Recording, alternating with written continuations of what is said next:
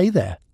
Before the supermarket aisles turned orange, before the costume warehouses opened their seasonal doors, before parents argued about how much candy was too much candy.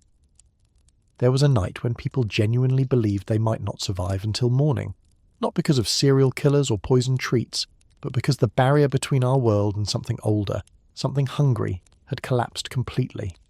That terror was real. That danger felt immediate, and the fires they lit weren't decorations, they were weapons. This world of authentic dread didn't vanish. It was systematically domesticated, commercially packaged, and cheerfully resold to us as a night of harmless fun.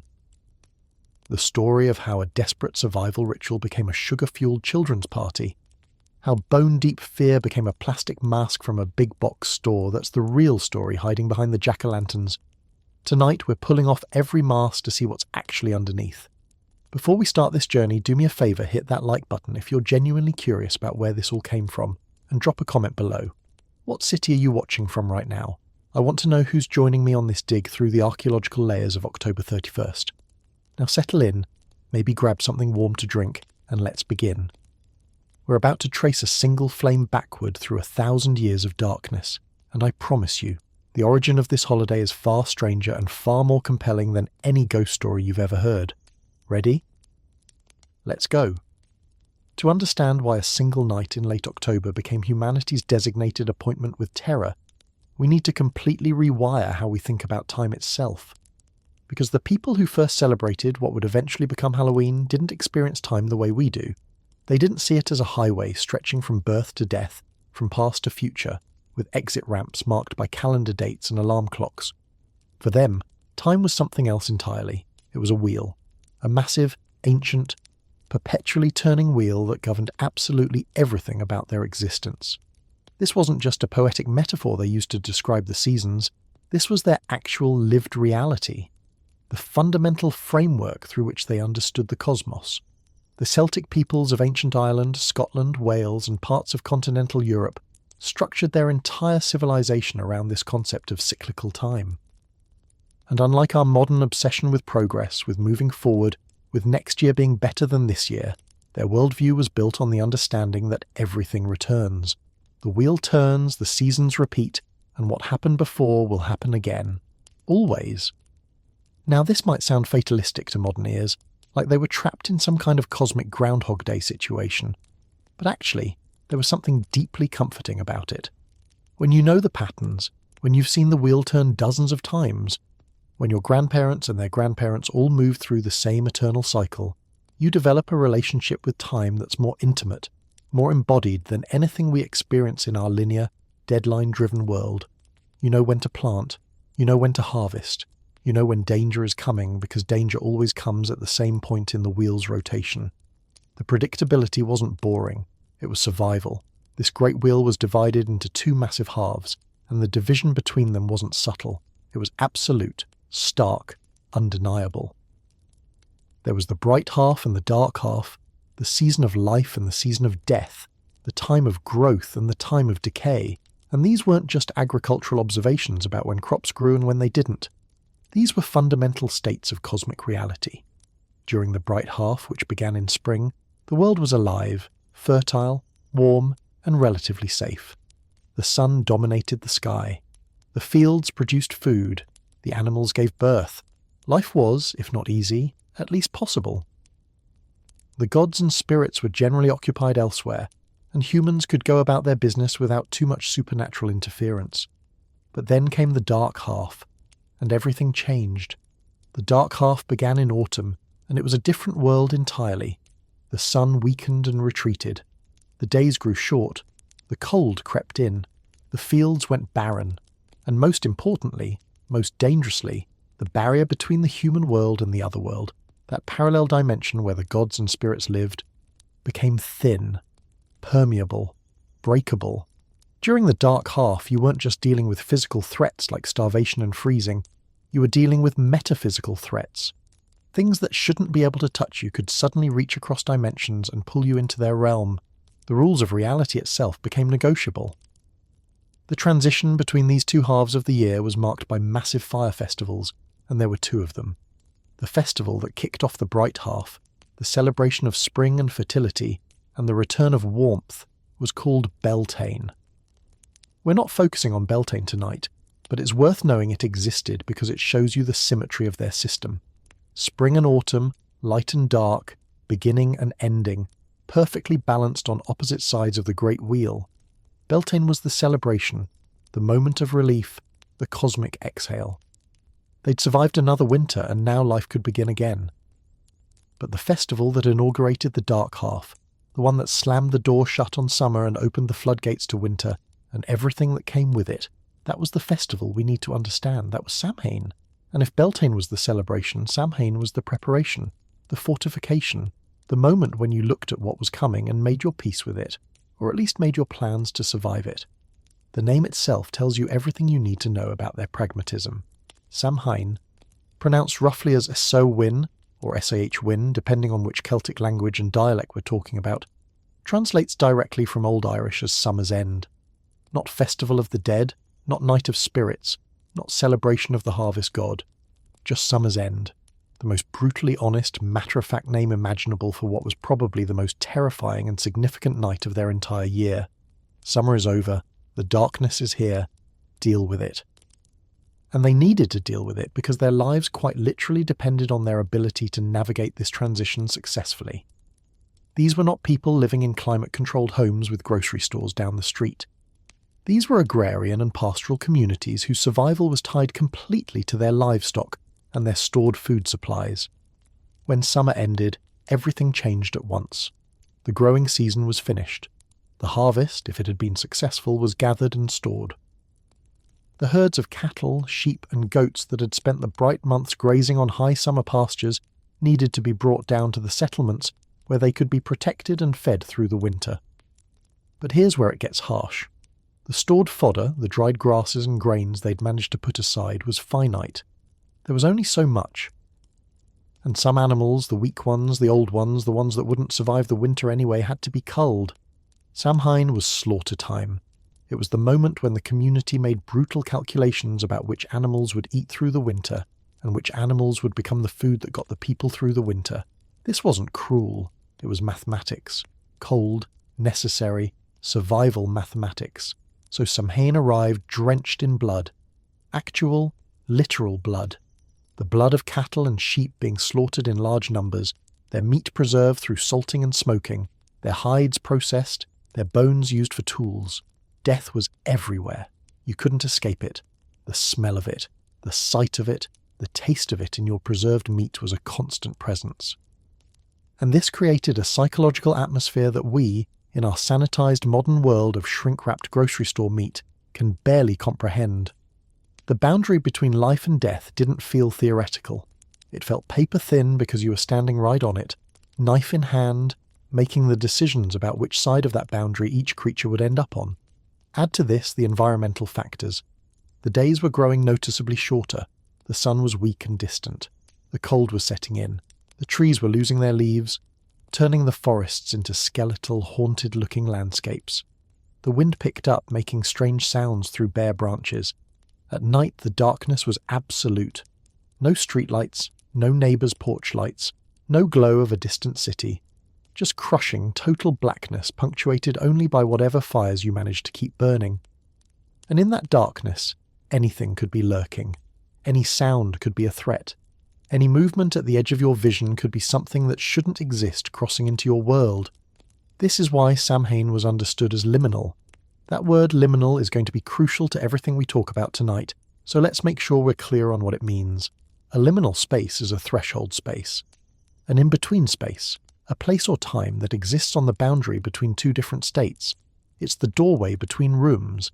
It's the moment between sleeping and waking. It's the shoreline where the ocean meets the land. It belongs fully to neither state, and that makes it unstable, unpredictable, and in many belief systems deeply dangerous. Samhain was a crack in time. It belonged neither to the summer that had just died, nor to the winter that was about to be born. It existed in the gap between the spokes of the great wheel, a moment when the normal rules, the predictable patterns, the reliable cosmic order were temporarily suspended. And in that suspension, in that crack, the walls between worlds became desperately, terrifyingly thin. The Celts believed in the existence of another world, a parallel realm that existed alongside our own, but normally remained invisible and inaccessible. This wasn't heaven or hell in the Christian sense. It wasn't a reward or a punishment, it was simply another place, another dimension of reality, and it was the home of beings far older and far more powerful than humans. The gods lived there, the ancestors lived there, and a whole host of non-human entities, spirits and forces that had never been human and never would be, made their residence in this other world. Under normal circumstances, the two worlds were kept separate. There was a barrier, a membrane, a cosmic wall that kept things in their proper places. Humans stayed in the human world, and the inhabitants of the other world stayed where they belonged. But at Samhain, that barrier failed. Not metaphorically, not symbolically, but actually and dangerously failed. The membrane tore, the wall cracked, and suddenly the two realities were bleeding into each other, overlapping, intersecting in ways that created opportunities and threats in equal measure. For the other world inhabitants, this was their one night of freedom, their annual opportunity to walk openly in the human realm, to cross over, to interact, to interfere, to take what they wanted and do what they pleased. For humans, this created a situation of extreme supernatural danger. You weren't just worried about wolves or raiders or starvation. You were worried about beings with powers you couldn't comprehend, motivations you couldn't predict, and absolutely no obligation to treat you with kindness or mercy. But, and this is the fascinating part, the thinning of the veil wasn't only a threat, it was also an opportunity. Because if they could cross over into our world, that meant we might be able to peer into theirs. Samhain was the one night when prophecy became possible, when divination actually worked, when you could genuinely catch a glimpse of your future, or communicate with your ancestors, or receive messages from the gods. The danger and the opportunity were two sides of the same coin. The crack in reality let threats through, but it also let information through. And for people living in a world of constant uncertainty, information about the future was worth almost any risk. This is why Samhain was never a single emotion. It wasn't just fear, though fear was absolutely central to it. It was fear mixed with hope, terror mixed with excitement, danger mixed with possibility. It was the most psychologically complex night of their year, a time when they had to hold multiple contradictory truths in their minds simultaneously. The veil is down. That means we're vulnerable, but it also means we have a chance to know, a chance to see, a chance to prepare. The human response to this annual crisis, this moment when reality itself became unreliable and the cosmic order temporarily collapsed, was fire. Not just any fire, but a specific ritualized sacred fire that represented humanity's most powerful technological and spiritual weapon against the encroaching darkness. To understand why fire was so central to Samhain, we need to understand what fire meant to these people. And I mean really understand it, not in our modern way where fire is a novelty, a fireplace ambience or a camping luxury, but in the ancient sense where fire was the difference between survival and extinction. Fire was humanity's first great technology. It predated agriculture, predated metalworking, predated writing, predated basically everything else we associate with civilization. Fire was the tool that made us human, or at least made us the kind of human that could survive beyond the tropical climates where our species first evolved. With fire, you could live in cold environments. You could cook food, making it safer to eat and easier to digest, allowing our brains to grow larger because we weren't spending all our energy breaking down raw meat and fibrous plants. You could keep predators away at night because almost every animal on Earth, no matter how large or dangerous, fears fire instinctively. You could see in the darkness, extending the useful hours of the day beyond sunset. Fire was light, warmth, protection, and transformation, all rolled into one miraculous chemical reaction. For the Celts living in the northern climates of Ireland, Scotland, and Britain, fire during winter wasn't optional. It was absolutely mandatory. Without fire, you froze to death. Your water froze. Your food couldn't be cooked. The darkness was complete and terrifying. The hearth fire in your home was kept burning continuously through the cold months, tended carefully, never allowed to go completely out because restarting it was difficult, and letting it die was dangerous. That fire was your lifeline, your connection to survival, your tiny island of warmth and light in an ocean of hostile darkness and cold. So when we talk about the Samhain bonfires, we're not talking about decorative flames or symbolic gestures. We're talking about fire as a weapon system, a defensive technology deployed at the exact moment when the community was most vulnerable. The otherworld was pressing in, the veil was down, supernatural threats were real and present, and fire was the tool they had developed over millennia to push back against forces that wanted to destroy them. But before those protective flames could be lit, the community had to engage in a ritual that seems almost insane when you first hear about it. As the sun set on the final day of the year, as twilight gave way to darkness, every single household in the settlement performed a synchronized act of surrender. They extinguished their fires. Every hearth, every torch, every flame in every building was deliberately snuffed out. The entire community plunged itself into total, absolute darkness. Think about how that must have felt. You've spent the entire day preparing for Samhain, slaughtering animals, preserving meat, securing your home, telling your children to stay close and be careful. You know what night this is. You know the stories. You know what's possible when the barrier between worlds fails. And now, just as darkness falls, just as the dangerous time begins, you're being asked to extinguish the one thing that makes you feel safe. Your fire, your warmth, your light. The psychological impact must have been profound. This wasn't an accident or a mistake in the ritual design. This was intentional. The darkness was necessary. The community needed to feel the full weight of what was happening, needed to viscerally understand the transition they were navigating. The bright half was dead. The protective, productive, life-giving season was over. They were entering the dark half, the season of death and cold and supernatural danger, and they needed to acknowledge that transition completely. You can't fight what you won't face. You can't protect yourself from a threat you're pretending doesn't exist. So they sat in the darkness, in their cold homes, and they faced it. They felt the fear. They accepted the reality. And only then, only after that moment of total vulnerability, could the real work of protection begin. In a sacred location, a space that had been used for this purpose for generations, maybe centuries, the Druids were preparing the central ritual. They were constructing 2 enormous bonfires, and I want you to really understand the scale we're talking about here. These weren't campfires. These weren't even large bonfires by modern festival standards. These were architectural structures made of wood, massive pyramids of carefully selected timber that would burn for hours, creating columns of flame that could be seen for miles in every direction. Building these structures was itself a ritual, each piece of wood chosen and placed with purpose and sacred intention. The wood used was crucial. Oak was the preferred choice, oak being the most sacred tree in Celtic belief systems. The Druids were called Druids partly because their name connected to the old Celtic word for oak. These were people who performed their most important rituals in oak groves, who believed oak trees were inhabited by powerful spirits, who saw oak as the axis between earth and sky, between the human world and the divine world. Using oak wood for the Samhain fires meant you were burning the most potent, most spiritually charged fuel available. You weren't just making light and heat, you were releasing sacred power into the world. The construction had to be perfect. The fires had to be positioned correctly relative to each other and to the sacred space. They had to be built in a way that would allow people and animals to pass between them safely but closely enough that the passage would be intense, transformative, purifying. This wasn't casual.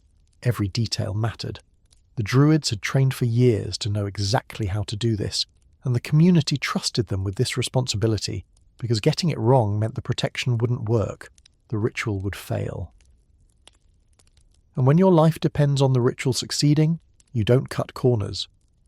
Once full darkness had fallen, once every fire in the settlement was cold and the community was sitting in absolute blackness, the Druids would kindle the new fire. And they didn't do this casually. They didn't just strike flint and steel or rub 2 sticks together randomly until something happened. They created what was called a need fire, and the process was specific, laborious, and deeply meaningful. A need fire was created through friction, through the mechanical generation of heat by rubbing wood against wood, until the friction created enough temperature to produce a spark. The technique typically involved a wooden drill or spindle being rapidly rotated against a wooden base, usually oak again, with the friction concentrated at a single point. This required serious physical effort. You had to rotate the spindle fast enough and with enough pressure to create real heat, and you had to maintain that effort long enough for the heat to build to the point of combustion. It could take many minutes of sustained, exhausting work. Your hands would cramp, your arms would burn, you'd be sweating and gasping, and still you'd have to keep going because this fire had to be pure. The purity was the point. This couldn't be fire carried over from the old year. It couldn't be fire borrowed from a neighbouring settlement. It had to be new fire created in this moment, born from sacred effort and sacred materials. It had to be fire that belonged entirely to this Samhain, to this community, to this turning of the wheel. The need fire was a cosmic reset button. Everything old was being left behind. The new year, the dark half, required new fire, clean fire, fire that carried no contamination from the past. When that first spark finally appeared, caught on carefully prepared tinder, nursed into a small flame through gentle breathing and the addition of more kindling, it must have felt miraculous. After all that darkness, after all that fear, after all that exhausting physical effort, suddenly there was light. Small at first, fragile, a tiny flame that could be extinguished by a strong wind, but then, transferred carefully to the massive wooden structures the Druids had built, that small flame would become an inferno. The moment those bonfires caught, really caught, when the flames shot up into the night sky and the heat began to radiate outward, and the darkness was suddenly pushed back, that must have been one of the most powerful communal experiences possible. You'd gone from total darkness to overwhelming light in moments, from cold to heat, from vulnerability to power. The transformation was physical and emotional and spiritual all at once.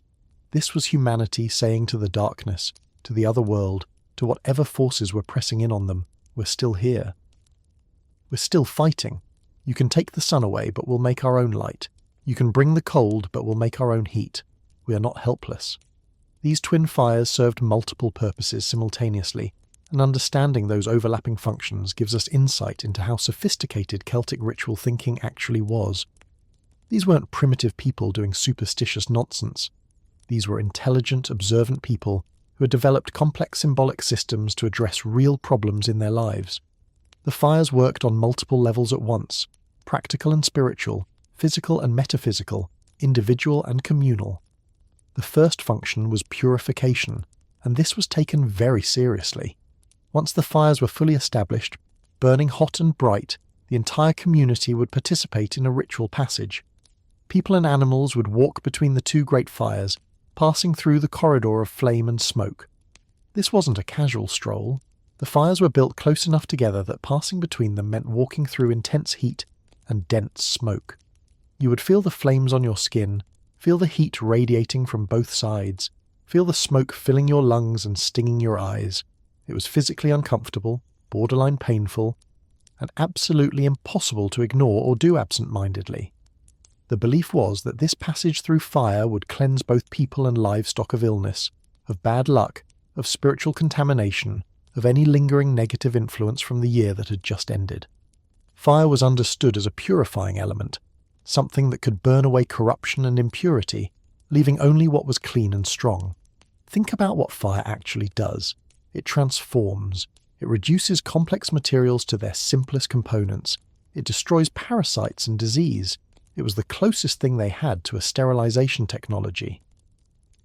So on a practical level, driving your cattle through smoke might actually have helped with parasites. On a spiritual level, you were being ritually cleansed, prepared for the challenges ahead, given a fresh start as you entered the dark half. There's something psychologically powerful about this too. You're not passively waiting to be protected. You're actively participating in your own purification. You're walking through fire, literally facing danger and discomfort, proving your courage and your commitment to survival. You emerge on the other side transformed, not just symbolically but experientially. You've been tested and you've passed through. That creates confidence, solidarity, a sense of having earned your protection, rather than just receiving it as a passive gift. The animals passing through the fires were equally important. Your livestock was your wealth, your food security, your survival through winter. Losing cattle or sheep to disease could mean starvation for your family. So driving them through the purifying smoke wasn't superstition. It was an attempt to protect your most valuable assets using the best technology available. Whether it actually worked in a medical sense is almost beside the point. The ritual created a moment of focused attention on the health of your herd, a systematic examination of each animal, a communal effort to ensure that the livestock were as strong and healthy as possible going into winter. That had real value regardless of whether supernatural purification was actually occurring. The second function of the bonfires was what we might call sympathetic magic, and this reveals something profound about the Celtic understanding of their relationship with the cosmos. They didn't see themselves as powerless victims of forces beyond their control.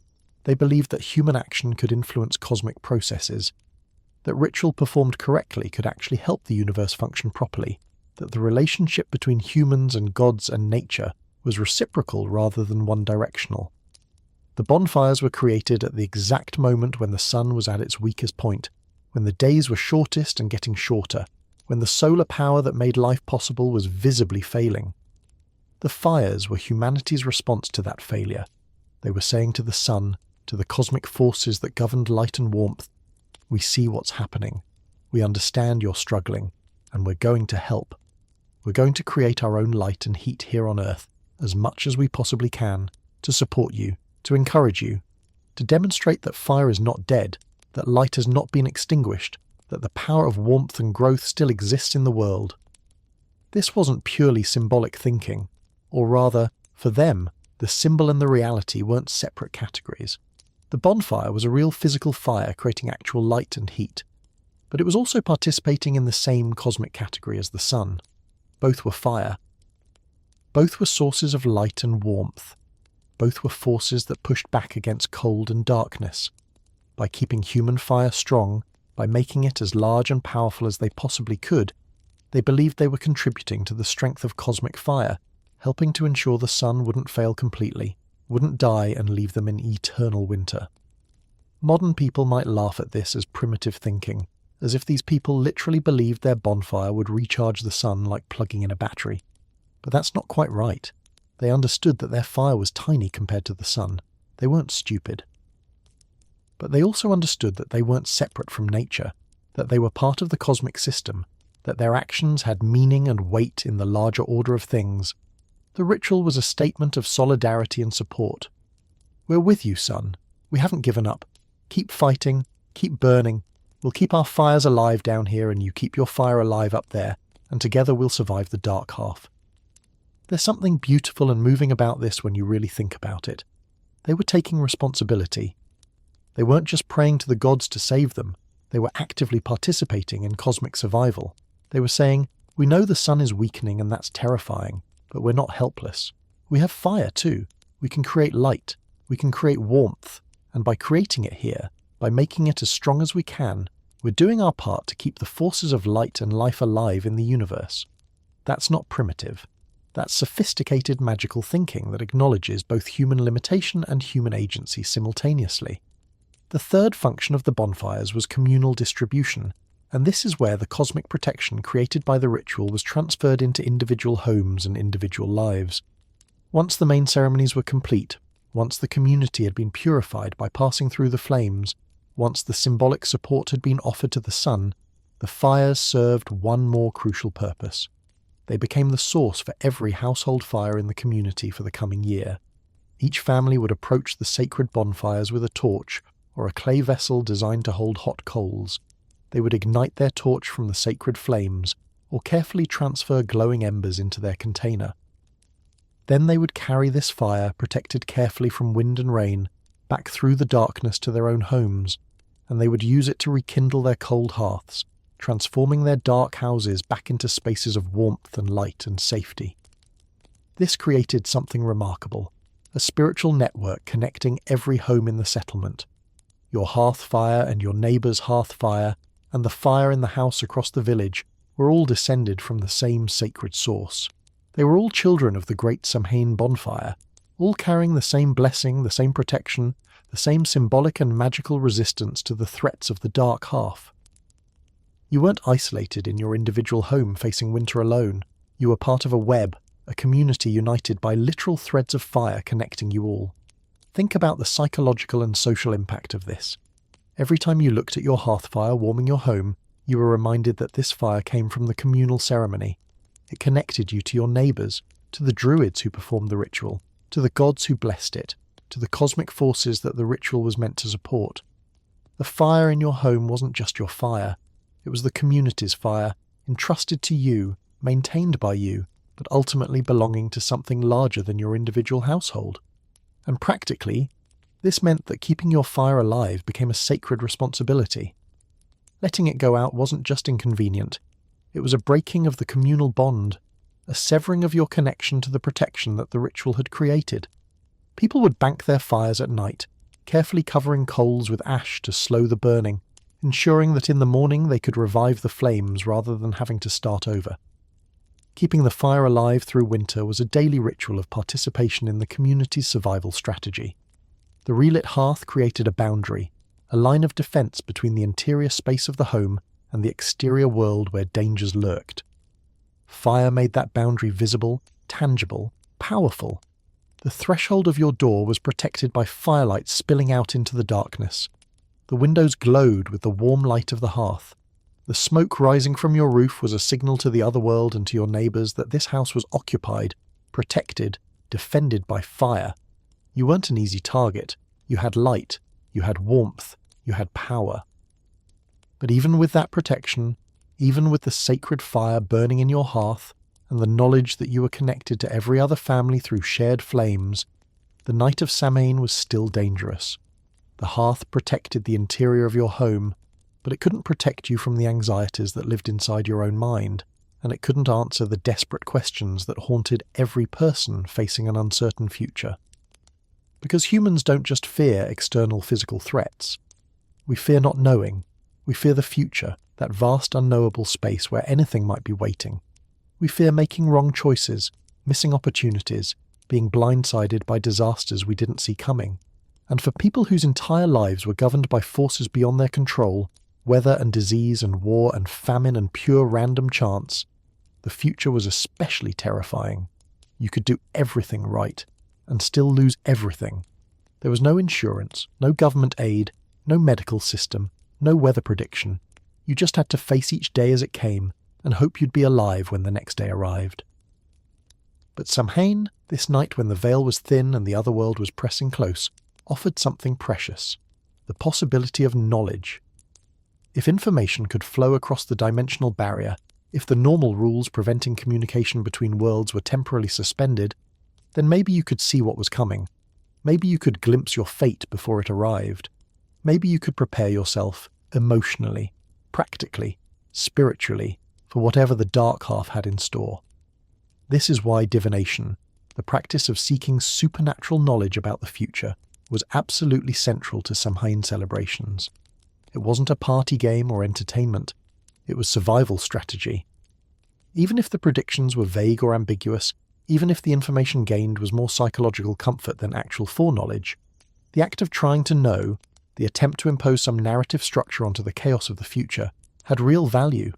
It gave people a sense of agency, a feeling that they weren't completely helpless, that they could at least try to see what was coming and brace themselves accordingly. The types of divination practiced at Samhain range from simple folk practices that anyone could perform to complex professional prophecy that required years of training. The folk divinations were domestic, intimate, personal. They addressed the fundamental questions that ordinary people cared about most. Who would I marry? Would I have children?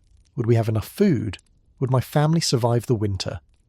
These weren't abstract philosophical questions. These were matters of life and death, of happiness and misery, of the basic shape your entire existence would take. Many of these folk divinations used the harvest itself as a tool, taking the fruits and nuts and grains that had just been gathered and using them to predict what the coming year would bring. There's a beautiful logic to this, using the product of the old year to divine the fate of the new year, as if the earth itself was providing answers through its gifts. Apples, hazelnuts, grain stalks, all of these could be used as divinatory tools, each one carrying its own traditional methods and interpretations. Apples were especially popular for love divination.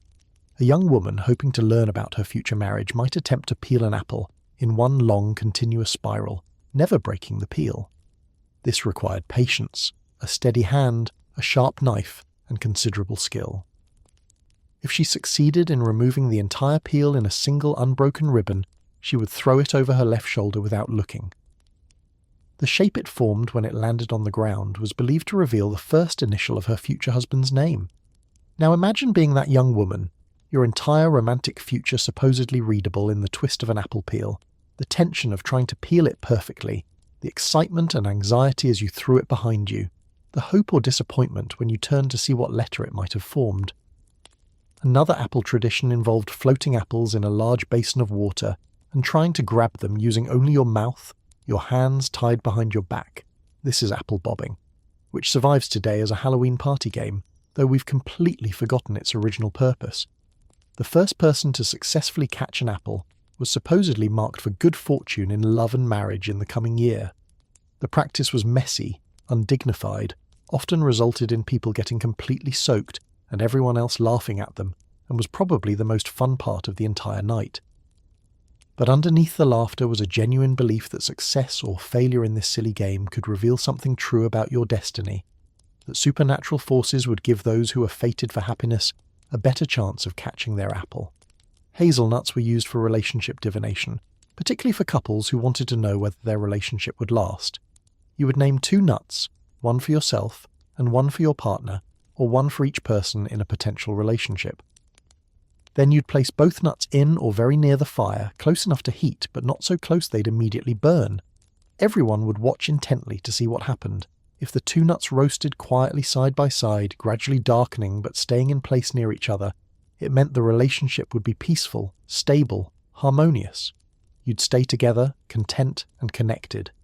But if the nuts started popping, hissing, jumping, if one rolled away from the other, or if they both scattered in different directions, that was a warning. This relationship was going to be turbulent, full of arguments and conflict, possibly doomed to failure. Better to know now and either prepare yourself for the drama or avoid the relationship entirely. These domestic divinations were accessible, democratic, participatory. You didn't need special training or authority to peel an apple or place nuts in a fire. These were practices that ordinary people could perform in their own homes with materials they had readily available. They were a way of participating in the prophetic power of Samhain without requiring access to druids or sacred spaces. They gave everyone, even the poorest members of the community, a chance to try to glimpse their future and gain some small measure of control over the uncertainty that governed their lives. But for questions that affected the entire community, rather than just individuals, for prophecies about next year's harvest or the threat of war or disease or the will of the gods, you needed professionals. You needed people who had trained for years or even decades to read the signs correctly, to interpret the subtle communications that flowed across the thinned veil, to negotiate with otherworld powers on behalf of their people. You needed the druids. Druidic divination was formal, serious, carried out with ritual precision and deep knowledge. They used multiple techniques, each one a complex interpretive art that required both extensive training and natural intuition.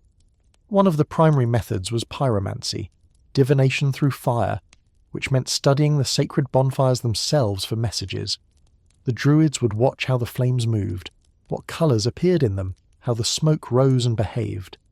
Tall, straight flames reaching confidently toward the sky were a positive omen, suggesting strength, divine approval, good fortune in the coming year. Weak, guttering flames that struggled to stay alive or smoke that didn't rise but hung low and spread along the ground were warnings of trouble ahead, of divine displeasure, of challenges and hardships coming. The direction flames leaned could indicate where threats would come from, or where opportunities might be found. Flames that seemed to reach toward a particular direction might mean that's where you should send a trading expedition, or where you should expect raiders to arrive. Colours in the flames had meanings too, though the interpretations varied by region and tradition. The fire was speaking, communicating in a language of light and heat and motion, and the druids were the trained translators who could read that language and convey its messages to the community. They also practiced augury, the reading of bird flight patterns.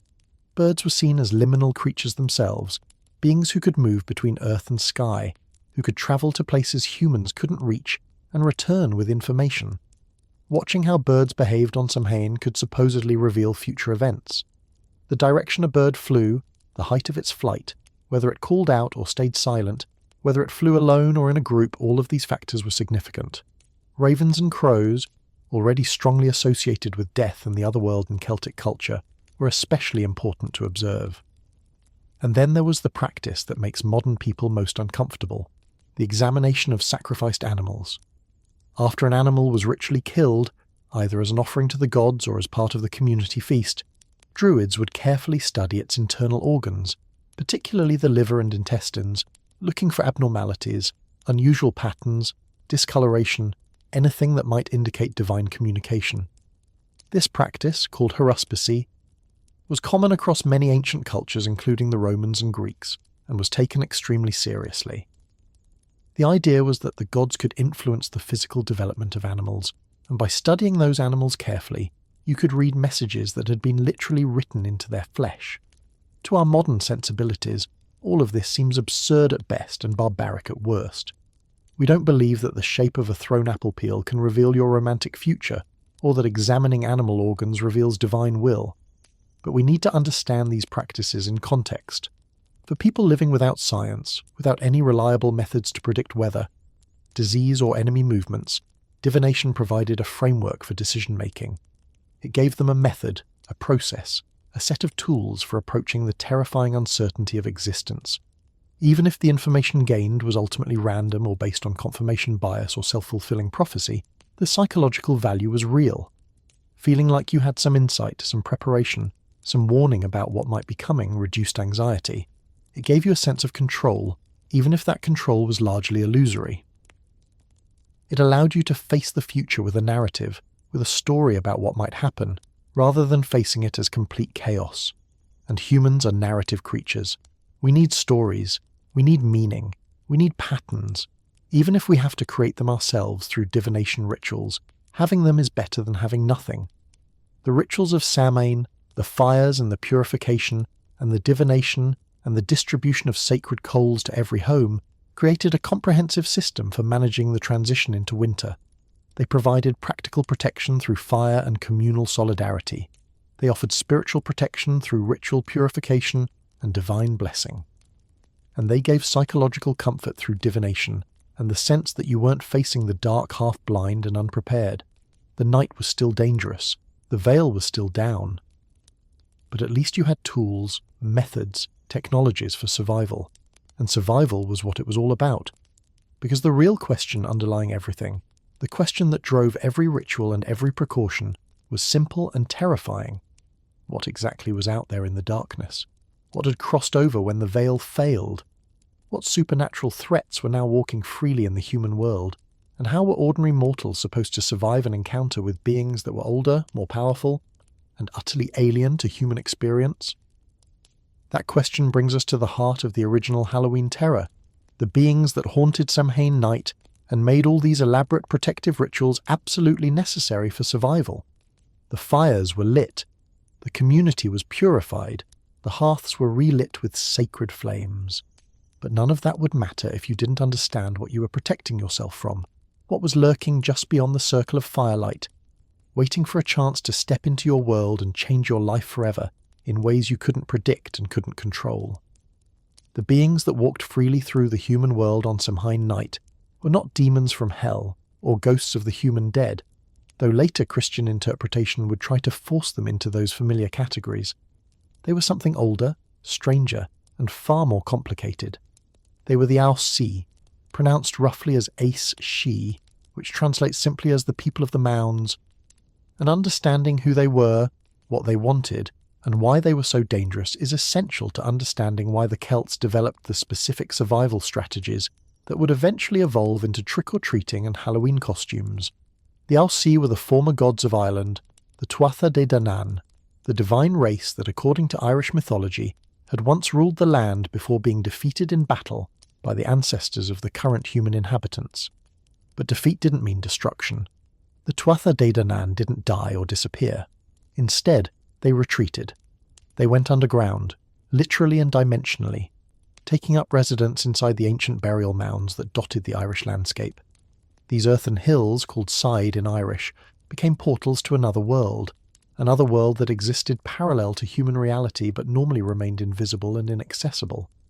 The Alcee weren't small, cute, winged fairies flitting around with wands like Victorian illustrations would later depict. That sanitized image came much later, a deliberate softening and diminishment of beings that were originally terrifying in their power. The authentic Alcee of Celtic belief were typically described as being human-sized or larger, impossibly beautiful, radiating an aura of ancient power and otherworldly presence. They were accomplished warriors who could defeat any human fighter. They were master craftspeople who created objects of impossible beauty and quality. They were powerful magicians who could reshape reality with their will. They were, in every meaningful sense, the gods who had been demoted to fairies, divine beings who had lost their worship but retained their power. The relationship between mortals and the Alcee was complex, built on a foundation of cautious respect mixed with genuine terror. The Celts didn't worship them exactly, not in the way they might have before Christianity arrived, but they absolutely didn't ignore them either. The Alcee were a constant presence, invisible neighbours living in a parallel dimension that occasionally intersected with human reality. And on Samhain, when the doors to their world stood open, when the barriers failed completely, those neighbours came out to walk freely in the human realm. The core danger of the Alcee was their fundamental alienness, their complete lack of human morality. They weren't evil in the Christian sense. They weren't actively malicious or dedicated to causing suffering for its own sake, but they also weren't good. They operated according to their own ancient codes of conduct, their own incomprehensible value systems, their own priorities and desires that had nothing to do with human well-being. They were amoral beings, forces of nature in humanoid form, as beautiful and as dangerous as a thunderstorm or a wildfire. Their behaviour toward humans was governed by principles of reciprocity, respect, and sometimes pure whim. If you showed them proper respect, if you acknowledged their power and their ownership of certain sacred places, if you left them appropriate offerings, they might reward you generously. You might wake up to find your fields mysteriously more fertile than your neighbours, your cattle inexplicably healthier, your children blessed with unusual beauty or talent. The favour of the Alcee could transform your life, elevating you from poverty to prosperity seemingly overnight. But if you offended them, even unknowingly, even accidentally, the consequences could be catastrophic. Maybe you cut down a tree that was sacred to them without realising it.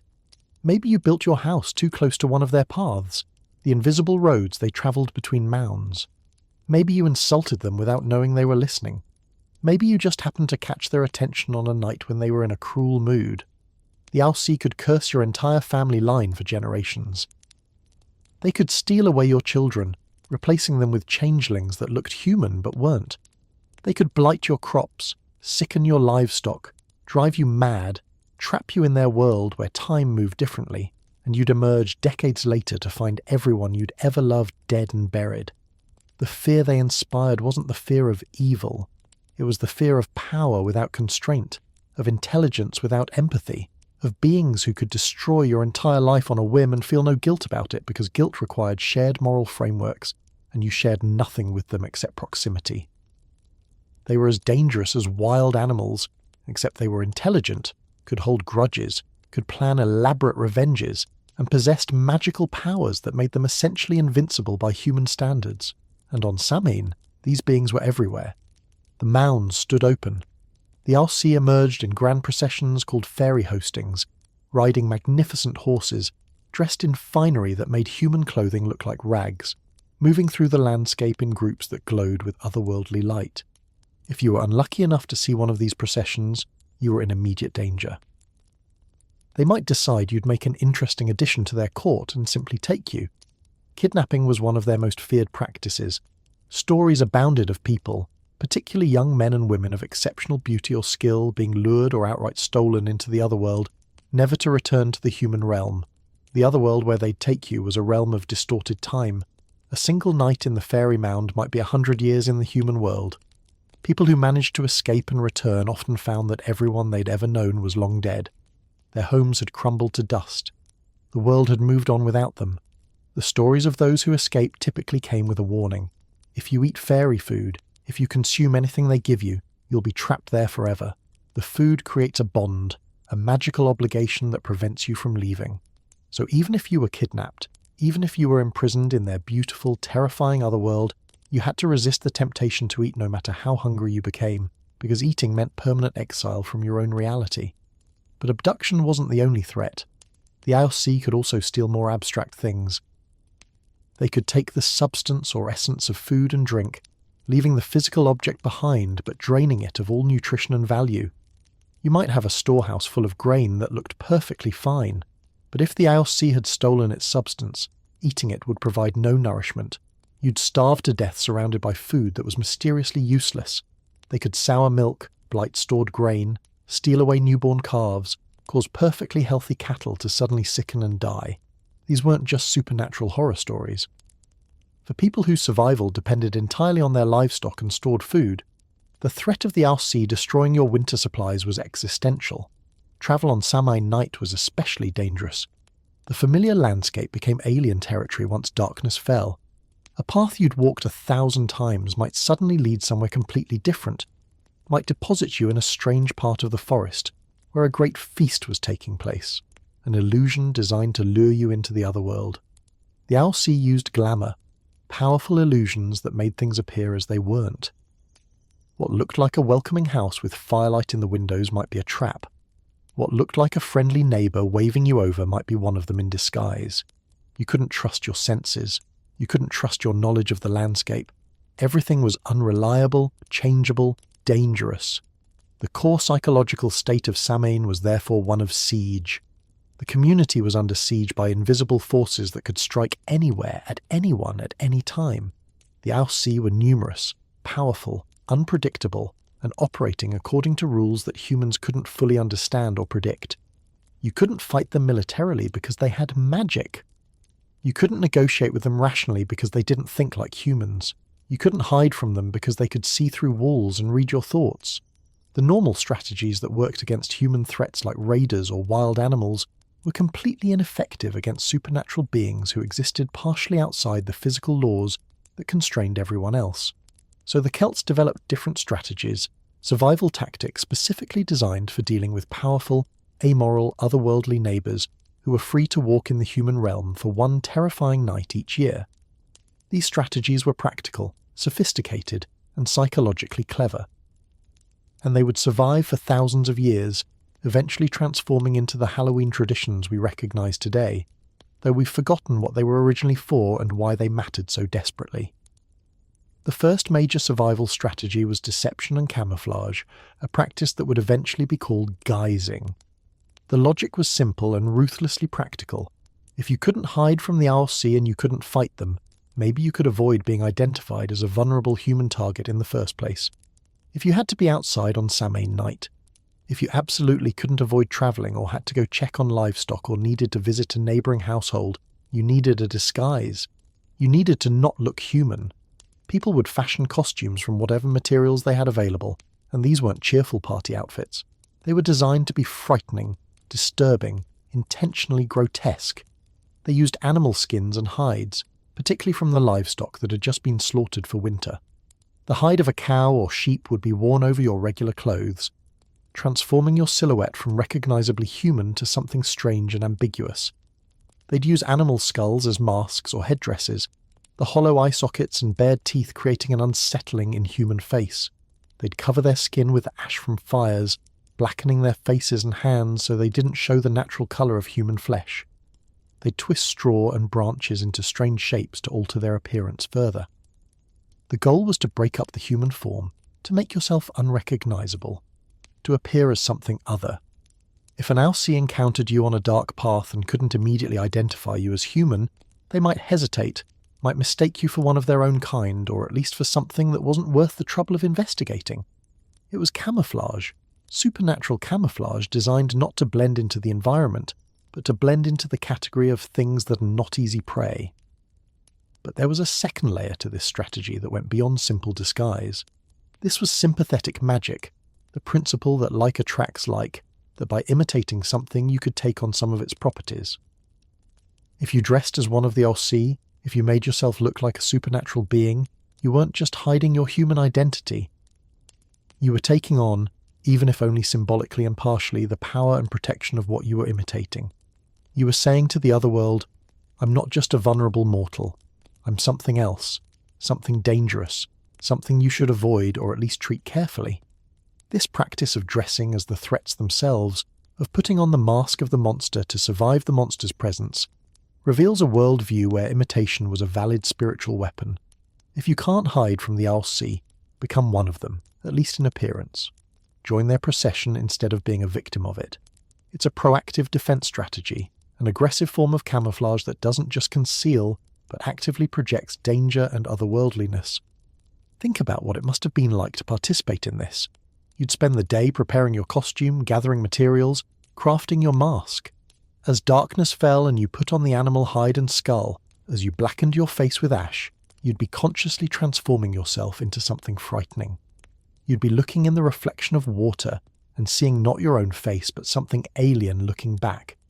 That transformation was psychological as much as physical. You were putting aside your normal identity, your normal human vulnerability, and taking on a ritual persona that was stronger, stranger, more capable of surviving the night. And when multiple people did this simultaneously, when an entire group went out guising together, the effect would be amplified. A procession of these disguised figures moving through the darkness, making strange sounds, carrying torches, would have been genuinely terrifying to witness. They'd look like the very beings they were trying to avoid, like the Alsi themselves walking the earth. And maybe, just maybe, actual supernatural beings encountering this group would be confused or cautious, uncertain whether these were humans pretending or actually otherworldly entities going about their business. The practice of guising wasn't universal or constant. Not everyone had to go out on Samhain night. Many people stayed safely inside, doors barred, sacred fire burning, waiting for dawn. But for those who did venture out, whether from necessity or ritual obligation, or the young person's eternal need to test themselves against danger, the disguise was essential protection. It was armour, magical armour woven from animal hides and ash, and the power of imitation. But guising protected individuals who were travelling. It didn't protect your home, your family, your stored food and livestock. For that, you needed a different strategy. You needed to make a deal, to engage in a transaction with the supernatural forces that were walking freely through your settlement. You needed to practice appeasement through offerings, a ritual that functioned as supernatural bribery, a protection payment made to beings who held all the power and could destroy you on a whim if the mood struck them. The practice was straightforward in concept but deeply significant in execution. On Samhain night, households would prepare portions of their best food and drink, offerings specifically set aside for the Alsi. This wasn't throwing away scraps or getting rid of leftovers. You gave your best. Fresh milk, still warm from the cow. Butter, precious and difficult to produce. Bread made from the new grain. Cakes specially prepared for this purpose. The first portion of meat from the slaughtered animals. The offerings had to be valuable, had to represent a real sacrifice, because you were essentially paying tribute to forces that could destroy everything you owned. These offerings would be placed at significant threshold locations, places where boundaries met and could be crossed. The doorstep was the most common location, that liminal space between the protected interior of your home and the dangerous exterior world. But offerings might also be left at the boundary of your property, at crossroads, at the edge of fields, anywhere that marked a transition between your space and the wider, wilder landscape where the Alsi moved freely. The placement was important. You weren't inviting them inside. You were meeting them at the threshold, at the boundary, offering them sustenance in exchange for them passing by your home peacefully. The door was a barrier both physical and symbolic. By leaving food on the exterior side of that barrier, you were acknowledging the Alsi's power over the outside world while asserting your own right to safety within your domestic space. It was a negotiation conducted through food, a non-verbal contract that said, "I recognize your authority, I respect your power. Here is tribute that demonstrates that respect. Now please leave my family and my property alone." The logic underlying this practice was rooted in the principles of reciprocity that supposedly governed interactions with the Alsi. They were bound, according to tradition, by complex rules about gifts, debts, obligations. If you gave them something freely, they incurred a debt to you. Not a debt they had to repay in kind, but a debt that created a relationship, a bond, an acknowledgement of mutual recognition. By accepting your offering, They were entering into an implicit agreement to treat you and yours with at least minimal consideration, to not actively harm you, to pass by your dwelling without causing chaos or destruction. This wasn't guaranteed protection. The Alsi could be capricious, could ignore the rules when it suited them, could interpret obligations in ways that benefited them rather than you, but it was better than nothing. It was a strategy based on the observation that the Alsi seemed to respond to respect and tribute, that they were more likely to harm those who ignored or insulted them than those who acknowledged their power and offered gifts. The quality of the offering mattered immensely. Giving spoiled food or minimal amounts would be worse than giving nothing, because it would be perceived as an insult, a mockery of the ritual, evidence that you didn't truly respect their power.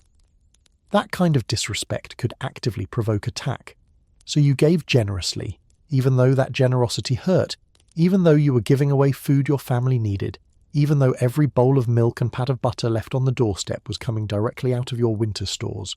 The cost was part of the point.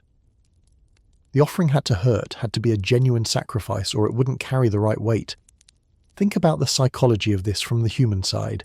You're already terrified. The veil is down. Supernatural beings are walking through your village. Your children are huddled inside by the fire, scared. You've spent all day slaughtering animals and preserving meat, calculating exactly how much food you need to survive until spring. And now you're being asked to take a portion of that precious food and leave it outside for beings who might not even notice, might not care, might destroy you anyway regardless of your offering. But you do it, because not doing it, refusing to make the offering, would be choosing to face the night without even attempting to negotiate for safety. It would be pure arrogance, a claim that you didn't need their consideration, that you could survive on your own power, and that arrogance would mark you as a target. The Alsi specifically punished hubris, specifically sought out those who showed them disrespect. So you swallowed your fear and your resentment and your frustration at having to pay tribute to invisible neighbours who held all the power, and you prepared the best offering you could manage, and you placed it carefully on your doorstep with a prayer that it would be enough. From the Alsi's perspective, if we can speculate about how they might have understood this transaction, the offering served multiple functions. On the practical level, they were receiving food and drink, sustenance they apparently either needed or enjoyed. On the social level, the offerings were acknowledgement of their status, their power, their right to command respect and tribute from the human inhabitants of the land. The Alsi were the former rulers of Ireland, after all, the displaced gods who still considered the land to be rightfully theirs. The offerings were humans paying rent, acknowledging that they were living in a realm that ultimately belonged to others, that their presence was tolerated rather than inherent. And on the magical level, the offerings created bonds, connections between the human and otherworld realms. By accepting human food, the Alsi were participating in a shared economy, engaging in reciprocal exchange that created obligations and relationships. These invisible threads of debt and honour supposedly bound them, limited their actions at least to some degree, created a framework within which interactions could occur with some minimal predictability. Whether any of this actually worked in a supernatural sense is impossible to know. We can't prove that the Alsi existed or the offerings influenced their behaviour, but we can observe that the practice persisted for centuries, which suggests it served important psychological and social functions regardless of its magical efficacy. The offerings gave people a sense of agency, a feeling that they weren't completely helpless, that they could take actions that might influence their survival. The ritual created a structure for managing fear, a specific concrete task you could perform to address the threat rather than just sitting paralysed by terror. And socially, the practice reinforced community solidarity. Everyone was participating in the same ritual, everyone was making offerings, everyone was navigating the same supernatural danger using the same traditional methods. That shared experience created bonds between neighbours, reminded everyone that they were facing this threat together, that the strategies that had kept their ancestors alive would hopefully keep them alive too. The combination of guising and offerings created a comprehensive defensive strategy for Samhain. Guising protected individuals who travelled, offerings protected households and property. Together, they addressed the two main vulnerabilities that the night created. And both practices were built on a sophisticated understanding of how to deal with powerful beings who operated outside normal human frameworks of morality and reason. These weren't primitive people doing random superstitious rituals. These were intelligent humans who had observed patterns, developed theories about how supernatural beings behaved, and created practical responses based on those theories. The responses might seem strange to modern eyes, but they were based on consistent internal logic. If the Aossi are real and dangerous and immoral, and if they respond to respect and offerings, then dressing as them and leaving them tribute are rational survival strategies. The logic is sound given the premises they were operating from, and the evidence that these strategies were taken seriously, that they mattered desperately to the people practicing them, is that they survived. Not just for a generation or two, but for centuries. The practices were passed down from parents to children, maintained through cultural upheaval and religious conversion, adapted to new circumstances but never completely abandoned. The core DNA of guising and offering remained intact because they served essential functions, because communities that practiced them felt safer and more prepared than communities that didn't. What makes these practices especially fascinating from a historical perspective is how they contained the seeds of modern Halloween traditions. The guising, the practice of wearing costumes to hide from or impersonate supernatural threats, is the direct ancestor of Halloween costumes. The costumes have changed, obviously, from terrifying animal hides and skulls to store-bought superhero outfits and princess dresses, but the fundamental act of putting on a disguise and going out into the night remains the same, and the offerings left on doorsteps to appease the Aossi evolved into trick-or-treating. The transaction is remarkably similar. Costumed figures approach your home. You provide them with food offerings. In exchange, they leave your property alone and move on to the next house. The original offering was defensive, a bribe paid to dangerous supernatural beings. The modern version is playful, candy given to neighborhood children. But the structure of the ritual is identical. It's a transaction conducted at the threshold, a negotiated exchange of food for peace. The transition from ancient defensive ritual to modern children's entertainment didn't happen overnight. It took centuries and involved countless adaptations, reinterpretations, and cultural transformations. But the fact that we can trace a clear line from the practices designed to survive encounters with the Aossi to the practices performed by kids in our neighborhoods every October 31st is remarkable. It demonstrates the incredible persistence of ritual structures, the way human traditions can survive almost unrecognizably transformed while still maintaining their essential shape. The people who first went guising, who first left offerings for the people of the mounds, had no idea their survival strategies would still be practiced thousands of years later by children who had no concept of the original threats or the original stakes. They were just trying to survive the night. They were using every tool available, every tradition passed down from their ancestors, every strategy their community had developed for navigating the most dangerous threshold of the year. But those strategies worked, or at least people believed they worked, which is almost the same thing when we're talking about managing fear and maintaining social cohesion. The disguises and offerings became part of the cultural fabric, part of the essential toolkit for surviving Samhain. And as the centuries passed, as the Celtic world transformed and new influences flowed in, as Christianity arrived and reinterpreted everything it touched, these ancient practices would adapt and evolve, taking on new meanings and new purposes while somehow maintaining their fundamental form. The night of Samhain, with its extinguished fires and sacred bonfires, its divination rituals and protective offerings, its costumed figures moving through the darkness negotiating with invisible powers, was a comprehensive cultural response to a comprehensive supernatural threat. Every element of the celebration served a specific function, addressed a specific fear, provided a specific form of protection or preparation. It was a night of survival tactics deployed against forces that couldn't be fought directly, couldn't be reasoned with rationally, couldn't be escaped by running or hiding, and at the heart of it all was a simple recognition. We share this world with beings more powerful than us. We can't control them or defeat them, but we can try to coexist with them, can develop strategies for minimizing conflict, can create rituals that establish boundaries and relationships that hopefully keep us safe. The offerings on doorsteps and the costumes made from animal hides were humanity's attempt to negotiate a peace treaty with the other world, to create a framework within which both humans and the Aossi could exist without constant catastrophic conflict. Whether the Aossi actually existed is, in some ways, beside the point. The fear was real. The need for strategies to manage that fear was real. The social, psychological, and practical functions served by these rituals were real.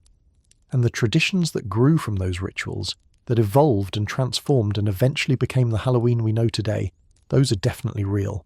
We're still performing variations of these ancient survival rituals every year, still engaging in transactions at thresholds, still wearing disguises and expecting treats in return. We've just forgotten why we're doing it. We've forgotten what we were originally afraid of, what threats we were protecting ourselves from, what invisible neighbours we were trying to appease. The rituals have become entertainment, play, commercialised fun. But underneath the candy and the store-bought costumes and the decorative plastic skeletons, the ancient structure remains intact. A fossil record of a time when people genuinely believed that one night a year, the walls between worlds failed completely, and survival required every ounce of cunning, respect and ritual knowledge their culture had accumulated over centuries of dangerous coexistence with the people of the mounds. While the community fortified itself against supernatural invasion through fire and offerings and disguises, there remained one fundamental human need that no amount of protective ritual could satisfy: the desperate hunger to know what was coming. The future stretched ahead like an unmapped wilderness, full of possibilities both wonderful and catastrophic, and the uncertainty of it was its own form of torture. Would you find love or die alone? Would your children survive infancy? Would the harvest fail? Would raiders come? Would disease sweep through the settlement? Would you see another spring, or would this winter be your last? For people living without weather forecasts, without medical knowledge, without any scientific framework for predicting or controlling events, the future was a source of constant psychological pressure. Every decision was made in near total darkness. You planted seeds not knowing if rain would come. You stored food not knowing if it would be enough. You watched your children grow not knowing which of them would live to adulthood. The uncertainty wasn't just stressful, it was existentially terrifying. A reminder that despite all your efforts and preparations, your fate ultimately rested in the hands of forces far beyond your understanding or control. But Samhain offered something precious, something that made the night's dangers almost worth facing: the possibility of knowledge. If the veil between worlds was thin enough for the Aussie to cross over, if information could flow between dimensions, if the normal barriers preventing communication with the supernatural were temporarily suspended, then maybe, just maybe, you could see ahead. You could catch a glimpse of what the fates had in store. You could prepare yourself emotionally and practically for whatever was coming, or at least you could try. This is where divination moved from being a peripheral curiosity to being an absolutely central component of Samhain celebrations. Divination, the practice of seeking supernatural knowledge about future events through various ritualized methods, wasn't entertainment or party games, though later generations would reduce it to exactly that. It was survival strategy. It was psychological self-defense. It was humanity's attempt to impose some narrative structure, some predictability, some illusion of control onto the terrifying chaos of existence. The range of divinatory practices performed on Samhain was remarkable, spanning from simple domestic folk rituals that anyone could perform to complex professional prophecy, requiring years of specialized training. This spectrum tells us something important about how the Celts understood knowledge and power. Prophetic insight wasn't exclusively the domain of religious authorities. Ordinary people had access to their own methods for consulting the future, methods tied to the harvest, to domestic life, to the everyday materials and rhythms of agricultural existence. But there were limits to what these folk practices could reveal, and for questions that affected entire communities, you needed experts who could interpret signs that ordinary people couldn't read. The folk divinations were deeply personal, focused on the fundamental questions that shaped individual lives rather than cosmic or political issues. They dealt with love, marriage, children, prosperity, survival. These were the questions that kept people awake at night, the uncertainties that gnawed at them during the long, dark winter evenings. And conveniently, beautifully, the answers to these questions were supposedly readable in the very harvest that had just been gathered, in the apples and nuts and grains that represented the Earth's gift to humanity at the end of the growing season. There's something poetic about this connection between harvest and prophecy, this idea that the same earth that fed your body could also feed your need for knowledge about the future. The apples you'd eat through winter could tell you who you'd marry. The nuts you'd store could reveal whether your relationship would last. The grain you'd grind into flour carried information about the year ahead. The earth was generous, providing not just physical sustenance, but also spiritual and psychological sustenance, answers to the questions that tormented you even when your belly was full. Apples were particularly potent divinatory tools, and the practices surrounding them reveal a fascinating mix of skill testing, chance, and symbolic interpretation. One of the most widespread traditions involved apple peeling, a deceptively simple activity that required genuine dexterity and patience. A young woman hoping to learn about her romantic future would take an apple and attempt to peel it in one continuous spiral, never breaking the peel, creating a single long ribbon of apple skin that remained intact from the first cut to the last. This is harder than it sounds. Apples are irregularly shaped. The skin thickness varies.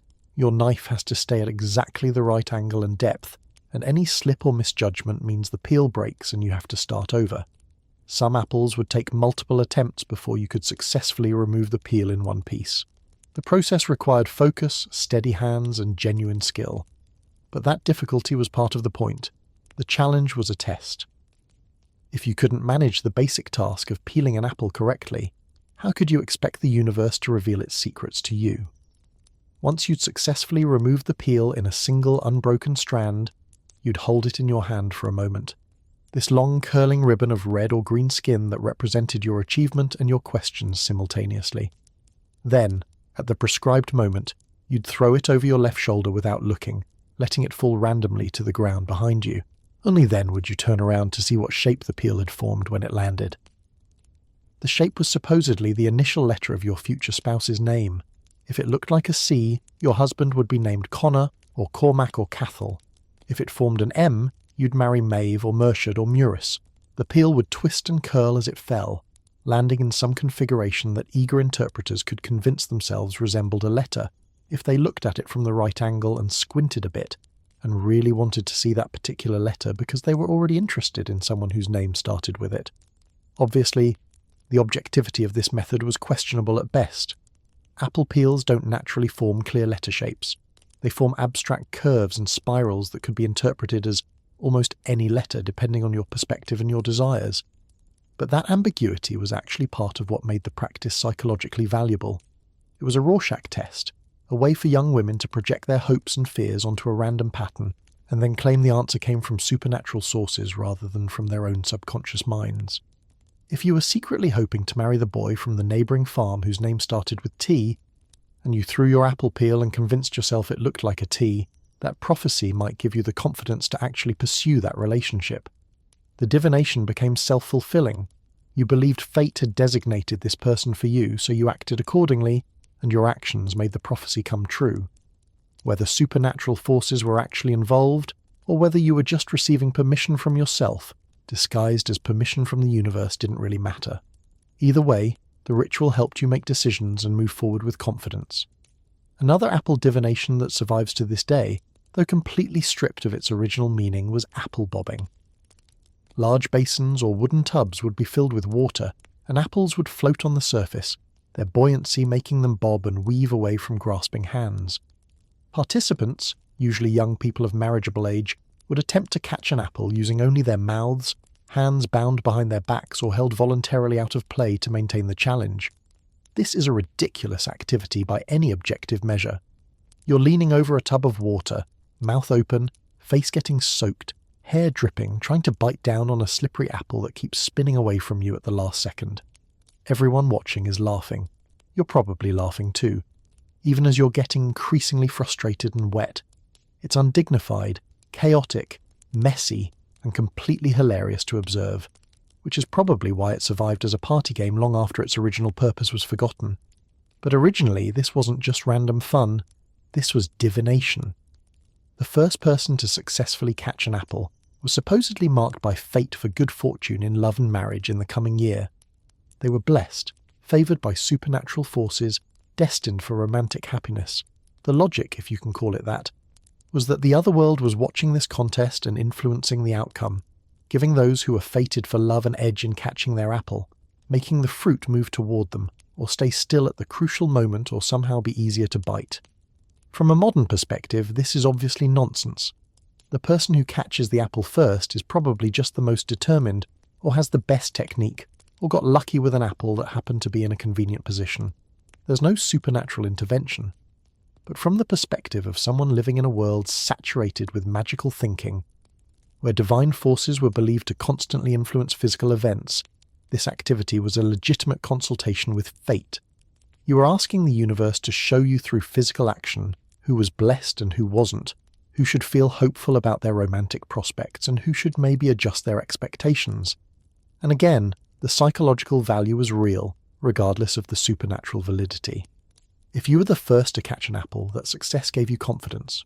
You felt blessed, chosen, lucky.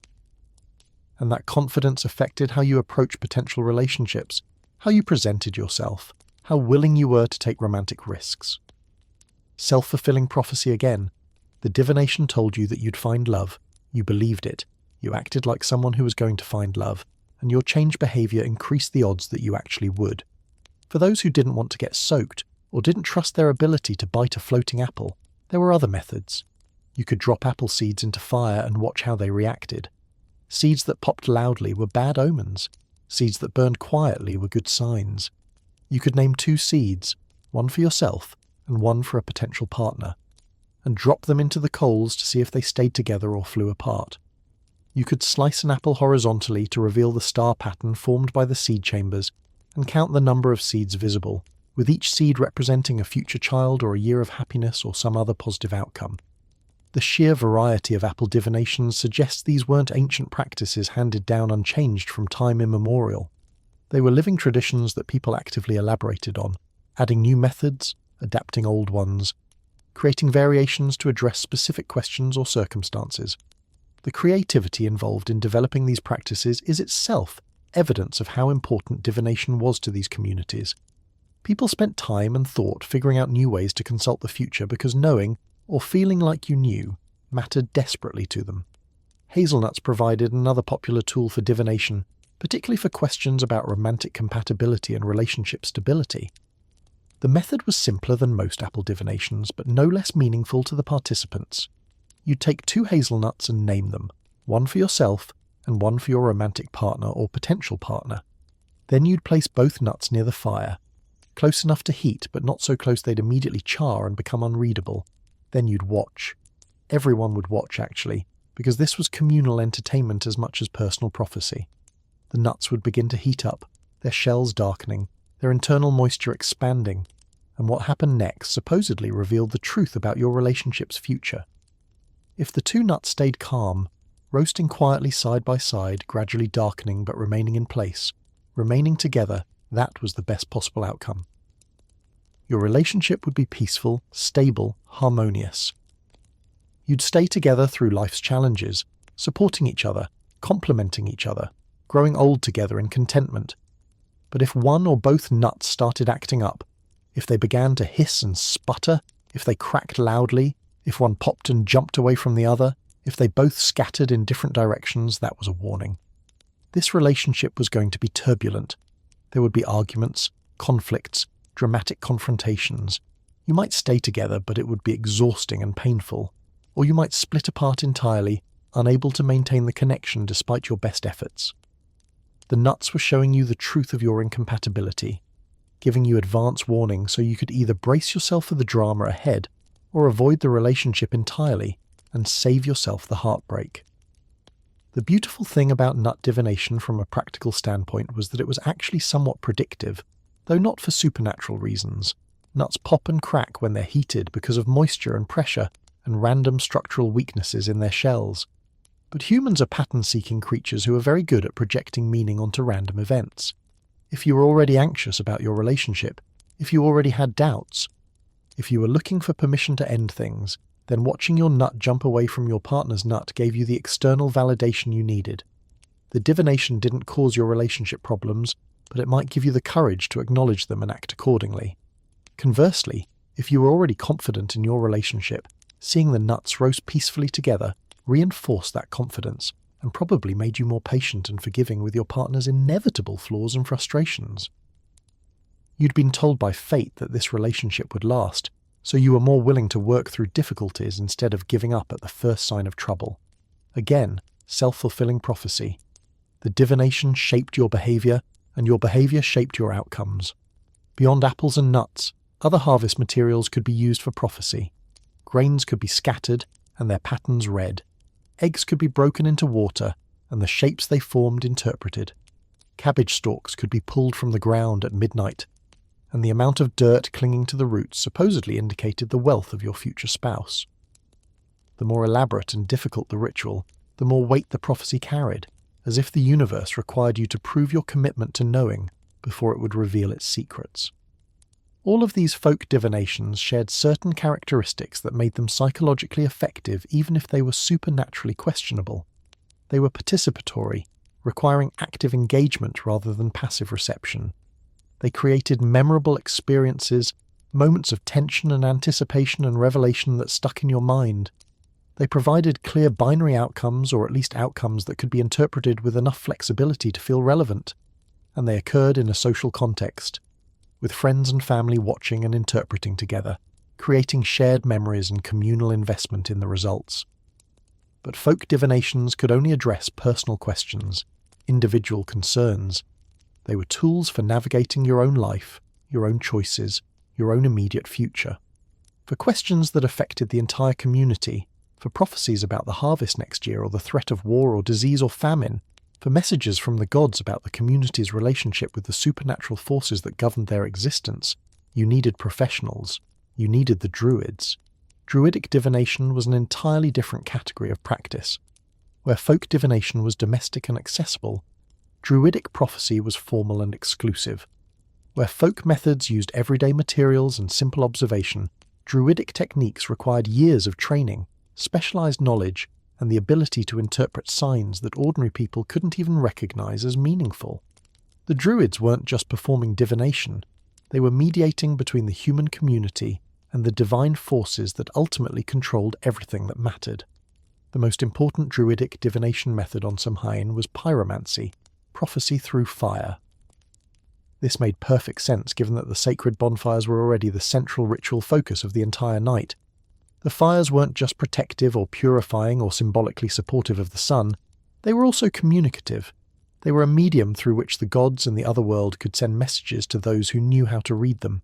The flames spoke, and the Druids were the trained translators who could understand that language. Pyromancy wasn't casual observation. It wasn't just glancing at a fire and saying, "looks fine to me," or "seems a bit weak." It was systematic, methodical, based on a complex interpretive framework that had been developed over generations and was jealously guarded by the Druidic class. The Druids would study multiple aspects of the flames simultaneously, analysing their behaviour from different angles, looking for patterns and anomalies that carried prophetic significance. The height and strength of the flames was the most obvious factor. Tall, vigorous flames that reached confidently toward the sky were universally understood as positive omens. They indicated divine approval, spiritual strength, favourable conditions for the community in the coming year. The gods were pleased. The supernatural forces were aligned with human interests. The dark half would be challenging but survivable. Strong flames meant strong prospects, vitality, resilience. Weak flames, flames that struggled to stay lit, that guttered and wavered and threatened to die despite being fed good fuel, were concerning. They suggested divine displeasure, or at least divine indifference. They indicated that the community was spiritually weak, vulnerable, perhaps guilty of some offence that needed to be identified and corrected. Weak flames meant you needed to be extra cautious, extra diligent in your observances, extra careful to avoid offending supernatural powers who were apparently already unimpressed with you.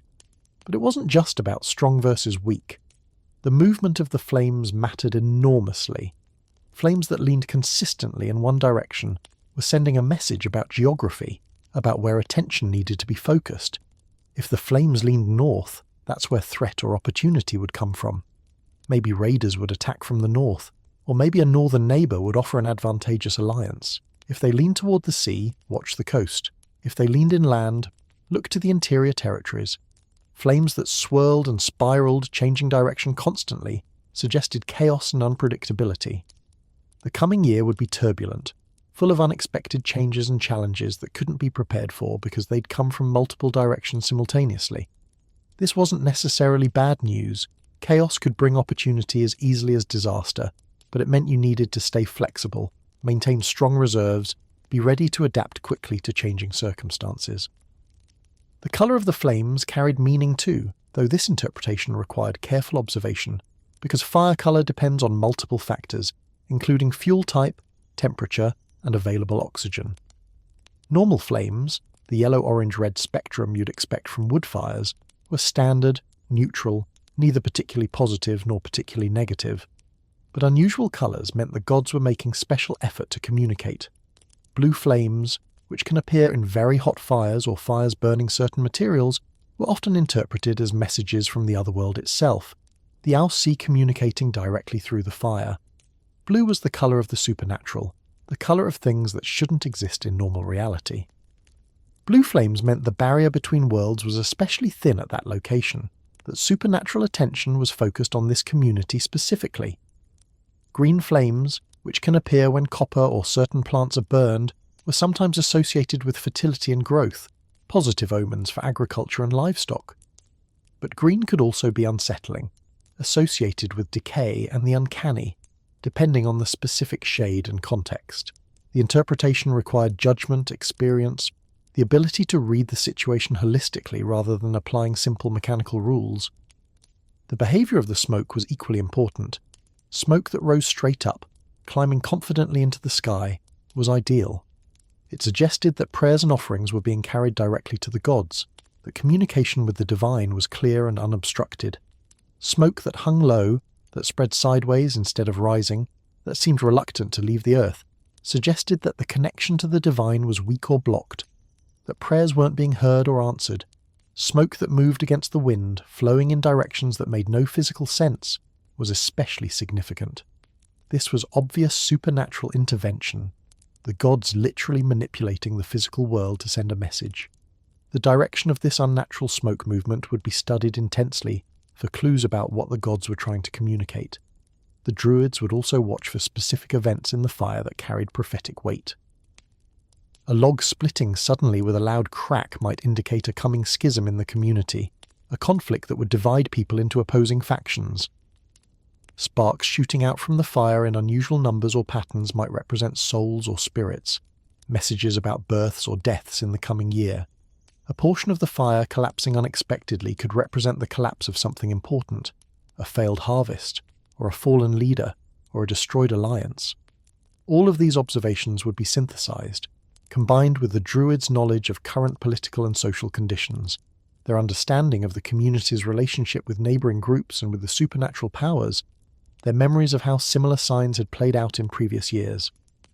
Druidic prophecy wasn't just reading individual signs, it was creating a comprehensive narrative about the future based on multiple data points, both supernatural and mundane, woven together into a coherent prediction. And then there was the timing element. The Druids would watch how the fire burned over the course of the entire night, noting changes in behaviour at different stages. A fire that started weak but grew stronger suggested difficulties at first that would improve. A fire that started strong but weakened suggested initial success followed by challenges. The narrative arc of the fire's behaviour over time created a narrative arc for the prophecy itself. Beyond pyromancy, Druids also practiced augury, the reading of bird behaviour, which was considered especially potent on Samhain, when the veil was thin and messages could flow more easily between realms. Birds were liminal creatures who lived between earth and sky, who could travel to places humans couldn't reach, who might carry messages from the gods or the otherworld. Watching how birds behaved on this specific night could supposedly reveal crucial information about the future. The species of bird mattered first. Ravens and crows, already associated with death, battle, and the otherworld in Celtic culture, were the most significant to observe. These were birds of the Morrigan, the great war goddess, and their behaviour could predict conflict or peace in the coming year. Eagles and hawks, birds of power and sovereignty, related to leadership and political matters. Smaller songbirds related to domestic concerns, agriculture, everyday life. The direction of flight was crucial. A bird flying from the east might bring messages about new beginnings, the rising sun, opportunities. From the west, endings, completion, the setting sun, things dying or transforming. From the north, challenges and hardship, the direction of winter and cold. From the south, warmth and growth and life. The height of the flight mattered too. Birds flying very high were closer to the divine, their messages more cosmic and significant. Birds flying low were dealing with earthly matters, practical concerns. The altitude created a hierarchy of importance in the prophetic message. Whether the bird called out or remained silent was significant. A calling bird was actively trying to communicate, its voice a direct message that should be heeded carefully. A silent bird was withholding information, or suggesting that silence and caution were needed. The specific sound of the call, its tone and rhythm, and whether it was harsh or melodious, all contributed to the interpretation. The number of birds and whether they flew alone or in groups mattered enormously. A single bird was a focused message about a specific issue. A pair might relate to partnerships, marriages, alliances. A flock suggested community matters, collective concerns. The behaviour of the flock, whether they flew in formation or chaotically, whether they stayed together or separated, could be read as prophecy about social cohesion and community stability. And then there were the ominous signs, the bird behaviours that always meant trouble. Birds flying in circles over a specific location suggested death or disaster would strike there. Birds that flew directly at observers before veering away at the last second were delivering warnings. Dead birds found on Samhain, birds that appeared to have simply fallen from the sky for no apparent reason, were terrible omens suggesting that the natural order was breaking down, that something was seriously wrong with the world's fundamental balance. The Druids would spend the entire night of Samhain watching, waiting, observing. They'd study the fires and watch the skies and listen to the sounds in the darkness, collecting signs and portents, building their understanding of what the next year would bring. And then, at some point, probably as dawn approached and the danger of the night was finally ending, they would deliver their prophecies to the gathered community. This moment must have been incredibly tense. Everyone had spent the night wondering, worrying, hoping. They'd made offerings and worn disguises and passed through purifying flames and performed their own small divinations with apples and nuts. But those personal prophecies couldn't tell them about the big questions, the community-level concerns. Would there be enough food? Would disease come? Would they face attack? The Druids' prophecy would set the tone for the entire coming year, would determine whether the community faced the dark half with confidence or dread. The Druids had enormous power in this moment. Their interpretation of the signs could be optimistic or pessimistic, could emphasize certain concerns or downplay others, could point fingers at specific individuals whose behavior might have offended the gods. The prophecy wasn't just predictive, it was also prescriptive. It told the community not just what would happen, but what they needed to do about it, what rituals needed to be performed, what offerings needed to be made, what behaviors needed to change. And because everyone believed in the Druids' ability to read supernatural signs, because their training and knowledge gave them authority that ordinary people lacked, their prophecies became self-fulfilling in ways that went far beyond individual apple divinations. If the Druids said the harvest would be poor, people would be more conservative with their food stores, more careful about rationing, more anxious about every meal. That anxiety and conservation might actually help them survive a difficult winter, making the prophecy come true through changed behaviour rather than supernatural predestination. If the Druids prophesied conflict, the community would be more alert to potential threats, more willing to invest in defensive preparations, more suspicious of outsiders. That increased vigilance might help them spot and respond to actual threats, or it might create tensions that wouldn't have existed otherwise, turning neighbours into enemies through sheer paranoia. Either way, the prophecy shaped reality. The psychological function of Druidic prophecy was similar to folk divination, but operating on a community scale rather than an individual one. It transformed terrifying uncertainty into narrative. It gave people a story about what was coming, even if that story was frightening, because a frightening story you can prepare for is better than formless dread with no direction or focus. It created a framework for collective action, a shared understanding of priorities and threats that helped the community move forward with unity of purpose. Whether the Druids were actually receiving supernatural information, or whether they were just very observant people making educated guesses based on patterns they'd learned to recognize, the social function was the same. They provided leadership, interpretation, narrative structure. They took the chaos of multiple random signs and omens and wove them into coherent meaning. They gave their communities what humans desperately need, a sense that the universe makes sense, that events follow patterns, that the future can be at least partially known and therefore partially controlled. The combination of folk divination and druidic prophecy created a comprehensive system for managing uncertainty on Samhain. Personal questions were addressed through accessible domestic rituals that anyone could perform. Community questions were addressed through specialized professional interpretation that required years of training. Together, these practices provided the psychological armor necessary to face the dark half with whatever courage and determination could be mustered. Because ultimately, that's what all of this was about. Not actually predicting the future with perfect accuracy, which was probably impossible even if supernatural forces were real and communicative, but rather creating a mental and emotional framework that allowed people to face the future without being paralyzed by fear. The divinations gave them information, or at least the feeling of information, and that feeling was enough to let them move forward, make plans, take action rather than freezing in terror at the unknowability of what lay ahead. Samhain was a night of transitions and boundaries, the transition from light half to dark half, from summer to winter, from life to death. The boundary between the human world and the other world, between the present and the future, between the known and the unknown.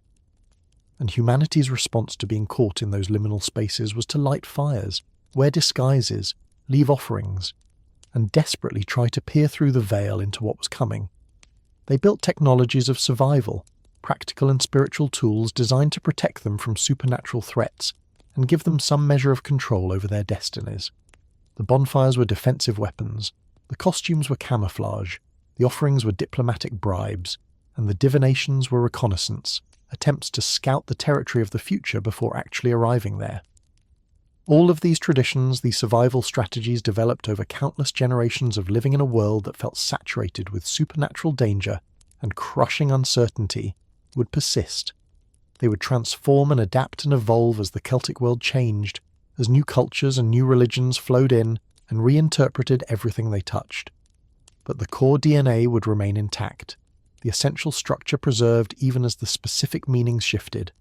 The folk divinations with their apples and nuts would survive for centuries as party games and romantic traditions, stripped of their original supernatural context but still serving the psychological function of helping people feel like they had some insight into their futures.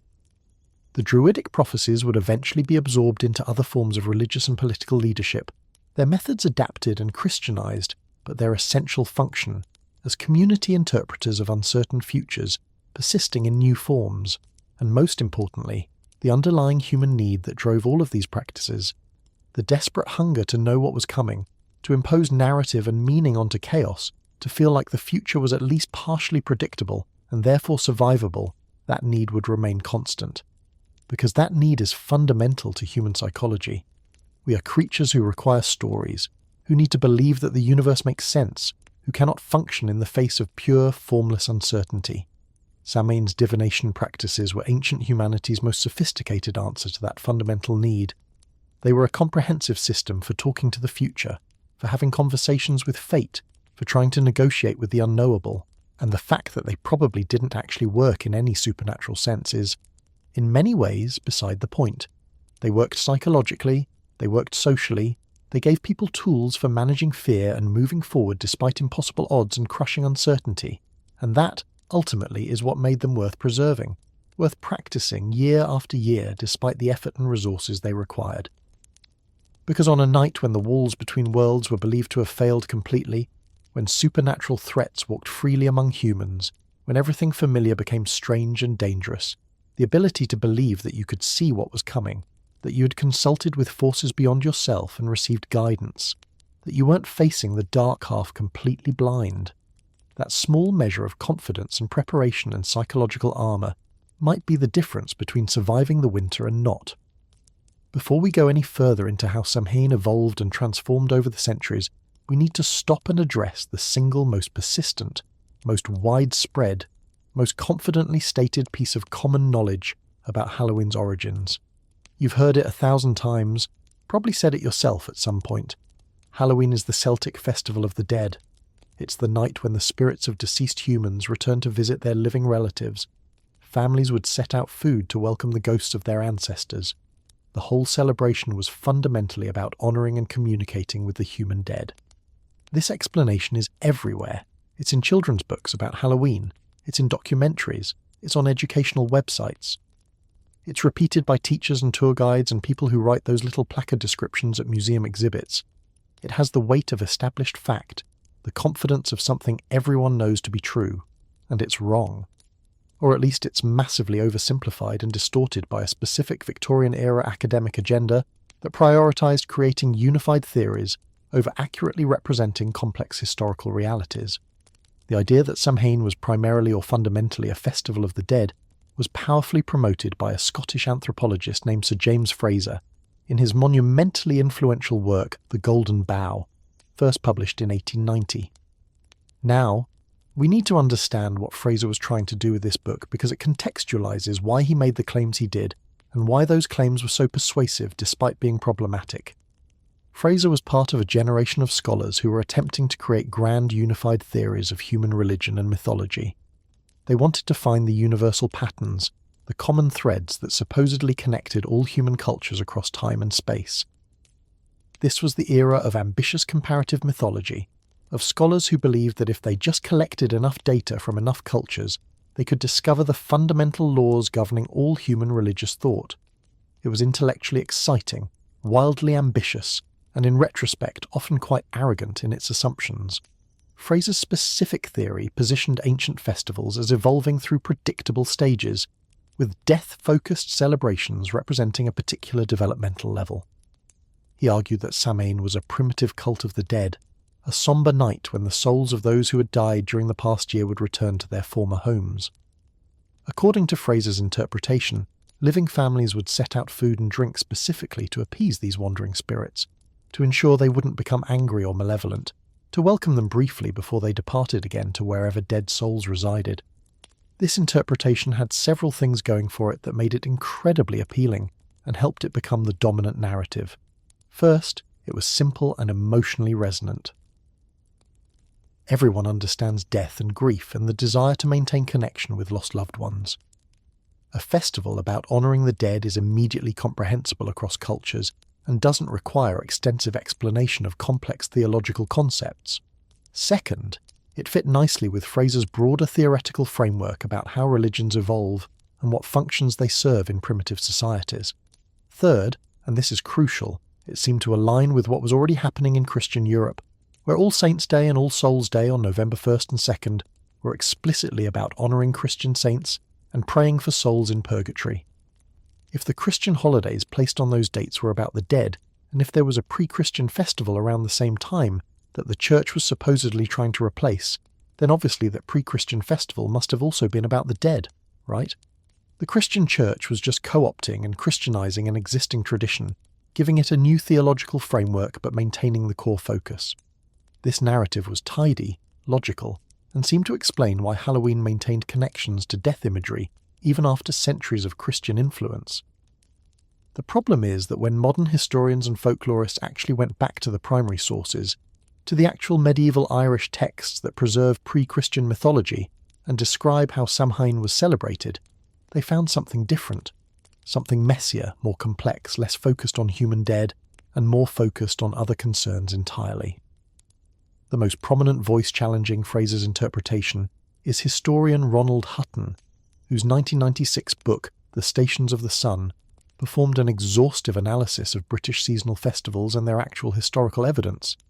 Hutton is meticulous, cautious, willing to say we don't know when the evidence is unclear, and deeply sceptical of grand unified theories that try to force complex realities into neat categorical boxes. And what Hutton found when he examined the evidence for pre-Christian Samhain was striking. The medieval Irish texts, our best window into pre-Christian Celtic beliefs and practices, do extensively discuss Samhain. They describe it as a crucial point in the mythological calendar when major events occur. The texts are full of stories about gods and heroes and supernatural beings interacting on Samhain night. There are tales of prophecies delivered, battles fought, magical transformations occurring. The night is described as dangerous, liminal, a time when the otherworld and human world intersect and anything can happen. But what's notably absent, or at least not prominent, is extensive focus on the human dead. The beings that cross over from the otherworld are the Aussie, the fairy folk, the former gods. The supernatural threats come from these non-human entities, not from ghosts of deceased people. The offerings left out are for these otherworldly beings, not for Grandpa's spirit. The fears driving the protective rituals are fears of being kidnapped into the fairy realm, or having your cattle cursed by supernatural forces, not fears of being haunted by human ghosts. When human ancestors do appear in the texts, they're usually appearing because they exist in the otherworld with the Owl Sea, having been brought there after death to live among the fairy folk. They're not wandering the earth as independent ghosts. They're part of the otherworld's population, residents of that parallel dimension who might cross over on Samhain along with all the other otherworld inhabitants. The distinction might seem subtle, but it's actually important. These aren't ghosts as we typically understand them, independent spirits of the dead lingering in the human world. These are people who died and went to live in another dimension, and who might occasionally visit from that dimension when the barriers are down. What the texts emphasize instead is the pastoral and agricultural significance of Samhain. This was the end of the harvest season, the moment when the herds were brought down from summer pastures, when animals were slaughtered and their meat preserved, when the entire community had to confront the reality that they were entering the lean months and needed to be absolutely certain their preparations were adequate. The name itself, Summer's End, points to this practical agricultural focus rather than any emphasis on the dead. The texts also emphasize the liminal boundary-crossing nature of Samhain as a time when normal rules were suspended. It was the crack between the two halves of the year, belonging fully to neither summer nor winter. This liminality made it dangerous and unpredictable, a moment when the cosmic order was temporarily disrupted, and anything could happen. But the danger came from the otherworld breaking through, not primarily from the human dead returning. So where did the strong association with the dead come from if it wasn't originally central to Samhain? Hutton's argument, and he makes it convincingly, is that the emphasis on the dead was heavily amplified and possibly introduced by the Christian Church when it strategically placed its own holidays for the dead on November 1st and 2nd. The Church created a new theological framework for understanding this season, one that was explicitly and centrally focused on Christian concepts of death, the afterlife, and the relationship between the living and deceased believers. When the Church placed All Saints' Day on November 1st and All Souls' Day on November 2nd, it wasn't accidentally stumbling onto a date that happened to be convenient. This was a calculated move, part of a broader strategy of syncretism designed to gradually replace pagan festivals with Christian ones. The Church understood that people were already celebrating something significant around this time, that the date had cultural weight and ritual momentum. Rather than trying to eliminate these celebrations through force, which often backfired and created resentment, the Church offered an alternative. You can keep celebrating around this date, but now you're celebrating our Christian feast days, honouring our saints and praying for Christian souls in purgatory, rather than whatever pagan nonsense you were doing before. This strategy was remarkably effective. Over the course of generations, the Christian framework gradually overwrote the pagan one in people's minds. The folk traditions that had been focused on supernatural entities from the otherworld were reinterpreted to fit the new Christian theology.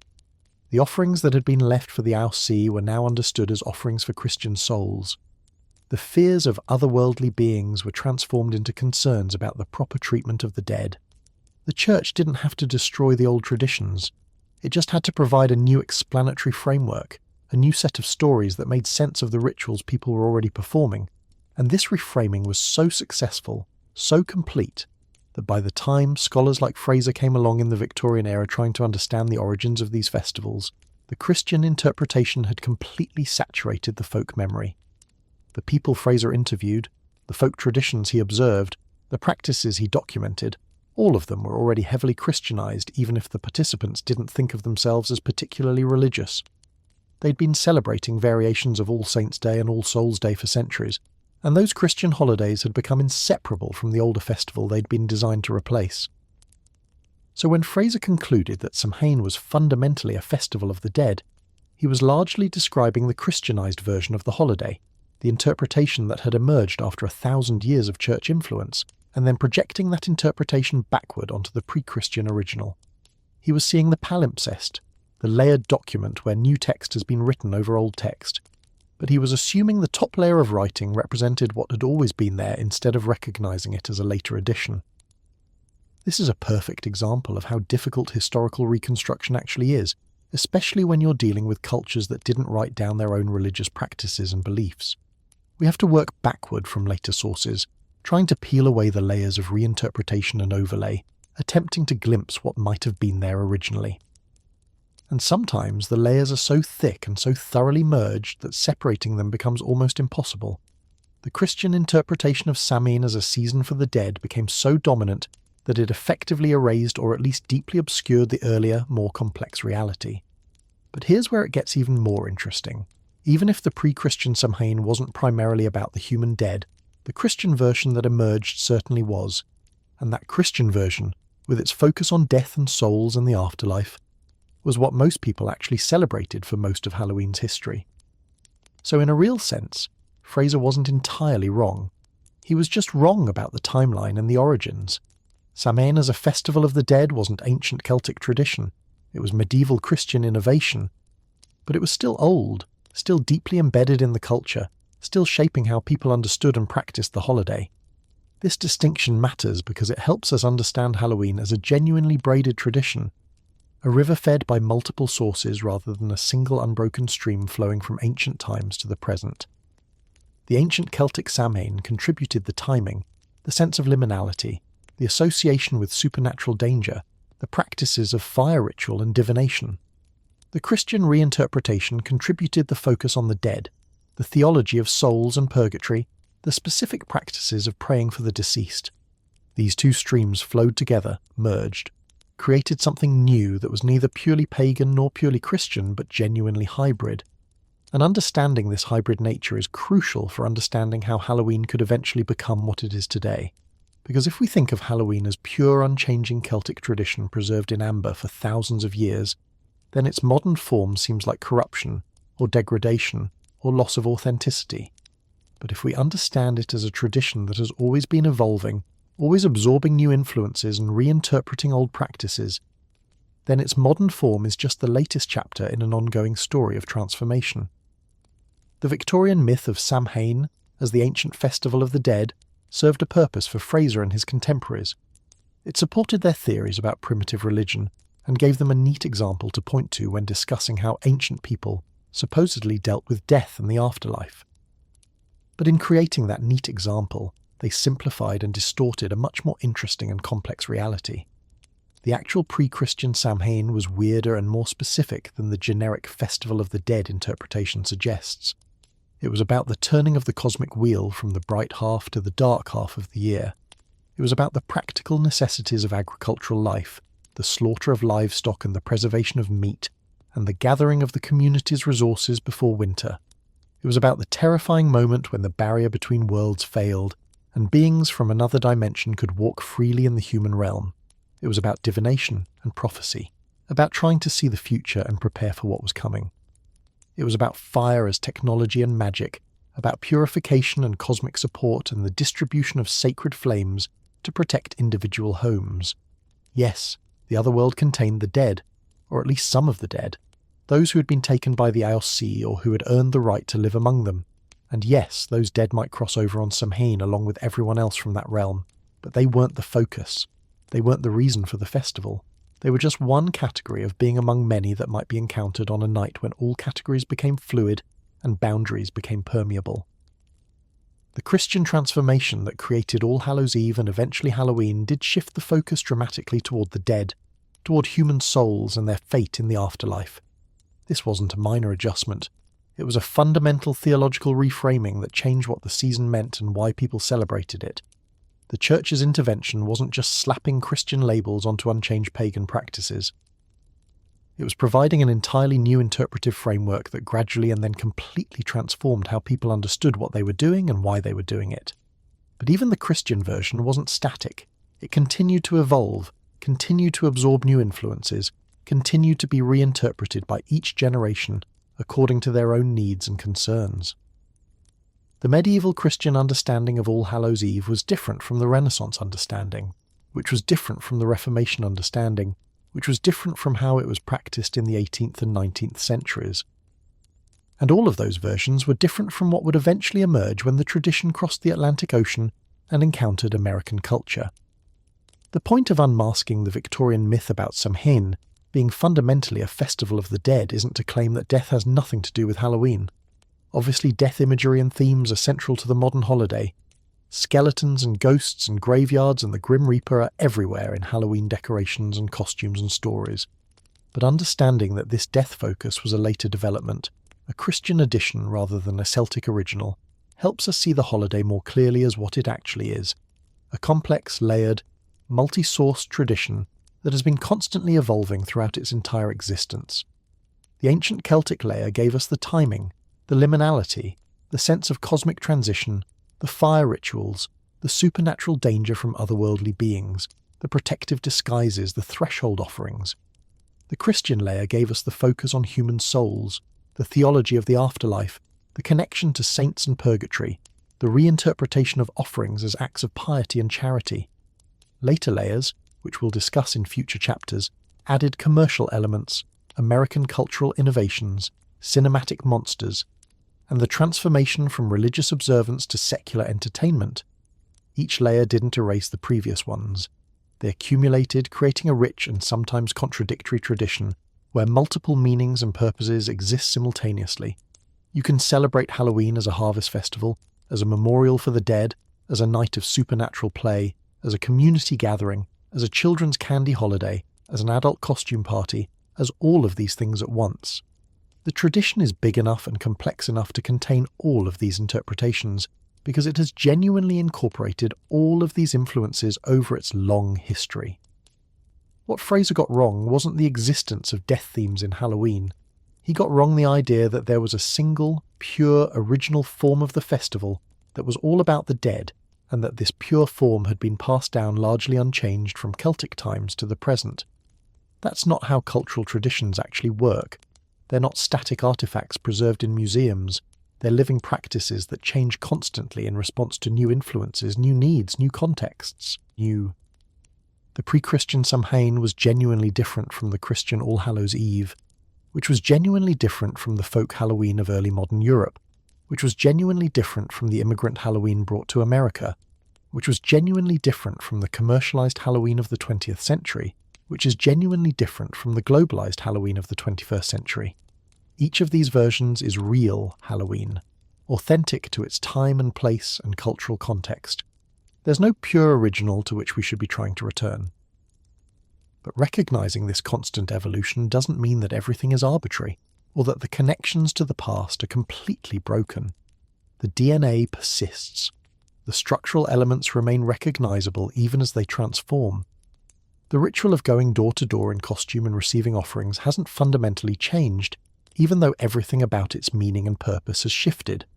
The association with autumn, with darkness, with supernatural themes, with boundary crossing and liminal space, all of that has been consistent throughout the tradition's history, even as the specific supernatural beings feared or celebrated have changed.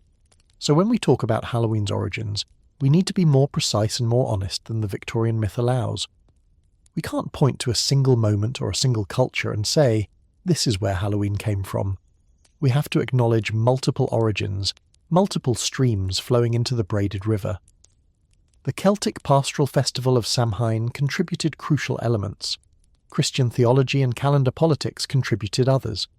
Folk practices and survival strategies contributed more. American innovation and commercial interest added additional layers. Cinema and popular culture provided new monsters and new aesthetics. All of these sources are legitimate parts of Halloween's history. The tradition isn't pure Celtic, but it's not pure Christian either, and it's not pure American commercial creation. It's all of these things simultaneously, a genuinely hybrid, genuinely syncretistic tradition that has been absorbing and integrating influences for over 2,000 years and shows no signs of stopping. The Victorian myth of the unchanging Festival of the Dead was appealing because it was simple. It gave people a clear, easily understood explanation for Halloween's origins that required no nuance or complexity. But it was wrong, or at least drastically incomplete, and clinging to that myth prevents us from seeing the actually much more interesting reality of how this holiday evolved and what it represents. Halloween is not a preserved ancient tradition. It's a living, evolving cultural practice that has successfully adapted to survive across multiple cultures, languages, religions, and historical periods. Its ability to transform while maintaining certain core structural elements is what's made it so durable and so successful. If it had remained frozen in its original Celtic form, it would have died out centuries ago when the Celtic world was conquered and converted. If it had remained frozen in its medieval Christian form, it wouldn't have survived the Reformation and the various Protestant rejections of Catholic festival culture. Instead, it adapted. It absorbed new influences. It found new purposes and new meanings in each new context. The disguises that once protected against the Owl Sea became performances to entertain neighbours for soul cakes. The soul cakes became candy. The costume shifted from terrifying animal hides to pop culture characters.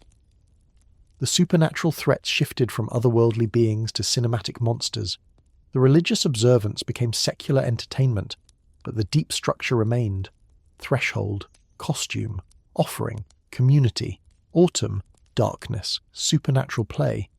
Understanding that Halloween was not originally the festival of the dead that Fraser claimed doesn't diminish the holiday. If anything, it makes it more impressive. This tradition has successfully reinvented itself multiple times across multiple cultures while maintaining enough continuity that we can still trace the connections backward through time. That's not corruption or degradation. That's survival through adaptation, which is the most successful survival strategy nature has ever invented. The ancient Celts who first celebrated Samhain would probably not recognise modern Halloween as their festival. The medieval Christians celebrating All Hallows Eve would be baffled by sexy vampire costumes and giant inflatable decorations. But they might recognise something in the structure, in the timing, in the sense that this is a special night when normal rules are suspended and communities come together to acknowledge something about death and darkness and the supernatural that normally goes unspoken. The thread connects backward through time, but it's been rewoven many times, dyed different colours, strengthened with new fibres, repaired where it frayed. It's not the same thread it was 2,000 years ago. But it's not a completely different thread either. It's the same tradition, continuously transformed, continuously adapted, continuously finding new ways to meet human needs, for ritual, community, play with fear, and seasonal acknowledgement of darkness. So let's retire the Victorian myth. Let's stop saying that Halloween is simply the ancient Celtic festival of the dead, as if nothing significant changed in 2,000 years. Let's instead acknowledge the complex, fascinating, messy reality of how this holiday actually evolved. Let's recognise that the focus on the dead was largely a Christian contribution, powerful and significant but not original. Let's appreciate how multiple cultural streams flowed together to create something genuinely new that still carries DNA from all its various sources, because that's the real story. Not a single origin point, but multiple origins. Not unchanged tradition, but constant transformation. Not purity, but hybridity. Not preservation, but survival through adaptation. And that story, the true braided river of Halloween's evolution, is far more interesting than the simplified myth we've been telling ourselves for the past century and a half. The transformation of Samhain from Celtic pastoral festival into Christian holy season didn't happen overnight, and it didn't happen through conquest or forced conversion alone. It happened through one of the most sophisticated cultural strategies ever deployed by any expansionist institution, syncretism. This is the deliberate, patient, calculated process of absorbing and reinterpreting existing traditions rather than destroying them, of draping new meanings over old practices, of allowing people to continue doing what they've always done while gradually, almost imperceptibly, changing what those actions mean. The Christian Church, particularly as it expanded into Celtic territories in Ireland, Britain and beyond, faced an enormous challenge. These were populations with deep, ancient spiritual traditions tied intimately to the land, the seasons and the cycles of nature. You couldn't just show up and tell people to stop celebrating the turning of the year, to abandon festivals their ancestors had observed for centuries, to forget everything they knew about how to navigate the dangerous transitions between seasons. That approach would create resistance, resentment, possibly outright rebellion. People don't easily surrender traditions that feel essential to their survival and identity. So the Church developed a different strategy, one that was brilliant in its patience and psychological sophistication. Instead of destroying pagan temples, they converted them into churches. Instead of eliminating pagan festivals, they created Christian feast days that occupied the same dates and addressed similar themes. Instead of demanding that people forget their old gods, they provided new saints who could serve similar functions. The old practices could continue, but slowly, generation by generation, the meanings attached to those practices would shift until eventually people were performing Christian rituals that looked superficially similar to pagan ones but served entirely different theological purposes. This strategy was explicitly articulated by church leadership. Pope Gregory the Great, writing in the year 601 to missionaries working in Britain, specifically instructed them not to destroy pagan temples, but instead to purify them with holy water and convert them into Christian churches. His reasoning was pragmatic and insightful. People were already accustomed to gathering at these locations for worship. The physical space held meaning and memory for them. If you destroyed it, you destroyed those associations and potentially created martyrs and rallying points for resistance. But if you transformed it, if you let people keep coming to the same familiar place but now worshipping a different god, the transition would be smoother, less traumatic, more likely to succeed. This same approach was applied to the entire ritual calendar. The Church essentially laid its own vestments over the skeleton of the pagan year, providing new Christian explanations for old seasonal celebrations, and nowhere was this strategy more consequential than in how the Church handled the autumn festival that would eventually become Halloween. The story begins not in Ireland or Britain, but in Rome, at the heart of the old empire that had converted to Christianity centuries earlier. And it begins with one of the most iconic buildings of the ancient world, the Pantheon. This magnificent structure, with its enormous domed roof and its oculus open to the sky, had been built as a temple dedicated to all the gods of the Roman Pantheon. For centuries it had been a centre of pagan worship, a place where Romans came to honour the full spectrum of their deities. But by the early 7th century, the empire was Christian, the old gods were officially forbidden, and their temples stood empty or had been repurposed. In the year 609, Pope Boniface IV received permission from the Byzantine Emperor Phocas to take control of the Pantheon. In a hugely symbolic act loaded with meaning, the Pope formally reconsecrated this temple of all pagan gods as a Christian church dedicated to the Virgin Mary and all Christian martyrs who had died for their faith. Think about the statement that was making. A building that had been designed to honour every god in the Roman Pantheon was now dedicated to every saint in the Christian martyrology. It was a one-to-one replacement, a direct claim that Christianity hadn't just conquered Rome militarily and politically, but had conquered it spiritually and symbolically. Where once all the pagan gods were honoured, now all the Christian saints would be honoured. The building remained, the concept of honouring all remained, but the specific beings being honoured had been completely transformed. To commemorate this consecration, Pope Boniface established a new feast day, an annual celebration honouring all Christian martyrs, and he set the date for this celebration as May 13th, the anniversary of the Pantheon's reconsecration. For over a century this remained the date for the Feast of All Martyrs, later expanded to include all saints whether they'd been martyred or not. May 13th, spring, a time of growth and renewal and life. No connection whatsoever to the autumn anxieties or the Celtic festival of Samhain or the transition into winter's darkness. This May timing is crucial because it demonstrates that the Church's first instinct for creating a collective feast honouring all saints had nothing to do with the Celtic calendar or with trying to replace Samhain. The feast was born from a specific Roman event, the consecration of a specific building, and was placed on the calendar to commemorate that specific date. It was a Christian innovation with Christian logic, not a calculated move against Celtic paganism. But the collision course with Samhain was set about 130 years later by a different pope with a different agenda. In the mid-8th century, Pope Gregory III dedicated a new chapel within St. Peter's Basilica in Rome. Like the Pantheon before it, this chapel was dedicated to all the saints and martyrs of the Christian faith. To commemorate this dedication, Gregory III decreed that its anniversary would be celebrated annually, and he set that date as November 1st. Now we're getting somewhere. November 1st, right at the beginning of the Celtic dark half, right when Samhain had traditionally been celebrated for centuries in Ireland and Britain and Celtic territories on the continent. But initially, this was still just a local Roman observance. The Feast of All Saints on November 1st was celebrated in Rome and perhaps in territories closely connected to Rome, but most of the Christian world continued celebrating the feast in May, as they'd been doing for over a century. The decisive moment came in the year 835, during the papacy of Gregory IV, at the urging of the Frankish Emperor Louis the Pious, who ruled a vast territory that included large Celtic populations. Pope Gregory IV extended the November 1st feast to the entire Frankish Empire. This decree made November 1st the official date for the Feast of All Saints throughout most of Western Christianity, and this was unquestionably a strategic move, a calculated piece of cultural and religious policy designed to address a specific problem.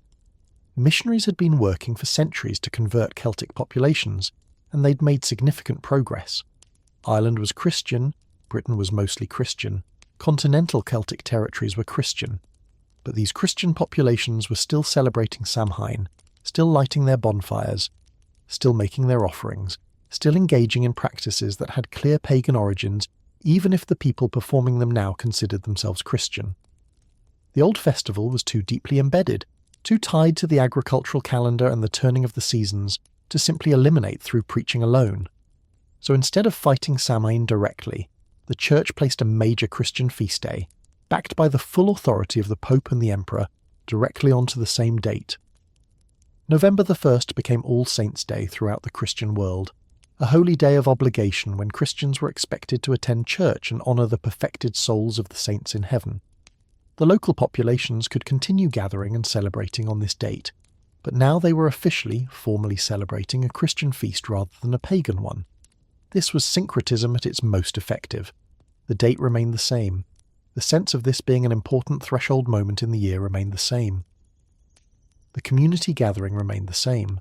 People could continue many of their traditional practices like lighting fires and making special foods. But the theological framework, the explanation for why they were doing these things and what they meant, was gradually being rewritten.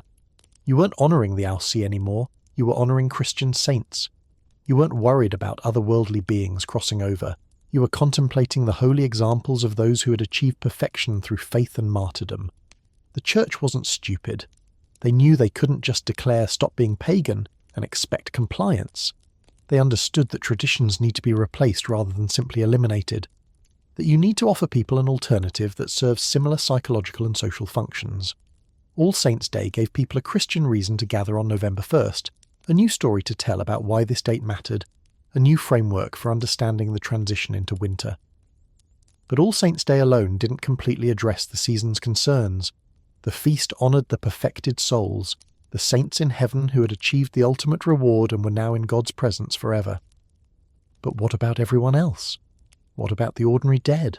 The normal people who had lived decent lives but weren't saints, who had died in God's grace but still carried the stain of sin? What was their fate, and how did the living relate to them? The answer to this question came from a theological concept that developed and formalised during the High Middle Ages: purgatory. This was one of the most psychologically and socially consequential ideas in Christian theology, and understanding it is essential to understanding how Halloween's focus shifted toward the dead. Purgatory was conceived as an intermediate state between earth and heaven, a place of temporal punishment and purification. When you died, if you'd been a faithful Christian but still had unconfessed sins or hadn't fully atoned for your transgressions, you didn't go straight to hell, but you also couldn't enter heaven in your imperfect state. Instead, you went to purgatory, where your soul would undergo a period of suffering proportionate to your sins. This suffering would purify you, burn away your impurities, prepare you eventually to enter heaven. But the duration could be extensive, potentially centuries or even millennia of painful purification. The game-changing aspect of purgatory was that it created an active, ongoing relationship between the living and the dead. Your deceased relatives weren't beyond your reach. Their suffering in purgatory could be lessened, their time there shortened, by actions taken by the living. Prayers said on their behalf, masses offered for their souls, acts of charity performed in their memory, all of these could speed a soul's journey through purgatory toward heaven. This created a sacred economy, where the living had both power and responsibility regarding the fate of the dead. To formalise this relationship, the Church instituted another feast day immediately following All Saints' Day. In the late 10th century, Odilo of Cluny, the abbot of a powerful and influential monastery in France, decreed that all monasteries under his authority should observe November the 2nd as a day dedicated to praying for all the faithful departed who were believed to be in purgatory. This practice spread rapidly throughout Christian Europe, becoming All Souls' Day, the companion feast to All Saints' Day. So now the Church had completely bracketed the old Samhain date. November 1st was for the perfected souls in heaven, the saints who had achieved the ultimate spiritual victory. November the 2nd was for the suffering souls in purgatory, the ordinary dead who needed the prayers and intercessions of the living. Together, these two feast days created a comprehensive Christian framework for thinking about death, the afterlife, and the relationship between the living and the dead. This 2-day sequence, later called All Hallowtide, completely reframed the season. The older concerns about otherworldly beings and the thinning veil and supernatural dangers from non-human entities were gradually pushed aside or reinterpreted to fit the new theological framework. The offerings that had been left for the Alcee were now understood as charitable gifts meant to inspire prayers for the dead. The fears of supernatural abduction were transformed into concerns about proper care for the souls of deceased family members. The cosmic transition from light half to dark half was reinterpreted as a moment to contemplate mortality and pray for those who had passed, and this reframing was remarkably successful, so successful that within a few generations, the Christian interpretation had become the dominant one. People still celebrated on these dates, still gathered as communities, still engaged in many of the old practices, but when you asked them why, they gave Christian answers. They were honouring the saints, they were praying for the souls in purgatory, they were contemplating their own eventual deaths, and hoping their descendants would pray for them when their time came. The final piece of evidence for how completely the Christian framework had absorbed the season is linguistic, and it's preserved in the very name we use for the holiday today, Halloween. This name is unequivocally Christian in origin, a linguistic fossil that proves how thoroughly the Church's reinterpretation had taken hold. In medieval England, the Feast of All Saints on November 1st was known in the vernacular as All Hallows' Day. The word hallow comes from the Old English halliger, meaning a holy person, a saint. The tombs and relics of saints were hallowed, sacred. So All Hallows' Day was simply the more accessible English version of the formal Latin name for the feast, a direct translation that made the meaning clear to people who didn't speak Latin. In the Christian calendar, important feast days are often preceded by a vigil, a period of devotion and preparation on the evening before the feast itself. Christmas Eve is the vigil before Christmas. Easter Vigil is the evening service before Easter Sunday. All Hallows' Day, being a major feast, had its own vigil, All Hallows Eve, the evening of October 31st, leading into the feast day of November the 1st. All Hallows Eve. Say it a few times and you can hear how it would naturally shorten in everyday speech. The busy, practical rhythms of oral language tend to compress phrases, to drop syllables that aren't essential for comprehension. All Hallows Eve became All Hallow Even, with even being a dialectical variation of Eve, common in Scotland and northern England. Then it compressed further to All Halloween, and finally to Halloween, and eventually to the modern spelling, Halloween. Every syllable of that name is Christian. Hallow Jasmiuk Saint. Ien Sgan Evening. The entire name means the evening before the Feast of All Saints. It's a linguistic artifact that couldn't be more explicit about the holiday's Christian reframing. When we say Halloween, we're literally saying the evening before All Saints' Day, whether we realise it or not. This linguistic evolution is important because names matter. They encode history and meaning. The fact that we don't call this night Samhain Eve or some other name derived from Celtic terminology tells us that the Christian interpretation became dominant, became the framework through which the holiday was understood by most people for most of its subsequent history. The Celtic origins didn't disappear, but they were absorbed into a new structure, overlaid with new meanings, explained through new theological concepts. The Church's strategy of syncretism had worked. The old festival of Samhain, with its bonfires and offerings and supernatural dangers, had been successfully transformed into the Christian observance of All Hallows Eve, with its focus on saints and souls and purgatory. The practices hadn't changed as much as the meanings attached to them. People still gathered on the same dates, still created special foods, still performed rituals at thresholds. But now those rituals served Christian purposes, honoured Christian theological concepts, reinforced Christian beliefs about death and the afterlife. This transformation illustrates something crucial about how cultural change actually happens. It's rarely revolutionary, rarely a complete break with the past. It's usually evolutionary, gradual, a process of layering new interpretations over old practices until eventually the old interpretations are forgotten and the new ones feel natural and original. The Church didn't destroy Samhain. It transformed it so thoroughly that people forgot there had been something different underneath. But transformation isn't erasure. The old patterns persisted even under the new theological clothing. The sense of this being a dangerous, liminal time remained even when the specific threats were reinterpreted. The practice of leaving food offerings at thresholds continued even when the recipients were reimagined as Christian souls rather than Celtic fairies. The wearing of disguises evolved but didn't disappear. The fires still burned, just with different explanations for why they mattered.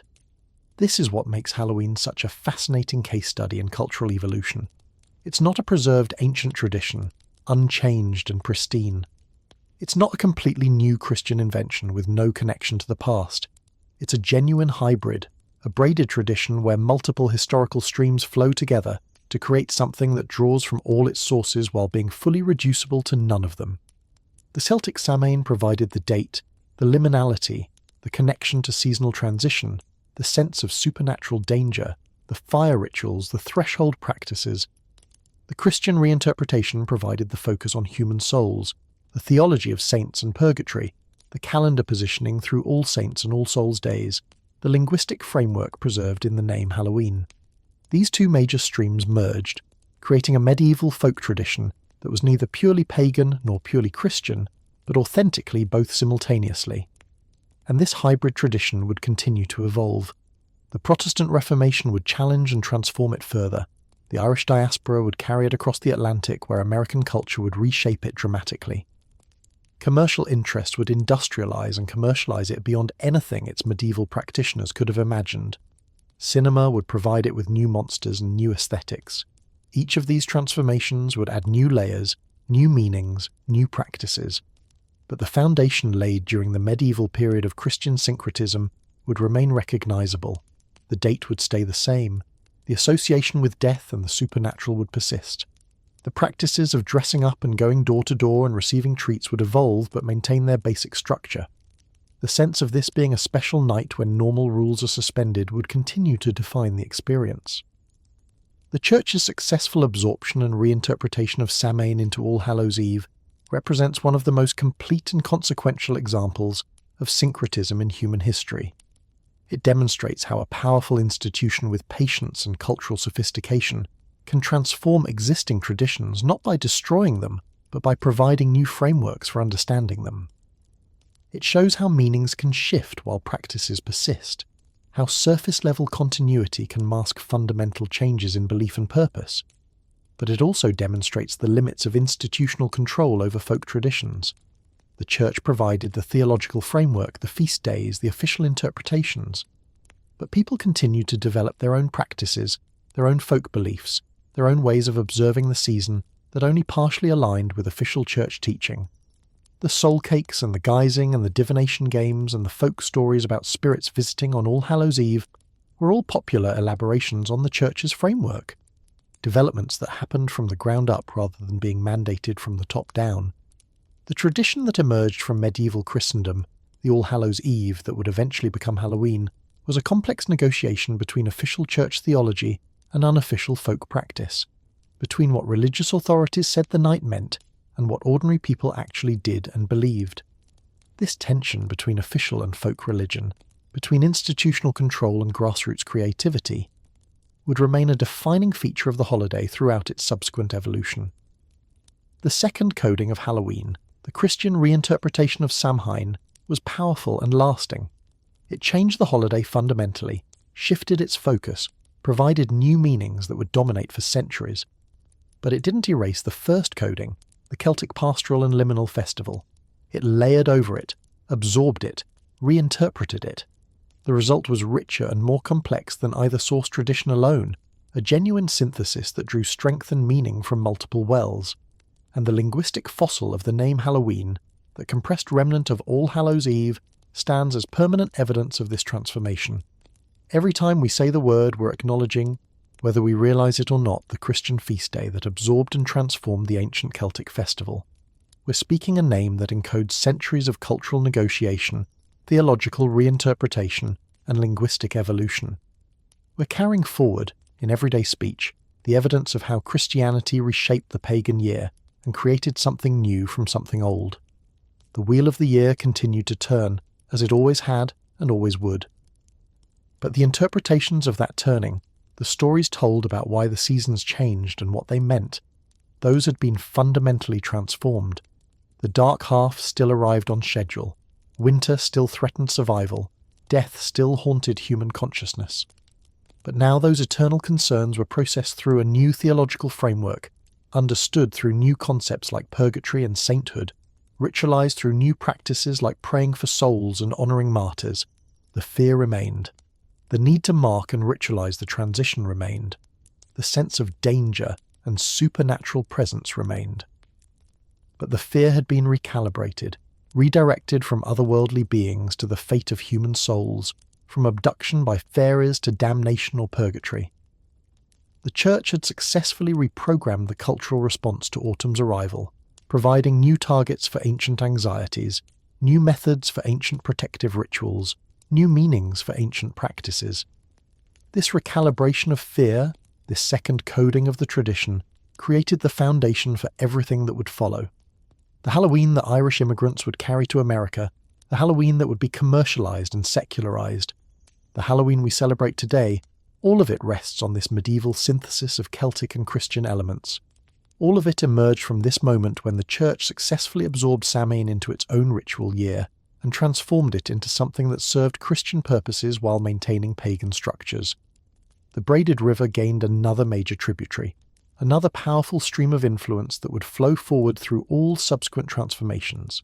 The tradition became richer, more layered, more complex, and as we'll see in the chapters ahead, it would continue to absorb new influences, continue to transform, continue to find new meanings and new purposes in each new cultural context it encountered. But the medieval Christian reframing would remain visible, recognizable, influential throughout all those future changes. The second coding left permanent marks, permanent alterations that could never be fully undone even as the tradition continued its relentless evolution forward through time. As the Christian framework settled over the old Celtic traditions, something remarkable happened at the grassroots level. The official theology provided by the Church, the grand concepts of sainthood and purgatory, and the communion of the faithful departed, these filtered down into folk practice and got translated into concrete, practical rituals that ordinary people could perform.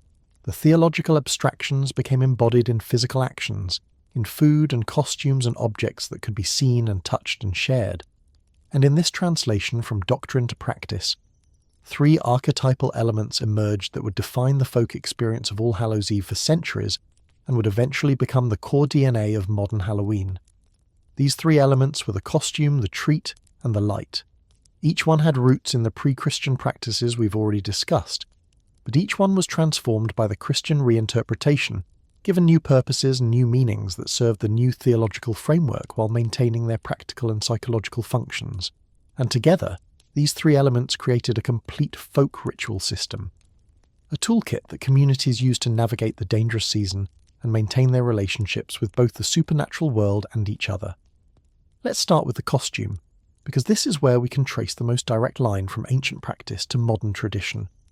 We've already discussed guising, the pre-Christian practice of wearing animal hides and skulls and blackening your face with ash to avoid being identified as human by the Aussie.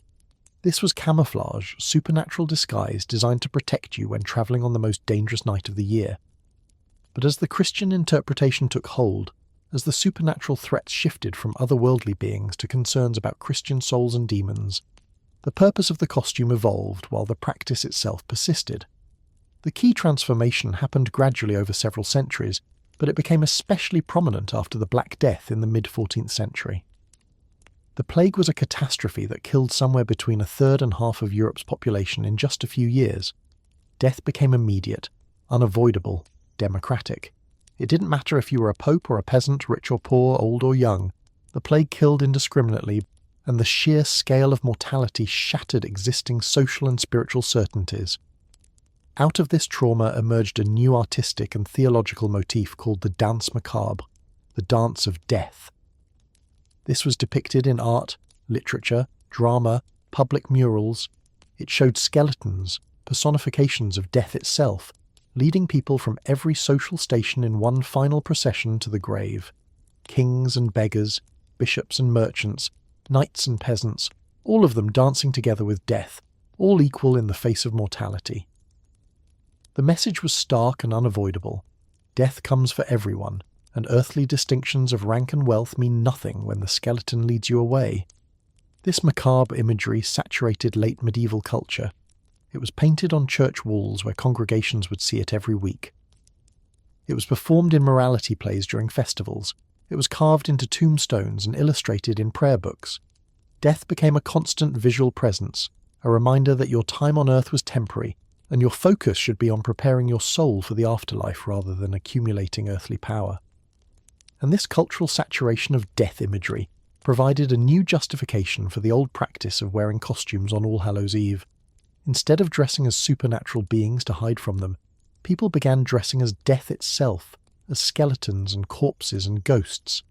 They were enacting the dance macabre, performing a folk version of the morality plays they'd seen in churches and town squares. The costume became a public acknowledgement of mortality, a way of confronting and perhaps taming the fear of death by playfully embodying it. This shift is psychologically fascinating. The costume stopped being primarily about protection from external threats and became about confronting internal anxieties. By dressing as death, by putting on the mask of the skeleton, you were claiming a kind of power over death through representation. You were saying, I know you're coming for me eventually, but tonight I'm wearing your costume, I'm playing your role, I'm not cowering from you in fear. It was a form of psychological armour, a way of managing terror through theatrical performance, and crucially, this new purpose for costuming didn't replace the old one, it layered over it. People were still dressing up to hide from threats, but now those threats included demons and evil spirits from Christian demonology, as well as the lingering folk memories of the Sea, and they were also dressing up to embody and confront death itself. The costume served multiple functions simultaneously, which made it all the more powerful and all the more persistent as a practice. Over time, particularly in Scotland and Ireland where the traditions were strongest, the practice of going guising evolved into a door-to-door ritual. Groups of young people, primarily children and teenagers, would dress in their costumes and travel through their community, stopping at each house to perform. And this is important.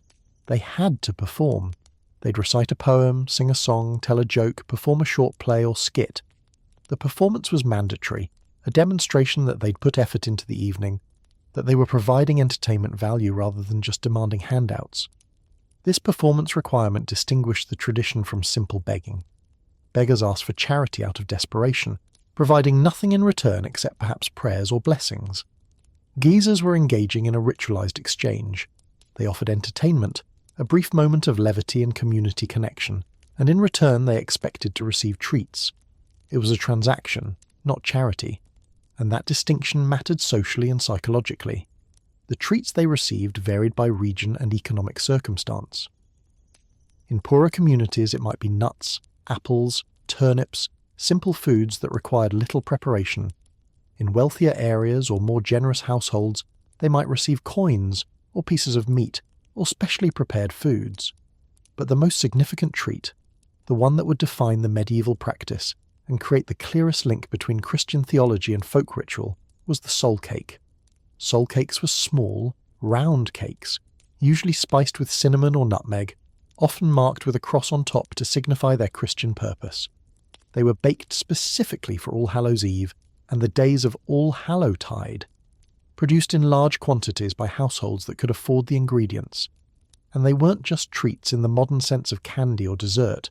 They were theological instruments, tools in a spiritual economy that link the living and the dead through a web of obligation and reciprocity. Here's how the system worked. When guisers came to your door in their costumes and performed their songs or poems, you would give them soul cakes. But the cakes came with an implicit contract. In exchange for receiving the cakes, the guisers would promise to pray for the souls of your deceased relatives who were believed to be suffering in purgatory. Each cake eaten was supposed to be accompanied by a prayer for a specific soul, helping to reduce that soul's time in purgatory and speed their journey toward heaven. Think about the brilliance of this system. It addressed multiple social and spiritual needs simultaneously. For wealthy households, Baking soul cakes and distributing them was an act of charity that also benefited their own dead relatives through the prayers they'd receive. For poor children and families, guising provided a socially acceptable way to obtain extra food during the lean months, presented not as begging but as participation in a sacred ritual. For the Church, the practice reinforced the doctrine of purgatory and the belief that the living could influence the fate of the dead through prayers and good works. And for everyone involved, it created community cohesion. The wealthy and the poor were interacting, engaging in reciprocal exchange. The young were performing for the old, demonstrating their creativity and contributing to community entertainment. The dead were being remembered and prayed for by people who might never have known them in life. The whole system created bonds of obligation and connection that wove the community together and reinforced the theological worldview that the Church was promoting. The soul cake tradition was so successful and so widespread that it left extensive documentary evidence. We have recipes for soul cakes preserved in medieval and early modern cookbooks. We have folk songs about souling that were passed down through generations and eventually recorded by folklorists and antiquarians. One particularly famous soul cake song goes, "Soul, soul, for a soul cake. I pray thee good Mrs. a soul cake. 1 for Peter, 2 for Paul, 3 for him who made us all." The song explicitly links the cakes to prayer, to specific saints, to the theological framework that justified the entire practice. William Shakespeare even references soul cakes in his plays, which tells us the custom was widespread enough and familiar enough that an Elizabethan audience would immediately understand the reference. In The Two Gentlemen of Verona, a character mentions puling like a beggar at Hallowmas, referring to the practice of souling. The custom had become so embedded in English culture that it served as a common reference point, something everyone knew about and understood. The combination of guising and souling created a complete folk ritual that synthesized ancient and Christian elements seamlessly. The costume came from pre-Christian protective disguise practices, transformed through Christian death imagery into a moral and psychological statement about mortality. The door-to-door procession came from the ancient practice of community movement between thresholds, transformed into a performance-based exchange. The treats, particularly the soul cakes, were a Christian innovation tied directly to the theology of purgatory, but they served the same function as the ancient offerings to the Aussie. They were payments made at thresholds to ensure safety and peace. The structure of the exchange remained constant even as the participants and purposes shifted. You had costume figures representing something other than ordinary humans. They approached your threshold, the boundary between your private domestic space and the public world. They performed or made a request. You provided food. They moved on, and your household remained at peace. This is the exact same transactional structure as leaving offerings for the Aussie, just with different players and different theological justifications. But there was still one more element missing from the folk toolkit, one more practice that needed to evolve before the medieval Halloween would be complete. And this element came from an Irish folk tale that perfectly encapsulated the spiritual anxieties of a Christianized population that still remembered older supernatural fears. This was the legend of Stingy Jack, and it would give rise to the most iconic symbol of Halloween, the jack-o'-lantern. The story of Stingy Jack is a classic trickster tale, the kind of story that gets told and retold with variations in every culture, but the Irish version has specific elements that made it perfect for Halloween. The earliest written version we can definitely document appeared in an Irish magazine in 1836, but the story was clearly much older, passed down orally for generations before anyone bothered to write it down. Jack was a blacksmith, described as miserly, mean-spirited, a drunk and a cheat. The kind of person nobody wanted as a neighbour, but everyone knew at least one of. He was clever in a cunning, manipulative way, good at finding loopholes and exploiting other people's trust. And one night, inevitably given his character, the devil came to claim his soul. Now Jack knew he was going to hell. He'd lived a thoroughly sinful life with no repentance, no good works, no redemption. But he wasn't ready to go, and he definitely wasn't going without a fight. So when the devil appeared, Jack suggested they have one last drink together before departing for the underworld. The devil, apparently not busy enough to turn down free drinks, agreed. They went to the pub, had several rounds, and when it came time to pay, Jack claimed he had no money. He suggested the devil transform himself into a coin so Jack could pay the bartender, after which the devil could transform back and they'd be on their way. The devil, showing a shocking lack of paranoia for a supernatural being who's supposed to be clever, agreed, and transformed himself into a silver coin. Jack immediately grabbed the coin and shoved it into his pocket, which happened to contain a silver cross. The holy symbol prevented the devil from transforming back, trapping him in coin form in Jack's pocket. Jack had captured the devil through trickery and holy power combined, a perfect fusion of cunning and Christianity that must have delighted medieval audiences. Jack refused to release the devil until he agreed to leave Jack alone for a full year. The devil, furious but helpless, agreed. Jack opened his pocket and the devil escaped, probably plotting revenge for this humiliation. A year later, the devil returned, ready to finally claim the soul that was rightfully his and that he'd been thinking about for 12 months. But Jack, who'd apparently spent that year not repenting or reforming, but rather thinking up new tricks, had another request. He asked the devil to climb a nearby apple tree and fetch him some fruit, one last taste of earthly pleasure before eternal damnation. The devil, now surely suspicious but apparently still not suspicious enough, climbed the tree. And as soon as he was up in the branches, Jack quickly carved crosses into the trunk, trapping the devil in the tree through holy symbols. The devil couldn't climb down past the crosses without touching them, and holy symbols burned demonic entities on contact. Jack's demand this time was much more significant. He wanted the devil to promise never to claim his soul, not just for a year, but forever. The devil, realizing he'd been outwitted again and having no other way to escape, agreed. Jack removed the crosses and the devil fled, now permanently barred from ever claiming Jack's soul no matter how evil his life became. Eventually Jack died. He presented himself at the gates of heaven, confident that avoiding hell meant he'd be accepted into paradise. But the angels took one look at his life record, his meanness and his drunkenness, and his complete lack of virtue or charity, and denied him entry. Jack was too sinful for heaven, regardless of his clever deal with the devil. So Jack travelled to hell, figuring he'd at least get in there even if it wasn't his first choice. But the devil, bound by his promise, refused him entry. Jack had been too clever for his own good. He'd successfully avoided hell through his trickery, but he hadn't done anything to earn heaven. He was stuck, rejected by both eternal destinations, condemned to wander the earth forever in the cold darkness between worlds. Jack complained he couldn't see where he was going in the darkness.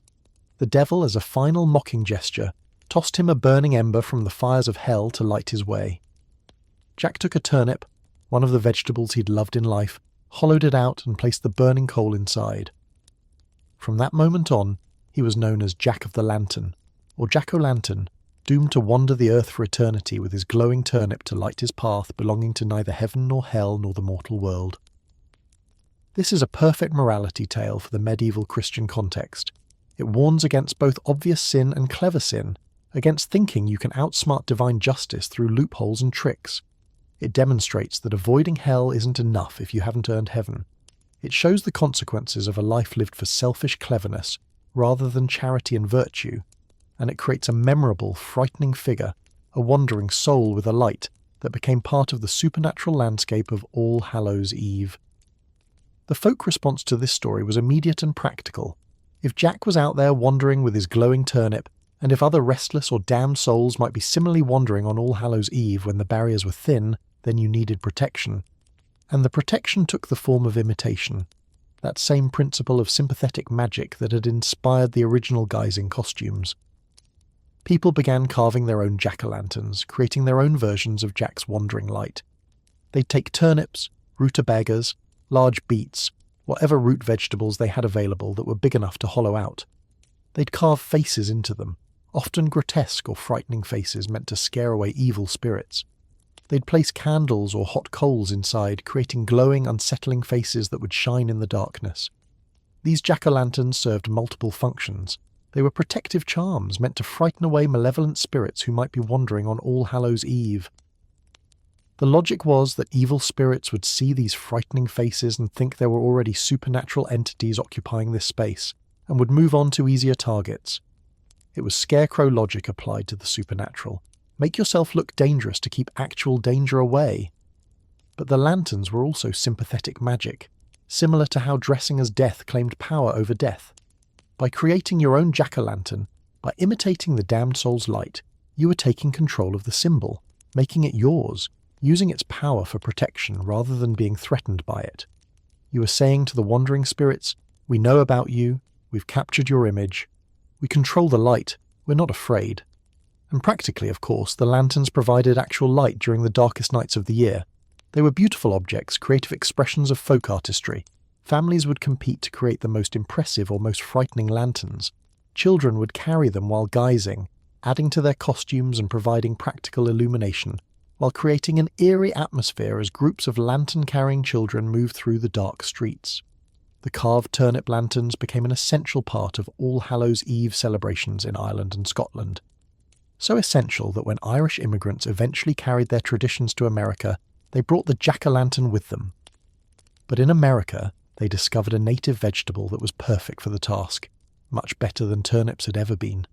Pumpkins were large, easy to hollow out, had thick flesh that was simple to carve, and were abundantly available in the autumn.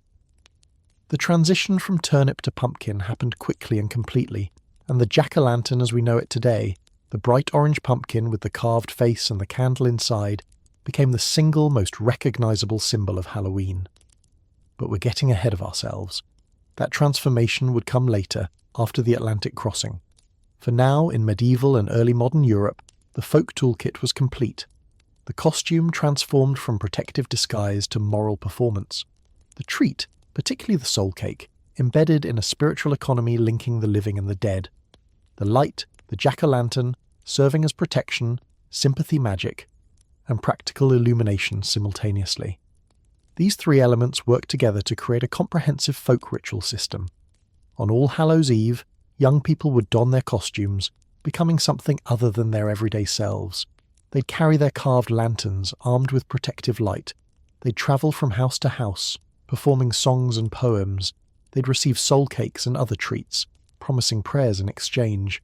And everyone involved, performers and audiences, wealthy and poor, young and old, would participate in a shared ritual that reinforced community bonds, acknowledged mortality, honoured the dead, and provided both practical and spiritual protection during the dangerous transition into winter. The theological framework provided by the Church gave meaning to these practices, but the practices themselves had developed organically at the folk level as people translated abstract doctrines into concrete actions. The Church said you should pray for souls in purgatory. Folk tradition created soul cakes and souling as a mechanism for generating those prayers. The Church said you should contemplate death and prepare your soul. Folk tradition created costumes that embodied death and made it a performance rather than just a meditation. The Church said evil spirits and demons were real threats. Folk tradition created jack-o'-lanterns as protective talismans. This is how living traditions actually work. They're not purely top-down impositions from religious or political authorities, and they're not purely bottom-up creations from the masses. They're negotiations, collaborative creations where official frameworks and folk creativity interact to produce practices that serve multiple functions and multiple audiences simultaneously. The medieval folk toolkit of costume, treat and light would prove remarkably durable. These elements would survive religious upheavals, cultural transformations, geographic transplantation, commercial exploitation, and secularization. They'd change in form and meaning, but they'd remain recognizable, remain central to how people experience the holiday. A child trick-or-treating in a modern American suburb is still wearing a costume, still going door to door expecting treats, still participating in a ritual that happens at night in autumn. The specific meanings have shifted dramatically, but the structure, the toolkit, the core elements have remained intact.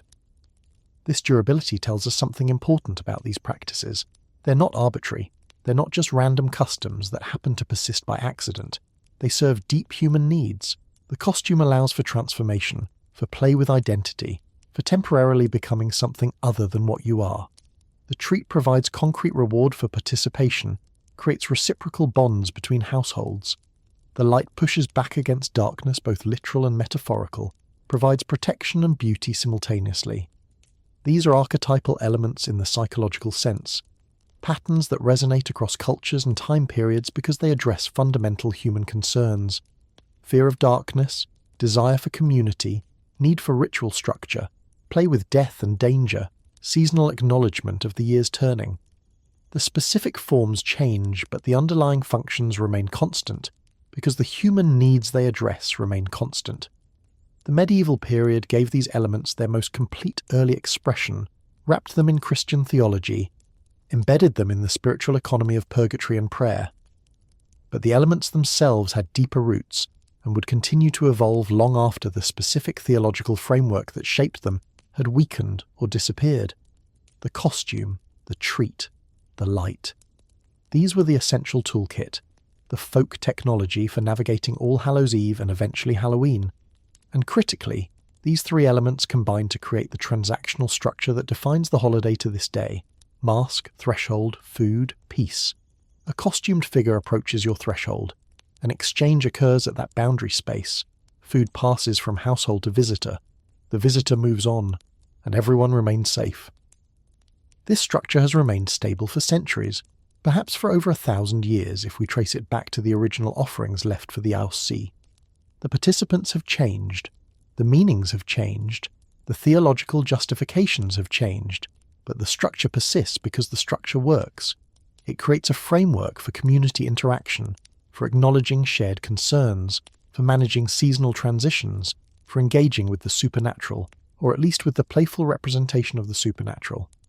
It's simple enough to be accessible to everyone, flexible enough to adapt to changing circumstances, meaningful enough to feel worth preserving and passing down to the next generation.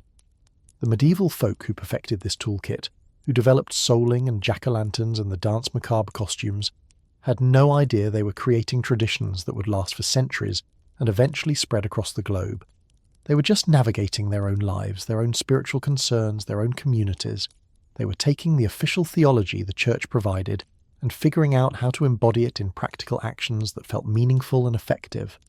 They were continuing old practices while adapting them to new contexts, but in doing so, they created something remarkably durable, a folk ritual system that would outlast the specific religious framework that birthed it, that would cross oceans and survive cultural transformations and continue to evolve while maintaining its essential structure.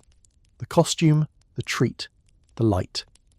These three elements, refined through centuries of folk practice in medieval Europe, became the permanent DNA of Halloween, the foundation upon which all future variations would be built. The medieval folk tradition of All Hallows Eve, with its soul cakes and turnip lanterns and costume performers, had survived relatively intact for centuries in Ireland and Scotland. It had weathered the Protestant Reformation, adapted to changing social conditions, maintained its essential character through generations of practice. But in the mid-19th century, a catastrophe struck that would scatter this tradition across the Atlantic Ocean, and in the process transform it into something entirely new.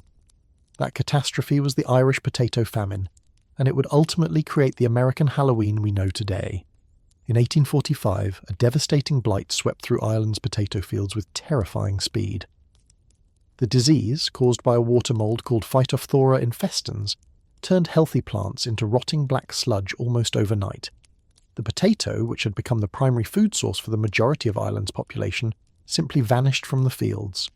Millions of people who depended on potatoes for up to 80% of their daily calories suddenly faced starvation. What made this natural disaster into a humanitarian catastrophe was the political and economic context. Ireland was under British rule, and while the potato crop failed completely, other crops continued to thrive. Wheat, oats, barley, cattle, all of these were still being produced in substantial quantities. But these were cash crops owned by absentee landlords, and they continued to be exported to British markets under armed guard, even as Irish people starved to death in ditches beside the very roads those export wagons travelled. The result was apocalyptic. Over the course of about 7 years, approximately 1 million people died from starvation and disease. Another million fled the country in a desperate exodus, cramming onto ships bound for North America in conditions so horrific that the vessels became known as coffin ships. Many didn't survive the journey, but those who did arrive in America, mostly in the port cities of the East Coast like Boston, New York and Philadelphia, carried with them the complete folk traditions of All Hallows Eve. Now, this wasn't the first time Irish immigrants had brought Halloween traditions to America. There had been earlier waves of immigration, and small pockets of Irish and Scottish communities had been celebrating their traditional holidays in the New World for generations. But these celebrations had remained localised, confined to ethnic enclaves, not particularly visible to or influential on the broader American culture. They were private affairs, community gatherings for people from the old country who wanted to maintain their traditions in a new and often hostile environment. The famine refugees were different. They arrived in massive numbers, a demographic tidal wave that couldn't be ignored or easily absorbed. In just a few years, the Irish population of American cities exploded. By 1850, the Irish-born population of New York City alone was over 130,000, roughly a quarter of the city's total population. Boston became so heavily Irish that it fundamentally changed the city's cultural character. These weren't isolated families trying to blend in.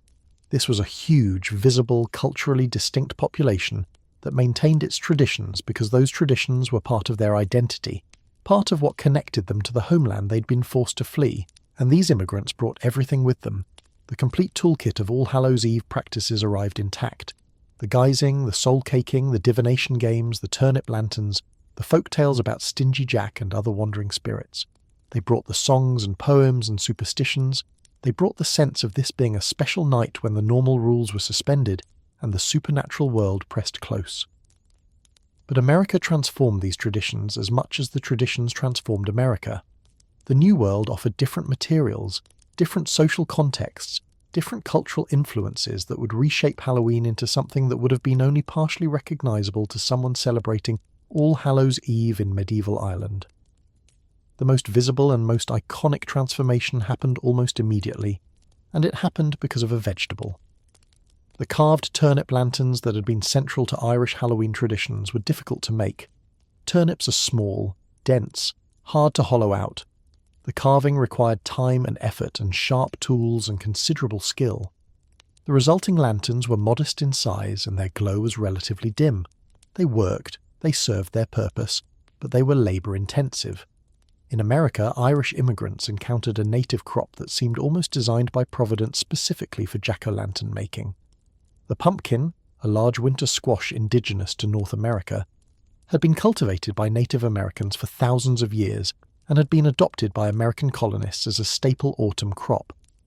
Pumpkins offered overwhelming advantages over turnips for lantern-making purposes. First, size. Pumpkins could grow enormously large, creating the possibility for lanterns that were visible from a distance, impressive, attention-grabbing. A turnip lantern might be the size of your fist. A pumpkin lantern could be the size of your head or larger. The visual impact was incomparably greater. Second, workability. Pumpkin flesh is soft, easy to scoop out, simple to carve even with basic tools. A child could hollow out a pumpkin. Creating a turnip lantern required adult skill and strength. This accessibility meant more people could participate in the tradition, could create their own lanterns rather than relying on a few skilled craftspeople. Third, availability. Pumpkins were everywhere in American autumns, abundant and relatively cheap. They were a harvest crop that appeared at exactly the right time of year for Halloween celebrations. The practical convenience couldn't be overstated. The transition from turnip to pumpkin happened swiftly and completely. Within a generation, Irish Americans had fully adopted the pumpkin as their jack-o'-lantern medium of choice, and this wasn't just a practical substitution. This was a crucial moment of Americanization, the point where an imported tradition adapted to use local materials, and in doing so became something distinctively American, rather than simply Irish in America. The pumpkin jack-o'-lantern became the single most recognizable symbol of Halloween, more iconic than any costume or candy or decoration. Its bright orange color became synonymous with the holiday. Its carved face, grinning or grotesque, became the universal signifier that Halloween was happening. Every other autumn squash, every other orange fruit or vegetable, would forever be associated with Halloween by proxy simply because of the pumpkin's overwhelming symbolic dominance. This practical substitution had profound symbolic implications. The turnip lantern had been intimate, personal, protective. It was something you held or placed in a window, a small light against the darkness. The pumpkin lantern was public, theatrical, decorative. It was something you displayed on your porch for the whole neighborhood to see. It wasn't just protection anymore. It was announcement, participation in a shared aesthetic, community signaling that your household was part of the Halloween celebration. The shift from protective talisman to decorative symbol represents a broader transformation in how the holiday was experienced. In Ireland and Scotland, All Hallows Eve had retained its edge of genuine supernatural concern. People might not literally believe in wandering spirits or fairy kidnapping the way their medieval ancestors had, but there was still a sense of this being an eerie, unsettling night when strange things were possible. The rituals still carried some of their original weight of fear and protection. In America, particularly as the Irish immigrants integrated, and as their children grew up in a country without the deep folklore traditions of the Old World, the supernatural fears began to fade. The rituals remained, but they became increasingly playful rather than protective, performative rather than genuinely fearful. Halloween was still about the supernatural, but now that supernatural element was entertainment, fun, a thrilling game rather than a serious spiritual concern. This shift from fear to fun was accelerated by the broader cultural context of 19th and early 20th century America. This was a culture that was rapidly industrializing, urbanizing, becoming more rational and scientific in its worldview. Supernatural beliefs that had seemed plausible in rural Ireland felt increasingly out of place in American cities. The cosmology that had supported All Hallows Eve, the belief in purgatory and wandering souls and the thinning veil, was weakening as religious practice became more diverse and as secular scientific thinking gained cultural authority. But even as the supernatural elements lost their genuine scariness, the energy and excitement of the holiday remained. It just got redirected. If you weren't actually afraid of ghosts and spirits, what could you be afraid of? What could create that same thrill, that same sense of rules being suspended and chaos being temporarily allowed? The answer American youth discovered was each other. Halloween in America gradually evolved into a secular night of inversion, a time when the normal social order was temporarily suspended, and young people, particularly teenage boys and young men, were given an unofficial license to engage in widespread pranks, mischief, and low-level vandalism. This wasn't entirely new. European traditions had long included elements of youthful chaos on All Hallows Eve, moments when the younger generation could playfully challenge the adult world of property and propriety. But in America, this element exploded in scale and intensity. By the late 19th and early 20th centuries, Halloween had become notorious as a night of mayhem. The pranks ranged from relatively harmless to genuinely destructive, from annoying to actually dangerous. Young men would soap windows, making them opaque and requiring significant effort to clean. They'd move farmers' gates, disassemble wagon wheels, relocate outhouses to different properties, usually tipping them over in the process, which was both humiliating for the owner and genuinely disgusting for everyone involved. They'd block streets with furniture, garbage, anything heavy they could move. They'd string ropes across sidewalks at neck height in the dark, an incredibly dangerous prank that could seriously injure someone walking quickly. They'd let livestock loose from pens, swap shop signs, steal and hide tools and equipment. In more elaborate pranks, they'd disassemble entire wagons or pieces of farm equipment and reassemble them in impossible locations like rooftops or up in trees. The more ambitious pranksters would create fake obstacles or dangers, building barricades that looked like they blocked roads but were actually harmless, or creating fake disasters that would cause panic. They'd make noise, bang on pots and pans, shout and carry on, creating a general atmosphere of chaos and disorder that lasted throughout the night. This tradition of Halloween pranking became so widespread and so distinct that it developed its own folklore and its own regional names. The night before Halloween, October 30th, became known by various colourful monikers depending on where you were. In many rural communities, especially in the Midwest, it was called Gate Night, because the most common prank was stealing farmers' gates. In New England and parts of the Mid-Atlantic, it was Cabbage Night, named after the practice of stealing cabbages from gardens and throwing them at houses or leaving them in strange places. In some urban areas, particularly around Detroit and the Great Lakes region, it became known as Devil's Night, a name that carried appropriately ominous connotations. The most widespread name, used particularly in New Jersey and the Philadelphia area but eventually spreading more broadly, was Mischief Night. This name perfectly captured the spirit of the tradition, officially sanctioned mischief, a night when causing chaos was not just permitted but expected, when teenagers could engage in mild to moderate destruction, and adults would largely look the other way because that's just what happens on Mischief Night. This phenomenon represented a fascinating evolution in the holiday's function. The ancient Celtic Samhain had been about navigating cosmic transitions and supernatural dangers. The medieval Christian All Hallows Eve had been about honouring the dead and praying for souls.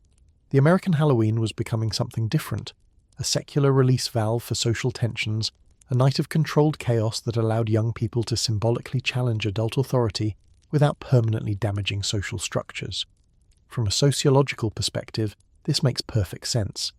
Every society needs mechanisms for releasing tension, for allowing temporary inversions of the normal hierarchy, for letting people play with transgression in ways that don't actually threaten the social order. Carnival traditions worldwide serve this function.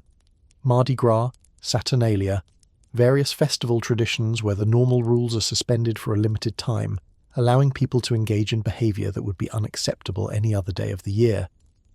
American Halloween, particularly the Mischief Night pranking tradition, served exactly this function. It gave teenagers, who occupied this awkward liminal space between childhood and adulthood, between powerlessness and power, a night when they could act out, cause problems, challenge authority. But crucially, it was contained, limited to one night, expected and therefore manageable. Adults knew it was coming, could prepare for it, could clean up the mess the next day, and life would return to normal.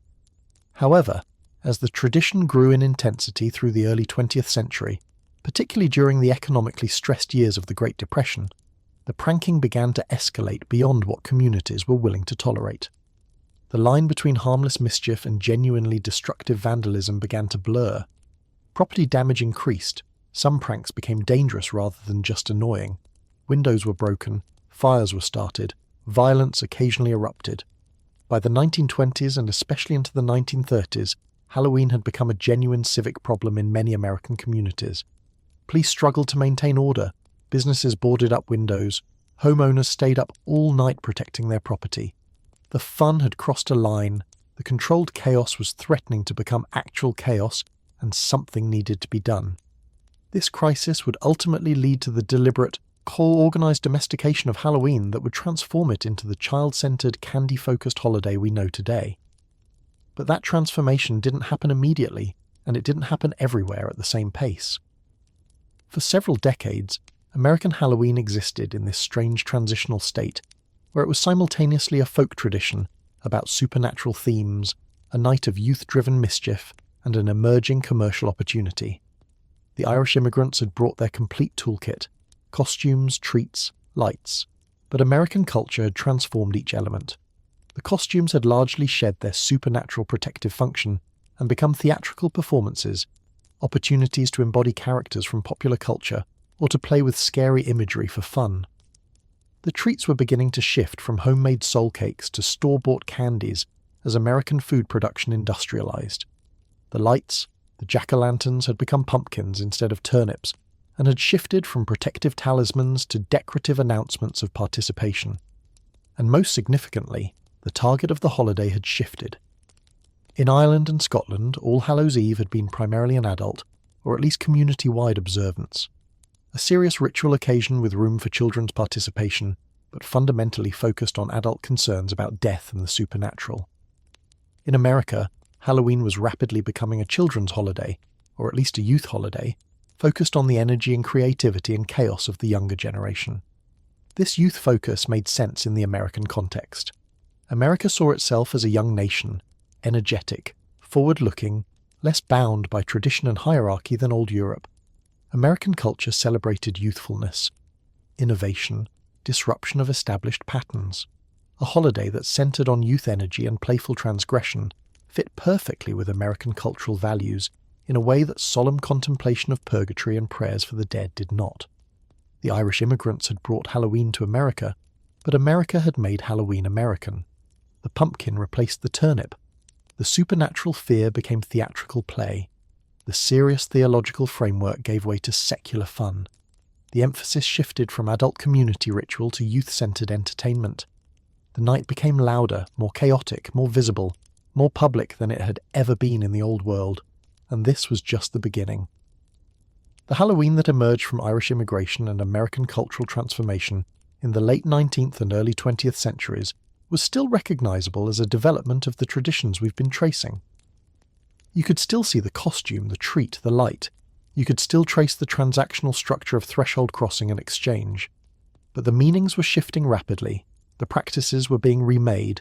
The holiday was entering a new phase of evolution that would make it more American and less Irish with each passing generation.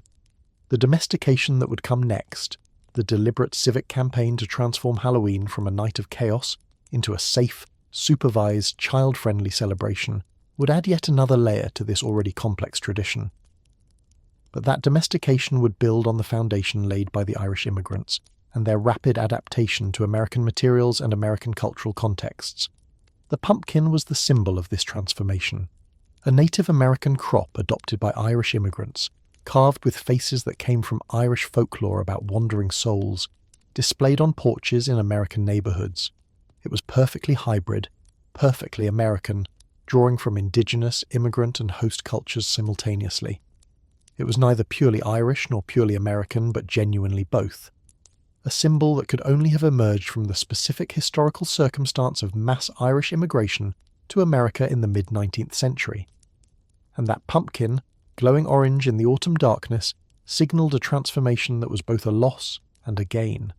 The loss of the older supernatural worldview, the decline of genuine belief in wandering spirits and thinning veils and protective magic. But the gain of something new, a secular celebration that could unite communities across religious and ethnic lines, that could adapt to modern contexts while maintaining connections to ancient patterns, that could continue evolving while preserving its essential structure. The transatlantic mutation had created something new. Halloween was no longer All Hallows Eve in America. It was becoming its own thing, American Halloween, with its own logic and its own purposes and its own meanings, but it remained connected to its long history, carrying DNA from Celtic Samhain and Christian theology and medieval folk practice and Irish desperation and American abundance all mixed together in a uniquely American synthesis. The jack-o'-lantern glowed on American porches carved from New World pumpkins, but depicting an Old World wandering soul. Bridging past and present, old country and new, ancient fears and modern play. It was the perfect symbol for a tradition in transition, for a holiday being remade by new circumstances while maintaining its essential character. And as American culture continued to evolve through the 20th century, Halloween would evolve with it, always changing, always adapting, always finding new ways to serve old needs. By the 1920s and 1930s, Halloween had become a genuine civic crisis in communities across America. What had started as relatively harmless pranking had escalated into something that many adults viewed as barely controlled vandalism. The problem was particularly acute during the Great Depression years, when economic stress and widespread frustration seemed to amplify the destructive impulses of young people who had energy to burn, limited supervision, and few constructive outlets for their restlessness. The scale of the problem varied by location, but the pattern was consistent. Every year, as October 31st approached, communities braced themselves for inevitable chaos. Windows would be soaked or broken, property would be damaged or relocated, livestock would be set loose, fences would be knocked down. Sometimes worse things happened, fires would be set, people would be injured, genuine violence would erupt alongside the supposedly harmless pranks. Police departments struggled to maintain control. They couldn't arrest everyone. There were too many participants, and the pranks happened too quickly across too wide an area. Posting officers at every potential target was impossible. The sheer distributed nature of the mischief meant that law enforcement was always reactive, always arriving after the damage was done, always one step behind groups of teenagers who could scatter into the darkness and disappear before consequences could be imposed. Business owners lost money every Halloween, either from direct damage or from the cost of preventive measures like boarding up windows. Farmers faced genuine financial hardship when gates were stolen, or animals were let loose or equipment was damaged. The elderly and vulnerable felt genuinely frightened, unable to defend their property against groups of rowdy young people. The fun had crossed a line from playful inversion to actual disruption of community peace and economic well-being. Something had to change, but the question was what? Simply banning Halloween wasn't feasible or desirable. The holiday had become too embedded in American culture, too associated with autumn and community gathering and childhood excitement. Banning it would create resentment, drive the celebrations underground, potentially make the problem worse. The energy and excitement that Halloween generated couldn't just be suppressed. It needed to be redirected, channeled, transformed from destructive to constructive, or at least from uncontrolled to manageable. The solution that emerged was a deliberate, coordinated campaign of social engineering carried out by civic organisations, parent-teacher associations, community leaders, and local businesses. This wasn't a top-down government mandate. It was a grassroots movement driven by adults who wanted to preserve Halloween while eliminating its most problematic elements. And their strategy was brilliant in its simplicity. If you can't stop the behaviour, change the behaviour by providing better alternatives and shifting the target audience. The first major strategy was substitution through spectacle. If young people wanted excitement and entertainment on Halloween, give them officially sanctioned excitement that was supervised, safe, and didn't involve destroying property. Communities began organising large-scale public Halloween celebrations designed specifically to keep young people occupied and out of trouble. These weren't small gatherings. These were major civic events with substantial resources behind them. The most popular format was the Halloween parade. Towns and cities would organise official parades featuring costumes, floats, music, performances. Everyone was invited to participate, to show off their costumes, to compete for prizes in various categories. The parades were free, open to the public, and provided exactly the kind of visibility and attention that teenagers craved. Instead of getting recognition through pranks, you could get recognition through the best costume, the most creative presentation, the most impressive performance. The city of Anoka, Minnesota became famous for organising what's often cited as one of the first large-scale community Halloween celebrations, specifically designed to combat vandalism. In 1920, facing serious Halloween disorder problems, community leaders organised a massive event featuring a parade, bonfire, costume contests, and free treats for children. The event was enormously successful at keeping young people engaged in constructive activity rather than destructive pranks, and the model spread rapidly to other communities. Towns across America adopted similar approaches. They'd organised not just parades but also costume contests with substantial prizes, haunted houses as controlled scary experiences, community parties in schools or town halls with games and entertainment and refreshments. The key was making these alternatives more appealing than causing mischief, providing social recognition and excitement through participation rather than disruption. But spectacle alone wasn't enough.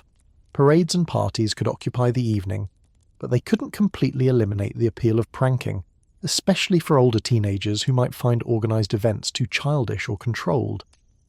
A second strategy was needed, one that addressed the underlying dynamic driving the mischief. This second strategy was audience substitution, fundamentally shifting who Halloween was for. Instead of treating it as a youth holiday where teenagers were the primary actors, communities began deliberately repositioning Halloween as a children's holiday, something for elementary school kids rather than adolescents. This shift was psychological and cultural rather than legal or official, but it was remarkably effective. The logic was straightforward. Little children don't engage in destructive pranks. They're too young, too small, too dependent on adult supervision. If you could successfully make Halloween primarily about young children's activities, supervised by parents, focused on cute costumes and candy, you'd naturally exclude the older teenagers who were causing the problems. The holiday would self-regulate through social pressure. Teenagers who tried to continue their pranking traditions would be seen as ruining things for little kids, which carried social stigma in ways that challenging adult authority didn't. This required changing the narrative around what Halloween was supposed to be. Media coverage shifted to emphasize children's costume parties and trick-or-treating.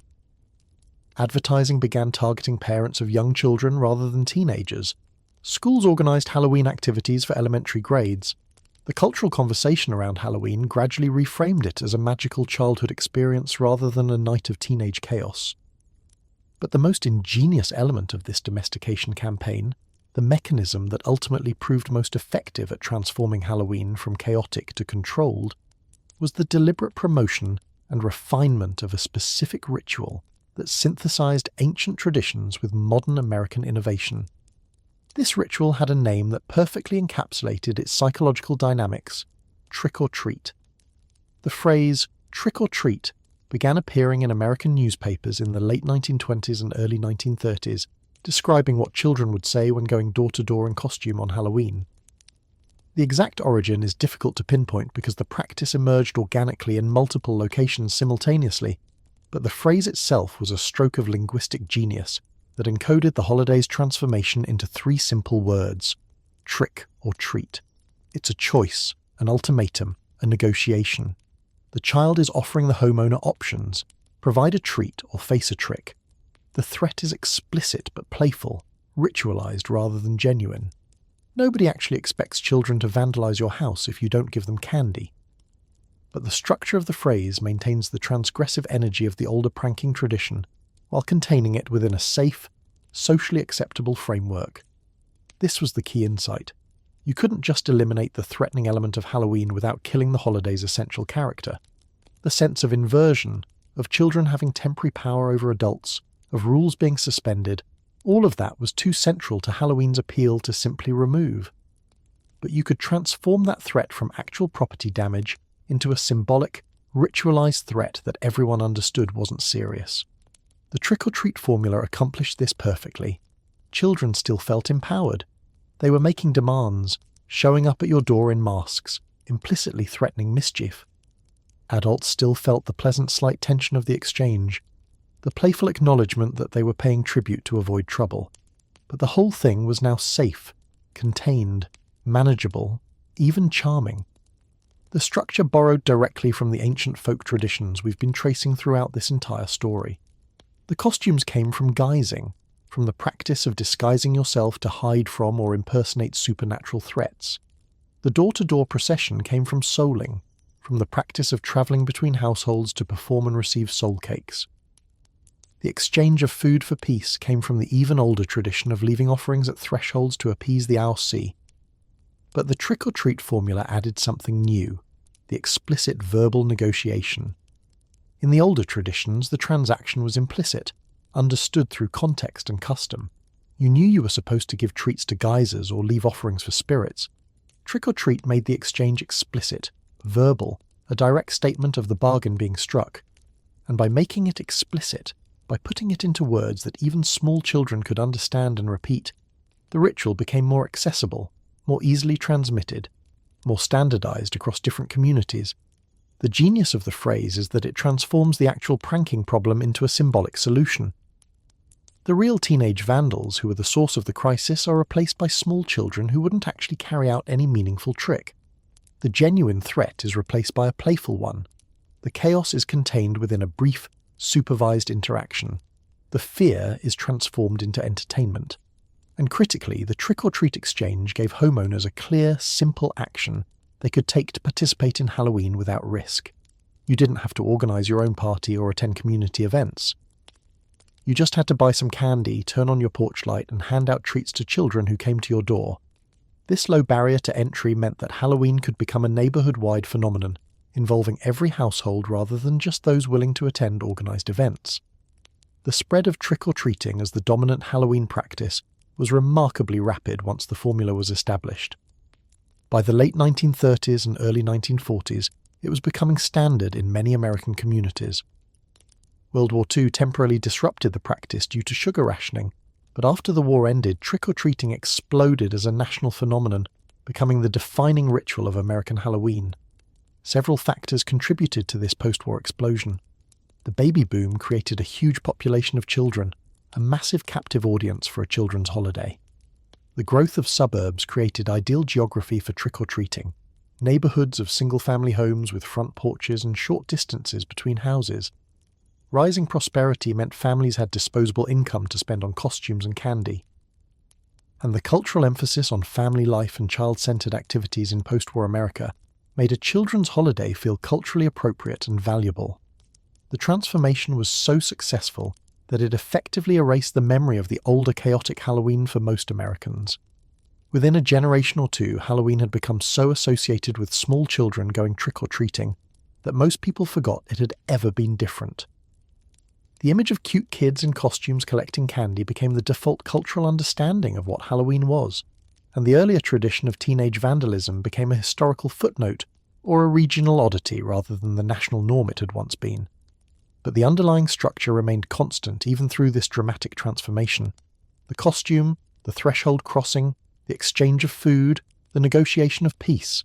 These elements that we can trace back through medieval soul-caking to ancient Celtic offerings to the Alsi were still present, still defining the experience, just reshaped once again to fit new social needs and cultural contexts. The trick-or-treat formula proved so durable because it served multiple functions simultaneously. For children, it was adventure, a rare opportunity to travel through the neighbourhood after dark, to knock on strangers' doors to collect impressive quantities of candy. The ritual gave them agency and temporary power, the chance to make demands of adults and have those demands met. It was exciting, slightly transgressive while being safe, magical in the way that childhood rituals feel magical. For parents, trick-or-treating was convenient and economical. You didn't have to throw an expensive party or take your kids to paid entertainment. You just had to walk them around the neighbourhood for an hour or two. It was community building, a chance to meet neighbours, to participate in shared tradition, and it kept the kids happy and occupied, which is always a parental priority. For homeowners, the ritual was clear and manageable. You knew what was expected. You bought candy, you gave it out, the interaction lasted 30 seconds, everyone left happy. The cost was minimal compared to dealing with property damage, and there was something pleasant about seeing the children's costumes, about participating in community tradition, about being reminded of your own childhood Halloween experiences. The trick-or-treat transaction created a network of small social interactions that reinforced community bonds. Every exchange was a moment of acknowledgement between neighbours, a small expression of trust and reciprocity. The children learned that their community was a safe place where adults would be kind to them. The adults were reminded of the ongoing life of the neighbourhood, the presence of families with children, the cycles of generations, and critically, trick-or-treating resolved the vandalism problem not through suppression but through transformation. The energy that had fueled the pranking, the desire for excitement and inversion, and challenging authority, didn't disappear.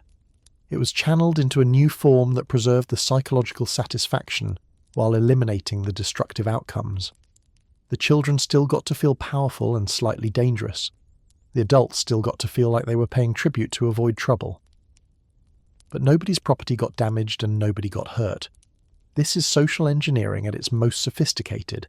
The civic leaders and community organisers who promoted trick-or-treating didn't try to eliminate Halloween's essential character. They understood that the holiday served important psychological and social functions, that simply banning it or trying to make it purely educational and wholesome would fail. Instead, they worked with the holiday's existing structure, its deep patterns, and found ways to preserve what made it appealing while redirecting it toward less problematic expressions.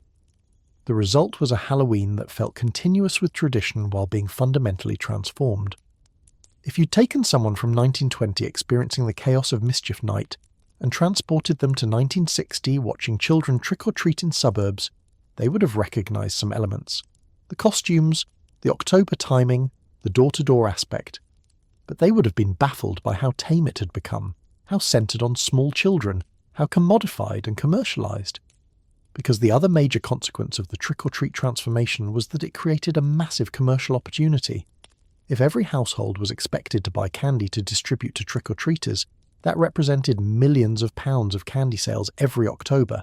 If every child needed a costume, that was a huge market for costume manufacturers. If homes were now supposed to be decorated for the holiday, that created demand for Halloween decorations. The candy industry in particular seized on trick-or-treating as a marketing bonanza.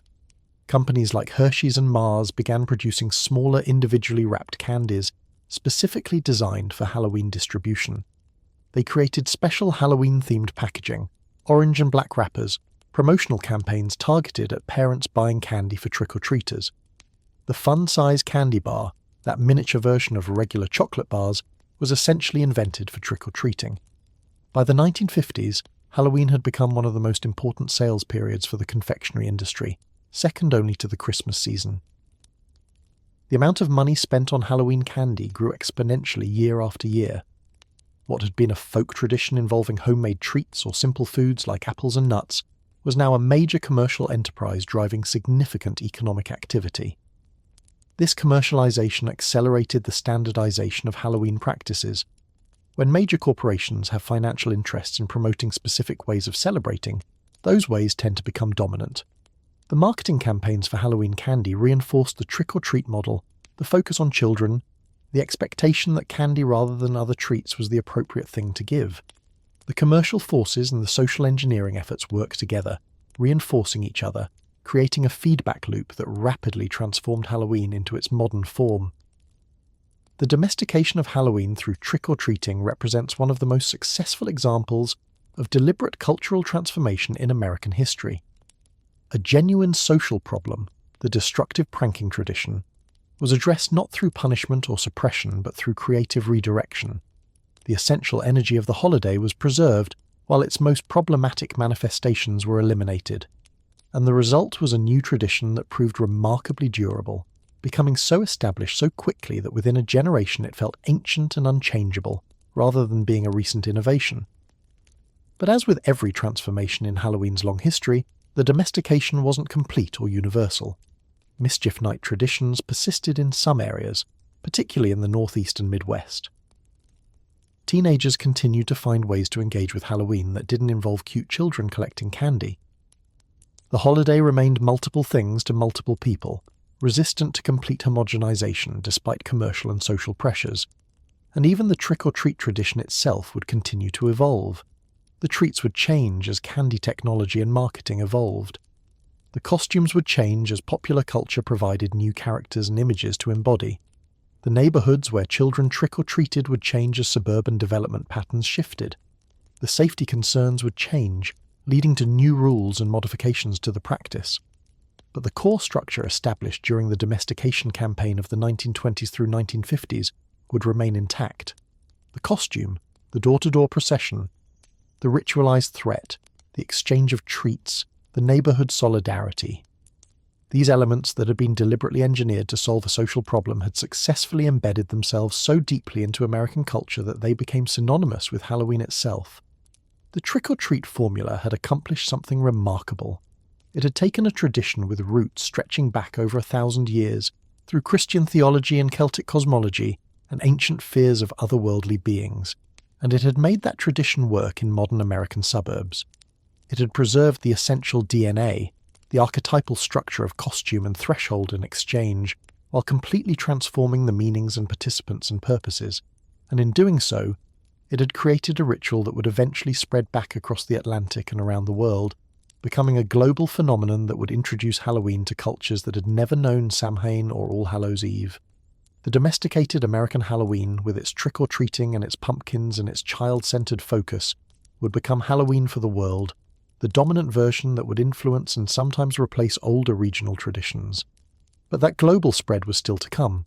For now, in mid-20th century America, Halloween had been successfully tamed, transformed from a night of chaos into a managed celebration that served community needs, while preserving something of the holiday's ancient spirit of inversion and supernatural play. The social engineering had worked. The chaos had been redirected, and trick-or-treat had become the mechanism through which Halloween would continue to evolve, adapt, and thrive in the modern world. The domesticated Halloween of the 1950s and early 1960s, with its cheerful trick-or-treating children and neighborly candy exchanges, represented a kind of peak innocence for the holiday. Communities felt relatively safe, neighbors trusted each other, parents let their children roam freely through neighborhoods collecting treats from people they might not even know personally. The holiday had been successfully transformed from chaotic pranking to wholesome childhood fun, and for a brief window of time, that transformation felt complete and stable. But American society was about to be hit by a wave of anxiety that would fundamentally reshape Halloween once again. This new fear didn't come from supernatural sources or even from teenage vandals. It came from something far more insidious and modern, the fear of random violence from anonymous strangers, the nightmare scenario of predatory evil hiding behind the facade of normal suburban life. And this fear would create a moral panic that would permanently alter Halloween treats, accelerate the holiday's commercialization, and ironically make the celebration more dependent on corporate candy companies than ever before. The panic that would reshape Halloween began brewing in the late 1960s and exploded into full cultural hysteria in the 1970s and 1980s. It centered on terrifying stories that spread through communities like wildfire, amplified by local news media desperate for dramatic content. The stories all followed a similar template. Anonymous strangers were tampering with Halloween candy, embedding razor blades in apples, lacing homemade treats with poison, deliberately trying to harm or kill children through contaminated Halloween goodies. The fear was visceral and immediate.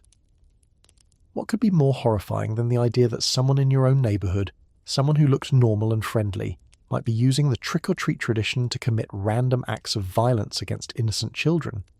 It combined multiple deep anxieties: fear for children's safety, distrust of neighbours and strangers, the sense that society was becoming more dangerous and unpredictable, the nightmare that threats could be hidden in seemingly innocent contexts. Local television news broadcasts led with these stories every October. Newspapers ran dire warnings and advice columns about how to protect your children. Police departments issued statements and offered free X-ray services to scan candy for hidden metal objects. Hospitals opened their facilities for concerned parents to bring Halloween hauls for inspection. The entire institutional apparatus of American society seemed to confirm that yes, this threat was real, and yes, you should be terrified. The stories were specific and detailed enough to feel credible. A child in this city bit into an apple and found a razor blade. A family in that town discovered needles inserted into chocolate bars. Poison was found in candy corn distributed in another community. The details varied, but the pattern was consistent. Ordinary Halloween treats transformed into weapons, neighbourhood trust weaponized against children, and parents responded with appropriate horror. If your child could be killed or maimed by accepting treats from strangers, then the entire trick-or-treat tradition became unacceptably dangerous. Parents began implementing strict rules. They'd inspect every piece of candy before allowing children to eat anything. They'd throw away anything homemade, anything unwrapped, anything that looked even slightly suspicious. Some parents banned trick-or-treating entirely, keeping their children home or only allowing them to visit houses of close friends and relatives. The panic created a genuine crisis for Halloween. The holiday's recently established core ritual, the trick-or-treat exchange between neighbours, was suddenly viewed as a potentially fatal risk. Communities that had just finished solving the vandalism problem through domestication now faced a new threat that seemed to make the holiday itself dangerous, rather than just chaotic. Something had to change, or Halloween might not survive at all.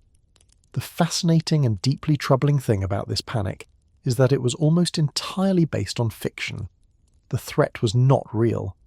Or more precisely, it was so extraordinarily rare as to be essentially non-existent as a meaningful danger to children. The definitive research on this topic was conducted by sociologist Joel Best, who spent years investigating every reported case of Halloween candy tampering he could find in news reports, police records, and medical examinations. Best searched exhaustively through decades of records looking for verified cases where a child had been killed or seriously injured by a contaminated treat received from a stranger during trick-or-treating. His findings were stark and unambiguous. He found none. 0 confirmed cases of random stranger candy tampering causing death or serious injury to children. The few cases that did exist, the actual confirmed instances of poisoned or tampered Halloween treats, had a disturbing pattern.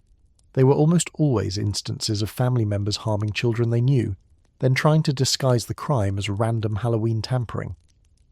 The most infamous case involved a man in Texas who poisoned his own son with cyanide-laced candy in 1974, attempting to claim it was random Halloween tampering to cover up what was actually a murder for insurance money. This wasn't a stranger danger problem. This was domestic violence and child abuse being falsely attributed to Halloween. The supposed razor blades in apples, most reports were never verified. Those that were investigated often turned out to be hoaxes, pranks by teenagers or even children themselves seeking attention or trying to get out of school. The few legitimate cases of sharp objects found in treats were typically minor incidents with no serious injury, and many appeared to be the result of accidents or pranks rather than serious attempts to cause harm.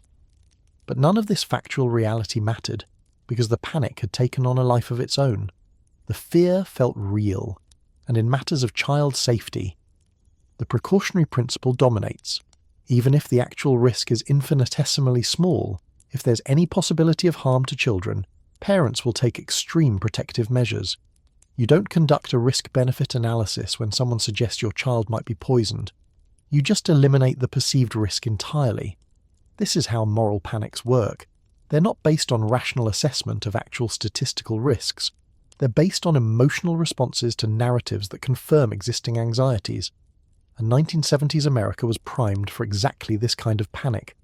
Crime rates were rising, social trust was declining, the optimism of the 1950s and early 1960s had given way to cynicism and fear. Urban legends about dangerous strangers and hidden threats proliferated. The Halloween sadism panic fit perfectly into this broader cultural mood of anxiety and suspicion. The panic created a crisis, but it also created an opportunity, and the entities best positioned to capitalize on that opportunity were the large candy manufacturers who had already been profiting from Halloween for decades. Because the solution to the candy tampering panic, the way to make parents feel safe again, was obvious. Only accept treats that came in factory-sealed, commercially produced packaging. If it came from a major brand name company, it was safe. If it was homemade or wrapped in anything that could be opened and resealed, it was potentially dangerous. This was a spectacular marketing gift to the candy industry. The panic effectively eliminated all their competition.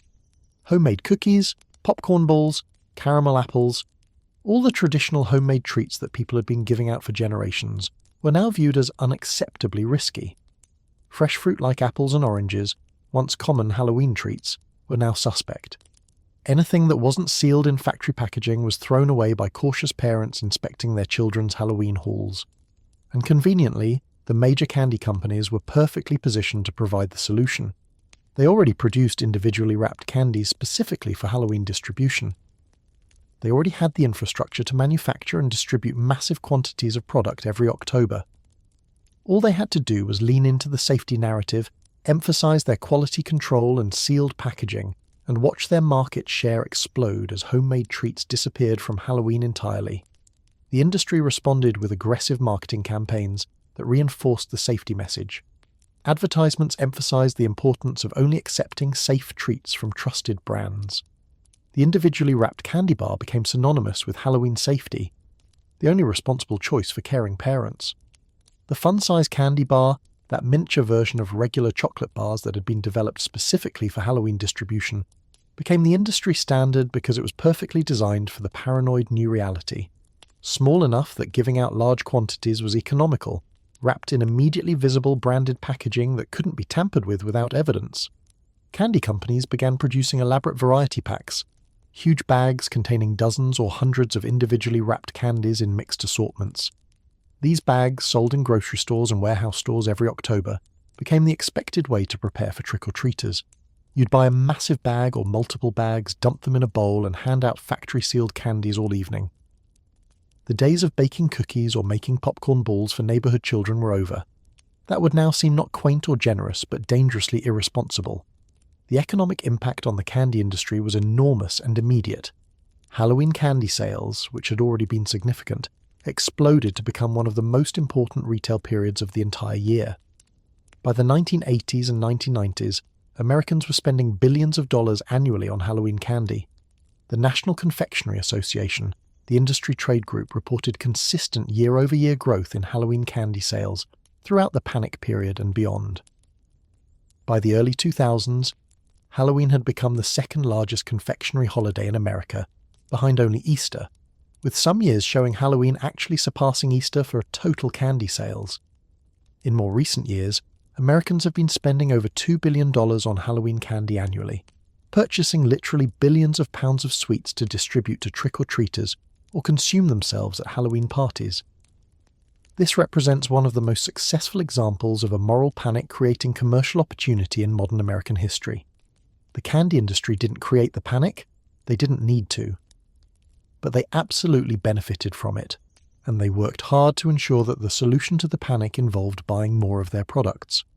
The factory-sealed wrapper became a symbol of safety, trust, and responsible parenting, and that symbol happened to only be available through major corporate candy manufacturers. The commercialization accelerated by the safety panic extended far beyond just candy. If Halloween was becoming a major retail event, an occasion when parents felt obligated to spend money to participate properly, then every industry, even tangentially connected to the holiday, saw opportunities. The costume industry exploded, moving from small-scale local production to mass-manufactured costumes based on licensed characters from movies and television. Decoration manufacturers created entire product lines of Halloween-specific decorations, from simple paper cutouts to elaborate animated displays. The retail calendar began to reflect Halloween's growing commercial importance. Stores started dedicating significant floor space to Halloween merchandise, creating seasonal sections that would appear in early September or even late August. The Halloween retail season lengthened, with some stores keeping Halloween merchandise available for 2 full months before the holiday. The visual language of Halloween became standardized and commercialized, with specific color palettes, specific imagery, specific aesthetic choices that were promoted and reinforced by corporate marketing. Orange and black became the official Halloween colors, promoted consistently across all merchandise and marketing. The imagery became standardized around a specific set of icons: jack-o'-lanterns, witches, black cats, bats, skeletons, ghosts, haunted houses. These images were mass-produced on every conceivable product, creating a unified Halloween aesthetic that was recognizable globally. The corporate standardization of Halloween's visual language was so complete that regional variations and older folk traditions were largely overwhelmed by the commercial version. The mega retailers and big box stores became central to Halloween celebration. Stores like Walmart, Target, Costco, these became the default destinations for Halloween shopping. They offered everything you needed in one location: costumes, candy in bulk, decorations, party supplies. The convenience and economy of scale made them dominant players in Halloween commerce, and their aesthetic choices, the products they chose to stock, essentially determined what Halloween would look like for millions of Americans. This corporate standardization had both positive and negative effects. On the positive side, it made Halloween more accessible and affordable for many families. Mass production lowered costs. You could buy a complete Halloween celebration kit, costume plus decorations plus candy, for a relatively modest investment. The standardization also created a shared cultural experience. Kids across the country were wearing similar costumes, seeing similar decorations, eating similar candy. This created common ground, shared references, a unified Halloween culture. On the negative side, the commercialization reduced creativity and local variation. Why make your own costume when you could buy a better-looking one for $20? Why carve unique decorations when you could buy professionally designed ones? The folk creativity that had always been part of Halloween, the homemade costumes and locally specific traditions and family recipes, began to decline as purchased alternatives became the default. The safety panic also changed the nature of trick-or-treating itself in ways that went beyond just the treats.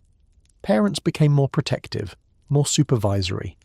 The free-range childhood experience of roaming the neighborhood with friends, knocking on strangers' doors without adult supervision, that began to disappear. Parents accompanied children, watched every interaction, restricted trick-or-treating to houses of people they knew personally, or to organized events in controlled environments like shopping malls. Some communities responded to the safety concerns by creating alternatives to traditional neighborhood trick-or-treating. Trunk-or-treat events became popular, where families would gather in a parking lot, decorate their car trunks, and children would go from car to car collecting pre-approved treats in a controlled, supervised environment. These events were undeniably safer, but they also fundamentally changed the nature of the holiday, removing the neighborhood exploration aspect, the slight risk and adventure that had made trick-or-treating exciting. The modern fear that drove all these changes was qualitatively different from the ancient fears that had created Samhain, or the medieval fears that had shaped All Hallows Eve. The Celts feared the Owl-Sea, powerful supernatural beings from another dimension. Medieval Christians feared damnation and purgatory, the fate of their souls in the afterlife. Early Americans feared teenage vandals disrupting community order, but late 20th century Americans feared something that felt more insidious: the anonymous human monster, the predatory stranger who looked normal but harbored evil intentions, the threat that couldn't be identified or predicted or avoided through traditional means. This was a fear born from urban legends, from sensationalized media coverage, from the breakdown of community trust and social cohesion. It was a fear of other people, specifically of other people you didn't know well, but had to interact with as part of modern life. And the response to this modern fear was characteristically modern: demand corporate intervention and institutional protection. If you couldn't trust your neighbors, You could trust major corporations with reputations to protect and quality control procedures to maintain. If you couldn't trust homemade treats, you could trust factory-sealed products with ingredients lists and batch numbers and company liability. The solution to social fear was corporate mediation, replacing direct human trust with trust in commercial systems. This represents a fundamental shift in how Americans related to Halloween and to each other. The holiday had always been about community, about neighbours interacting, about local traditions and personal connections. But the safety panic and its commercial resolution transformed Halloween into something more transactional, more mediated by corporate entities, less dependent on personal relationships and community trust. The irony is that this transformation happened in response to a threat that barely existed. The poison candy panic was almost entirely fictional, an urban legend that somehow convinced an entire nation to fundamentally restructure a major cultural tradition. Future sociologists and folklorists would study the Halloween sadism panic as a textbook example of how moral panics operate, how fears can become socially real even when they're statistically baseless, how entire industries can be transformed by collective anxiety. But for the people living through it, for the parents making decisions about their children's safety in the 1970s and 1980s, the academic reality that the threat was exaggerated didn't matter. The fear felt real, the stories seemed plausible, and in the arena of child safety, you don't take chances. Better to overreact to a fictional threat than to underreact to a real one, even if the cost of that overreaction is the transformation of a folk tradition into a commercial enterprise. The commercial Halloween that emerged from this panic would prove remarkably durable and profitable. The candy industry had successfully positioned itself as essential to Halloween celebration. The fun-size candy bar, the variety pack, the massive bags of individually wrapped sweets, these became permanent fixtures of American Halloween. The ritual of buying candy specifically for trick-or-treaters became as much a part of Halloween as carving pumpkins or wearing costumes, and the visual language, the standardized aesthetic promoted by corporate marketing, became the global face of Halloween. When the holiday eventually spread internationally, when people in Japan or Germany or Mexico encountered Halloween, they encountered the commercial American version, the version shaped by corporate interests and safety panics and mass production. The orange and black colour scheme, the specific set of symbols and images, the expectation of store-bought costumes and factory-produced candy, all of this became Halloween for much of the world. The transformation was so complete that most Americans today have no memory of pre-panic Halloween, no experience with homemade treats or unsupervised trick-or-treating, or the older, less commercialized version of the holiday. For people born after 1980 or so, commercial Halloween is the only Halloween they've ever known. The factory-sealed candy bar is just how Halloween works, not a recent innovation driven by moral panic, but a natural and inevitable feature of the celebration. This is how traditions change in the modern era. Not gradually over centuries through slow cultural evolution, but rapidly through the interaction of media-driven panics, corporate responses, and changed consumer behavior. A single decade of moral panic was enough to permanently restructure Halloween's treat economy, to eliminate generations of folk practice, to commercialize what had been a largely non-commercial neighborhood tradition. And the most remarkable thing is that the holiday survived and even thrived through this transformation. Despite the loss of homemade treats, despite the increased commercialization, despite the reduced neighborhood trust and increased parental supervision, Halloween remained enormously popular. Children still loved trick-or-treating, even in its more controlled, commercialized form. Adults still enjoyed decorating and distributing candy, even when that meant buying products rather than creating them. The resilience of the holiday, its ability to maintain appeal even through dramatic transformations, speaks to how deeply the underlying structure resonates with human needs. The costume, the threshold crossing, the exchange, the community participation, these archetypal elements remained powerful enough to sustain the holiday, even when everything else changed. You could take away the homemade treats and replace them with corporate candy, and Halloween would adapt. You could add paranoid safety precautions, and Halloween would incorporate them. You could commercialize every aspect of the celebration, and Halloween would continue. The ancient Celtic festival of Samhain had survived Christianization, survived the Protestant Reformation, survived the Atlantic crossing, survived domestication, and now it had survived commercialization and moral panic. The specific form changed radically with each transformation, but the deep structure persisted. The holiday continued to serve functions that apparently couldn't be satisfied any other way. The seasonal acknowledgement of autumn and darkness, the playful engagement with fear and death, the community ritual that brought neighbours together, the inversion that allowed children temporary power over adults. The panic and the industrial response had added another layer to Halloween's already complex history.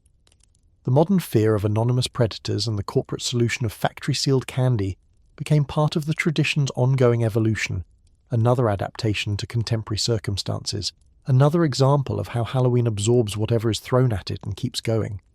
The trick-or-treat exchange survived by becoming more commercial, more standardized, more dependent on corporate mediation, but it survived, and that survival ensured that Halloween would continue to evolve, continue to adapt, continue to find new forms appropriate to new contexts while maintaining its essential character. While Halloween was being domesticated and commercialized in American neighborhoods, another transformation was happening on movie screens that would ultimately prove just as influential in shaping the modern holiday. Cinema was creating a new kind of folklore, a new mythology of monsters and fears that would gradually replace the supernatural beings of older traditions. The Alcee and wandering souls and Christian demons were fading from popular belief, but Hollywood was providing replacement monsters, new archetypes of terror that would become the dominant imagery of Halloween for the 20th and 21st centuries.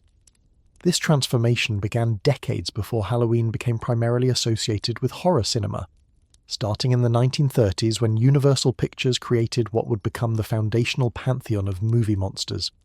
The studio took characters from 19th century Gothic literature, Dracula and Frankenstein's monster, and the Mummy and the Wolfman, and gave them their definitive visual forms, the looks that would become so iconic that they'd completely replace any previous interpretations.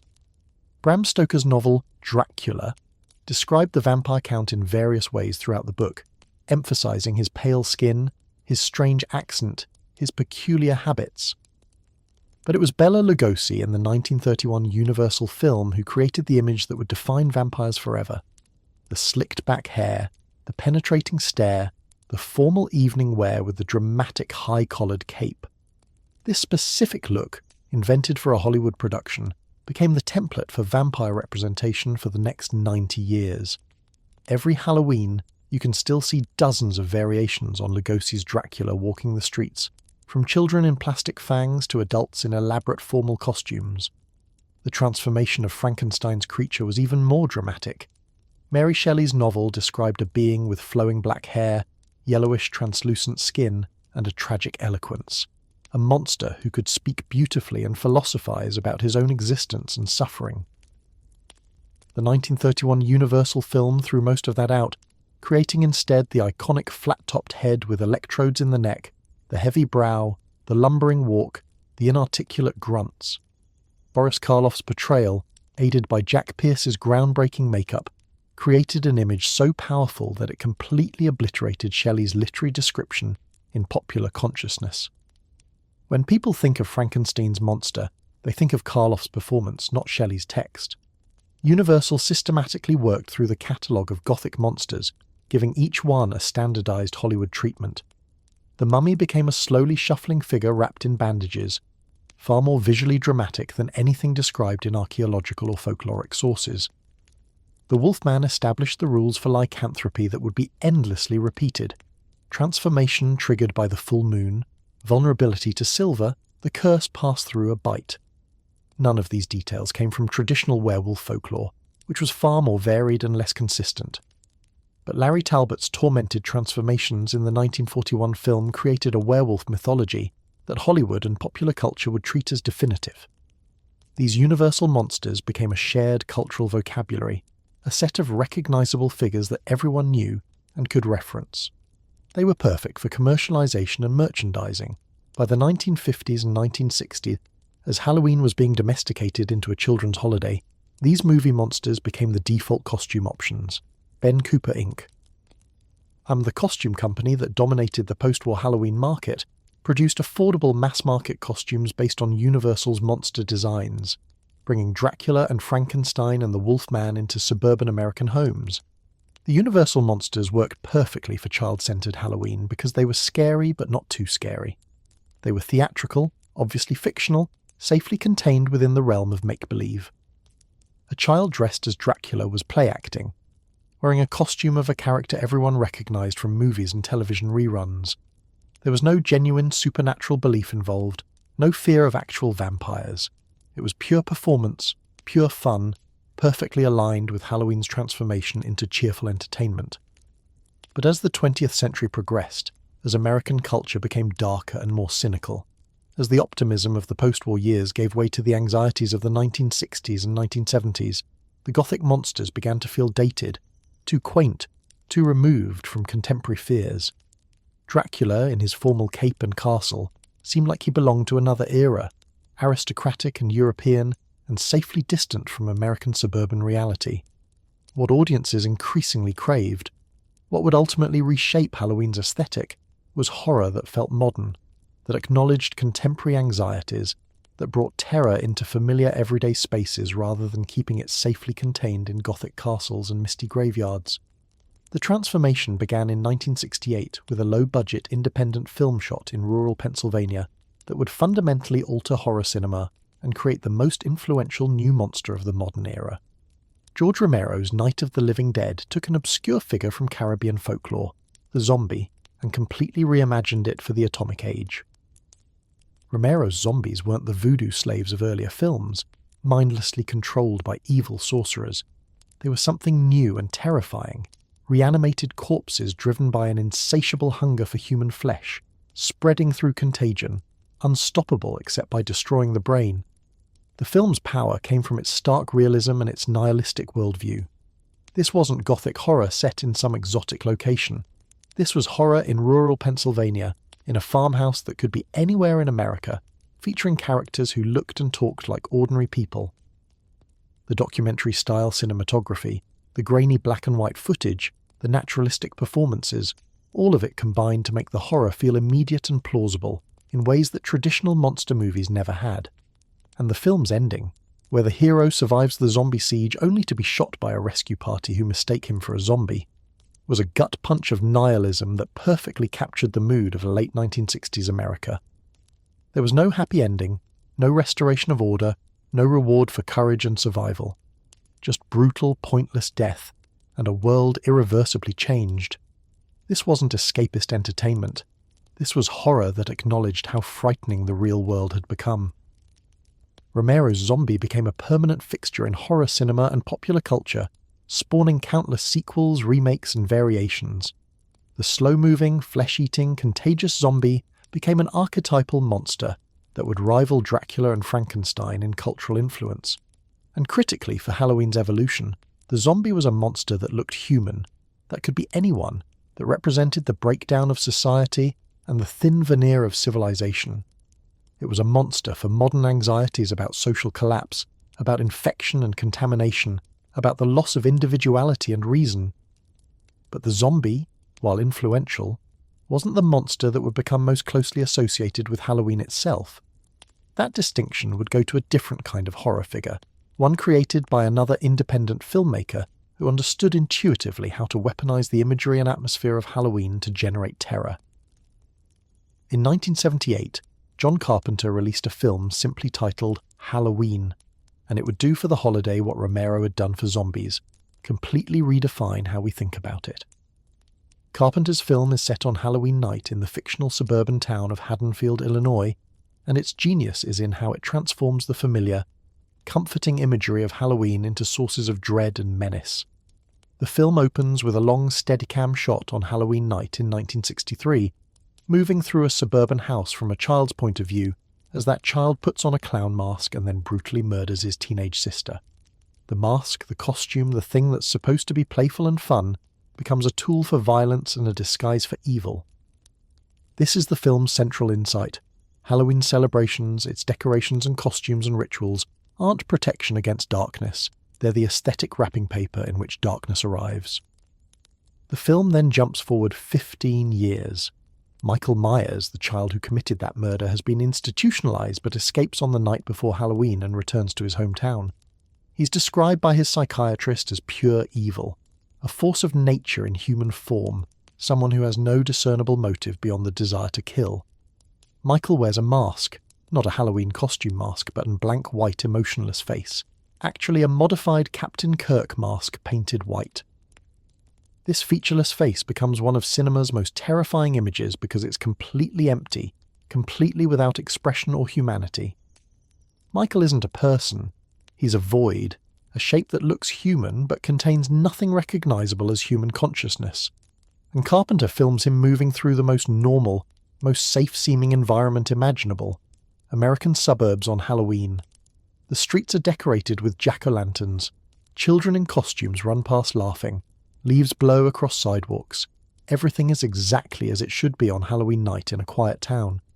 Except Michael is there, standing motionless in the background of shots, watching from behind hedges, his white mask barely visible in the shadows. The familiar becomes uncanny, threatening, unstable. The film's score, composed by Carpenter himself, is minimalist and relentless, a simple repeating piano melody in an unusual time signature that creates sustained tension throughout the film. That music has become as iconic as the Halloween holiday itself, instantly recognizable, forever associated with the feeling of dread and pursuit. Every haunted house and Halloween attraction uses variations of that score because Carpenter successfully made music that sounds like Halloween feels, or at least how Halloween feels when it's scary rather than fun. Halloween created the template for the slasher film, the horror subgenre that would dominate the late 1970s and 1980s. The basic structure, a masked or disguised killer stalks and murders a group of teenagers, usually on a significant date or at a significant location, with a final girl surviving to confront the killer in a climactic showdown. This formula would be repeated endlessly in films like Friday the 13th, A Nightmare on Elm Street, Scream, and dozens of lesser-known slashers, creating a whole subgenre built around the conventions Carpenter established. But more importantly for our purposes, Halloween permanently linked the holiday itself with horror cinema in a way that hadn't existed before. The film made Halloween scary again, not in a supernatural sense, but in a visceral, violent, immediate sense. It reclaimed some of the genuine fear that had been lost when Halloween was domesticated into a children's candy holiday. And it created a new aesthetic, a new way of experiencing Halloween through cinema that would influence how people decorated, how they threw parties, what costumes they chose, how they thought about the holiday. The slasher films of the late 1970s and 1980s gave Halloween a new mythology, a new set of monsters and archetypes. Instead of Dracula and Frankenstein, you had Michael Myers and Jason Voorhees and Freddy Krueger. These weren't supernatural beings from folklore or Gothic literature. They were human, or at least human-shaped, killers who operated in contemporary settings, in summer camps and suburban neighborhoods and high schools. They made horror feel immediate and local rather than distant and exotic. And critically, these new monsters weren't tied to any particular religious or folkloric tradition. The Universal monsters had European Gothic roots, connections to specific cultural traditions. But the slasher killers were purely cinematic creations, products of Hollywood imagination rather than adaptations of existing mythology. This made them perfect for the increasingly secular commercial Halloween. You didn't need to know anything about vampire folklore or medieval superstitions to understand Michael Myers. You just needed to have seen the movie, or at least seen images from it. The horror film industry and Halloween began feeding off each other in a symbiotic relationship. Horror films used Halloween as a setting because the holiday provided instant atmosphere, built-in visual aesthetics, and associations with fear and darkness. Halloween celebrations began incorporating horror film imagery because the films provided ready-made scary imagery that was modern, recognizable, and commercially available. The two phenomena became increasingly intertwined until they were essentially inseparable in popular consciousness. This represented a fundamental shift in how Halloween generated its scares. The ancient Celts had been afraid of the Aussee, genuinely believing in supernatural beings from another dimension. Medieval Christians had feared judgment, damnation, the fate of souls in purgatory. Early 20th century Americans had feared teenage vandals disrupting social order. Mid-century Americans had feared poisoned candy and anonymous predators. But late 20th century Americans were consuming fear as entertainment, paying money to be scared by fictional stories that they knew weren't real. This is the fifth mode of fear, the cinematic fear, fear that's been aestheticized and commodified and transformed into a consumer product. You watch a horror film to feel scared, but it's a controlled fear, a safe fear, a fear you can turn off by leaving the theatre or switching off the television. The fear is the point, the pleasure, the commodity being sold. Horror cinema created a way to experience fear without actual risk, to play with terror in a completely safe environment, and this cinematic fear became the dominant mode of Halloween experience for adolescents and adults. Children might still experience Halloween as a fun costume and candy holiday, but teenagers and adults increasingly experienced it through horror films, through deliberately seeking out scary movies and haunted attractions and experiences designed to terrify them in controlled, entertaining ways. Halloween became a night to consume fear, to pay for experiences that would frighten you, to test your courage against fictional threats. This transformation had profound implications for Halloween's cultural function. The holiday had always been about confronting darkness and death and fear, about marking the transition into the dark half of the year, about acknowledging mortality and supernatural possibility. But the form that confrontation took had completely changed. Instead of ritual protections against genuine supernatural threats, you had entertainment consumption. Instead of offerings to appease otherworldly beings, you had ticket purchases to see horror films. The Aussie had been replaced by cinematic monsters. The theological concerns about purgatory and salvation had been replaced by slasher film plots. The folk tradition of storytelling around fires, of passing down cautionary tales and supernatural legends, had been replaced by the industrial production of horror cinema. The function remained similar, providing narratives about danger and death, creating shared experiences of controlled fear, but the mechanisms were completely different. This shift from folklore to cinema as the primary source of scary stories represents one of the most significant cultural transformations of the 20th century, and Halloween became the primary site where this transformation was visible. The holiday became a showcase for cinematic folklore, a celebration of movie-based mythology, an acknowledgement that in modern America, Hollywood had taken over the role that oral tradition and folk storytelling had played for millennia. The horror film industry recognized Halloween as a crucial marketing opportunity. Studios began timing their horror film releases to coincide with Halloween, creating an annual tradition of Halloween horror movie releases that continues today. Home video and streaming services created Halloween-themed programming and recommendations, curating horror film marathons and collections. Television networks ran horror movie marathons throughout October, building anticipation for Halloween night itself. The commercial symbiosis extended beyond just films. Horror film characters became costume options, licensed and mass-produced. Michael Myers masks and Freddy Krueger gloves became standard Halloween merchandise. Decorations featuring horror film imagery filled stores. The visual language of Halloween was increasingly influenced by cinematic horror rather than traditional folklore. A modern Halloween decoration is more likely to feature Jigsaw from Saw or zombies from The Walking Dead than traditional folk figures like witches or jack-o'-lanterns, though those persist as well. Haunted attractions, the commercial haunted houses that operate throughout October, became increasingly elaborate and sophisticated, essentially creating live-action horror films that customers could walk through. These attractions borrowed heavily from horror cinema aesthetics, creating environments and scenarios inspired by popular films. The actors working in these haunted houses weren't performing folk traditions. They were embodying cinematic characters and recreating movie scares in three-dimensional interactive environments. This cinematic colonization of Halloween wasn't total or universal. The children's Halloween of trick-or-treating and cute costumes and candy continued alongside the adult Halloween of horror films and haunted attractions and scary parties. The two versions of the holiday coexisted, sometimes in the same households, with parents taking young children trick-or-treating early in the evening and then watching horror films after the kids went to bed. But the cinematic influence changed even the children's version in subtle ways. Costumes became increasingly based on popular media rather than traditional Halloween figures. Instead of being a generic witch or ghost, children wanted to be specific characters from movies or television shows, whether those were horror-adjacent like Ghostbusters or not scary at all like princess characters or superheroes. The commercialization of childhood itself, the saturation of children's culture with branded media properties, made Halloween just another site for displaying media fandom rather than engaging with folkloric traditions. The transformation of Halloween through cinema parallels the broader transformation of how modern societies create and transmit cultural narratives. Oral tradition and folk storytelling The methods that had sustained Samhain and All Hallows Eve for centuries have largely been replaced by mass media and commercial entertainment.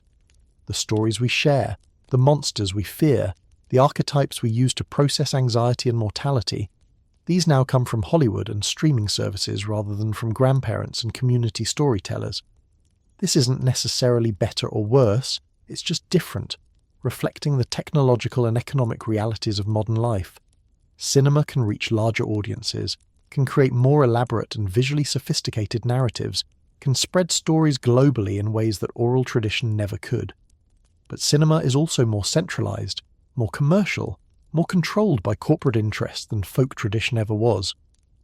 The monsters are designed by committees and focus groups rather than emerging organically from community experiences and beliefs. John Carpenter's Halloween stands as a crucial pivot point in this transformation, the moment when a filmmaker successfully weaponized the holiday itself, turned its comfortable suburban imagery into the aesthetic wrapping for terror, and created a new template for how horror could work in modern settings. The film demonstrated that you didn't need gothic castles or supernatural monsters to create genuine dread. You just needed a white mask, a suburban street, some fallen leaves, and a slow, relentless pursuit through spaces that were supposed to be safe. The film's influence extended beyond just horror cinema. It changed Halloween itself, changing how people experienced the holiday, what they thought it was for, what feelings it was supposed to generate.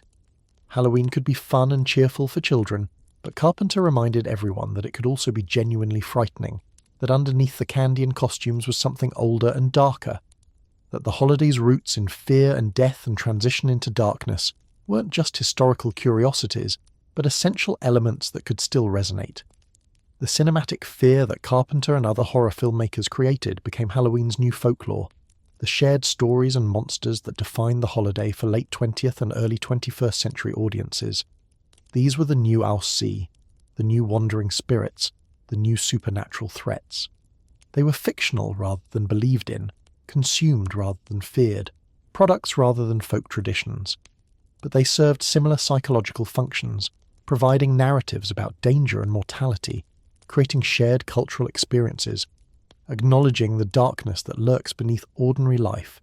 And just as the ancient Celts had carved turnips to ward off supernatural threats, modern Americans carved pumpkins and decorated their homes with imagery from horror films, using cultural products to mark their participation in the ongoing tradition of acknowledging fear, darkness, and death as autumn deepened and the year moved toward its end. The forms changed radically, but the deep structure persisted, the human need to mark the season's turning, to confront mortality through ritual and narrative, to create community through shared experiences of controlled fear. By the late 20th century, Halloween had become so thoroughly American, so shaped by American commercial interests and cultural contexts, that it seemed like a distinctly American holiday, with only historical connections to its Celtic and European origins. But something remarkable was about to happen. The American version of Halloween, with its trick-or-treating and pumpkins and commercial aesthetics, was about to spread back across the world, becoming a global phenomenon that would be adopted, adapted, and remixed by cultures that had never celebrated Samhain or All Hallows Eve. This global expansion was driven primarily by American cultural influence through media and commerce. Hollywood films and television shows depicting Halloween celebrations were exported worldwide, creating awareness and interest in the holiday among international audiences. American companies expanding into global markets brought Halloween merchandise and marketing campaigns with them, and the internet, particularly social media, allowed Halloween imagery and practices to spread virally across cultural and geographic boundaries. But this wasn't simply American cultural imperialism imposing a holiday on unwilling populations. The global adoption of Halloween was selective, creative, and often quite different from the American source material. Each culture that encountered Halloween took what appealed to them, ignored what didn't fit, and added their own elements to create hybrid celebrations that were neither purely American nor purely local, but genuinely something new. The most spectacular and surprising example of Halloween's global transformation happened in Japan, where the holiday exploded in popularity in the early 21st century, despite having absolutely no historical or cultural connection to Japanese traditions. Japan had no Celtic heritage, no Christian All Saints' Day, no tradition of autumn harvest festivals involving supernatural themes. Halloween arrived as a complete import, a purely foreign cultural product, and yet by the 2010s, Halloween had become a major event in Japanese urban culture, particularly in Tokyo. But Japanese Halloween is fascinatingly different from its American source. The trick-or-treating element, so central to American Halloween, is almost completely absent in Japan. Children don't go door-to-door collecting candy because that practice doesn't fit with Japanese cultural norms around privacy, community interaction, and childhood behaviour. The idea of knocking on strangers' doors and demanding treats would feel inappropriate, uncomfortable, potentially rude in Japanese social context. Instead, Japanese Halloween became almost exclusively about costumes and public gathering, particularly in urban entertainment districts like Shibuya in Tokyo. On Halloween night, hundreds of thousands of people, mostly young adults, converge on these areas dressed in elaborate costumes. But here's what's remarkable. They're not going anywhere specific. There's no parade route, no official event, no organised activity. They're simply gathering to see and be seen, to show off their costumes, to take photographs, to experience being part of a massive spontaneous celebration. The costumes themselves reflect Japan's existing enthusiasm for cosplay, the practice of dressing as characters from anime, manga, and video games. Halloween provided a convenient excuse to engage in cosplay on a massive public scale. A socially sanctioned night when wearing elaborate costumes in public spaces was not just acceptable, but expected and celebrated. The holiday was stripped of its supernatural elements, its trick-or-treating, its candy, its connection to death or harvest or seasonal transition, and reduced to its core costume element, which was then amplified and celebrated with particularly Japanese enthusiasm. Japanese businesses capitalized on this phenomenon, particularly theme parks like Tokyo Disneyland and Universal Studios Japan, which began hosting Halloween events in the late 1990s. These events introduced Halloween to Japanese audiences in a controlled, family-friendly context, presenting it as an American cultural curiosity that was fun and photogenic. The commercial promotion created awareness and interest, which then exploded into the massive street celebrations that now define Japanese Halloween. The Shibuya Halloween gathering became so large and sometimes so chaotic that it created genuine civic management challenges. In recent years, the Tokyo government has had to implement crowd control measures, close streets to vehicle traffic, and deal with occasional vandalism and public disorder. Ironically, Japanese Halloween developed some of the same youth chaos problems that American Halloween had experienced in the 1920s and 1930s, though the specific manifestations were different and culturally specific. What makes Japanese Halloween so interesting from a cultural evolution perspective is how it demonstrates the core transferable elements of the holiday. When everything else is stripped away, when the historical context and religious meaning and even the core rituals like trick-or-treating are removed, what remains is costume, public gathering, and the sanctioned suspension of normal rules for one night. That turned out to be enough. Those elements alone were sufficient to create a compelling celebration that could be adopted and enthusiastically embraced by a culture with no prior connection to the tradition.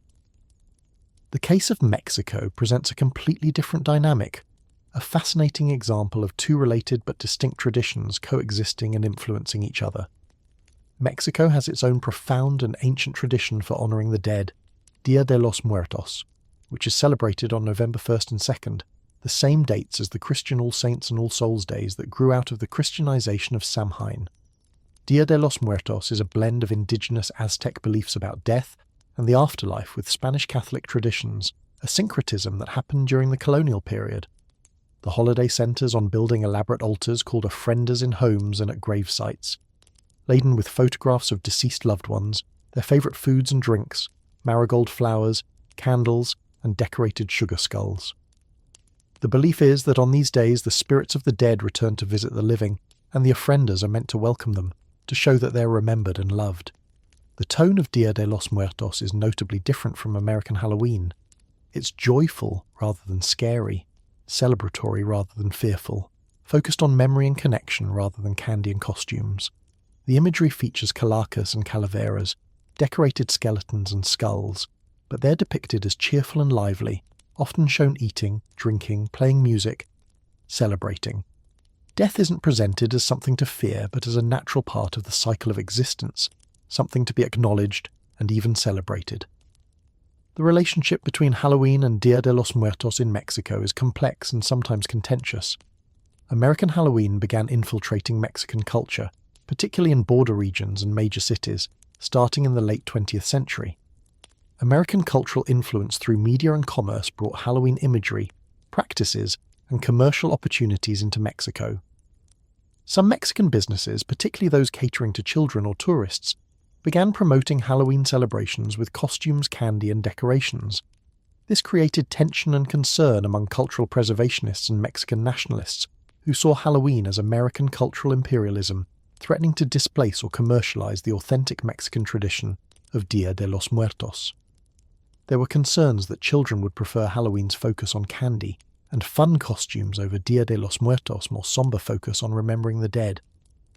Some critics argued that Halloween was a shallow commercial holiday trying to replace a profound spiritual tradition, but what actually happened was more interesting and nuanced than simple displacement. In many Mexican communities, particularly in urban areas, both holidays are now celebrated, coexisting rather than competing.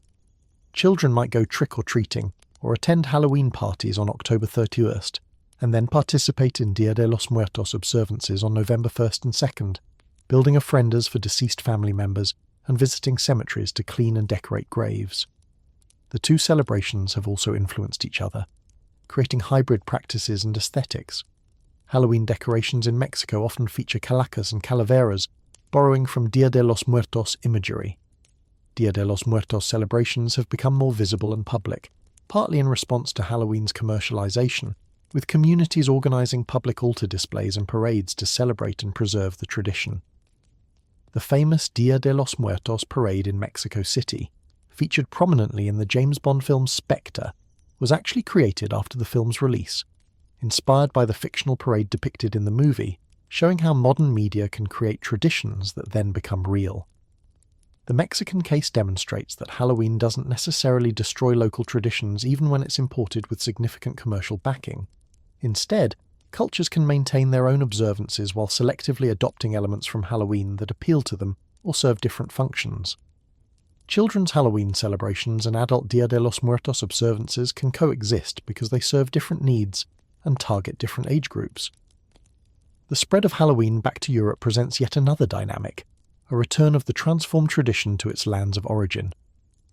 In countries like England, Ireland, and Scotland, where the holiday had originated in various forms, the American commercial Halloween arrived as something both familiar and foreign.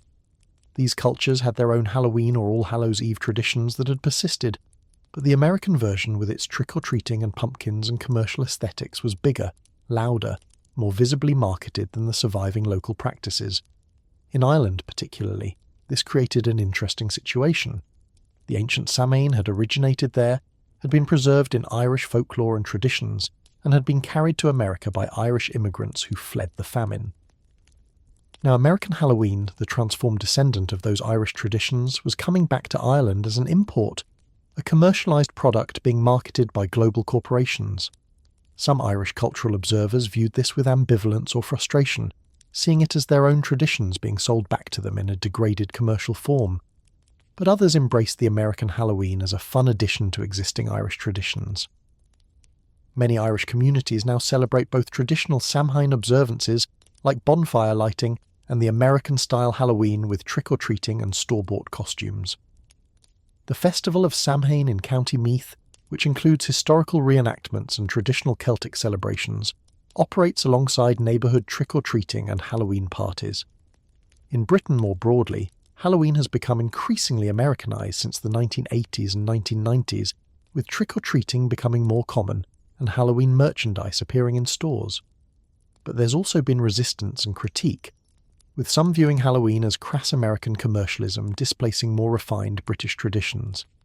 The British celebration of Bonfire Night on November 5th, commemorating the failed gunpowder plot of 1605, has sometimes been overshadowed by the earlier and more commercial Halloween, leading to complaints about American cultural influence.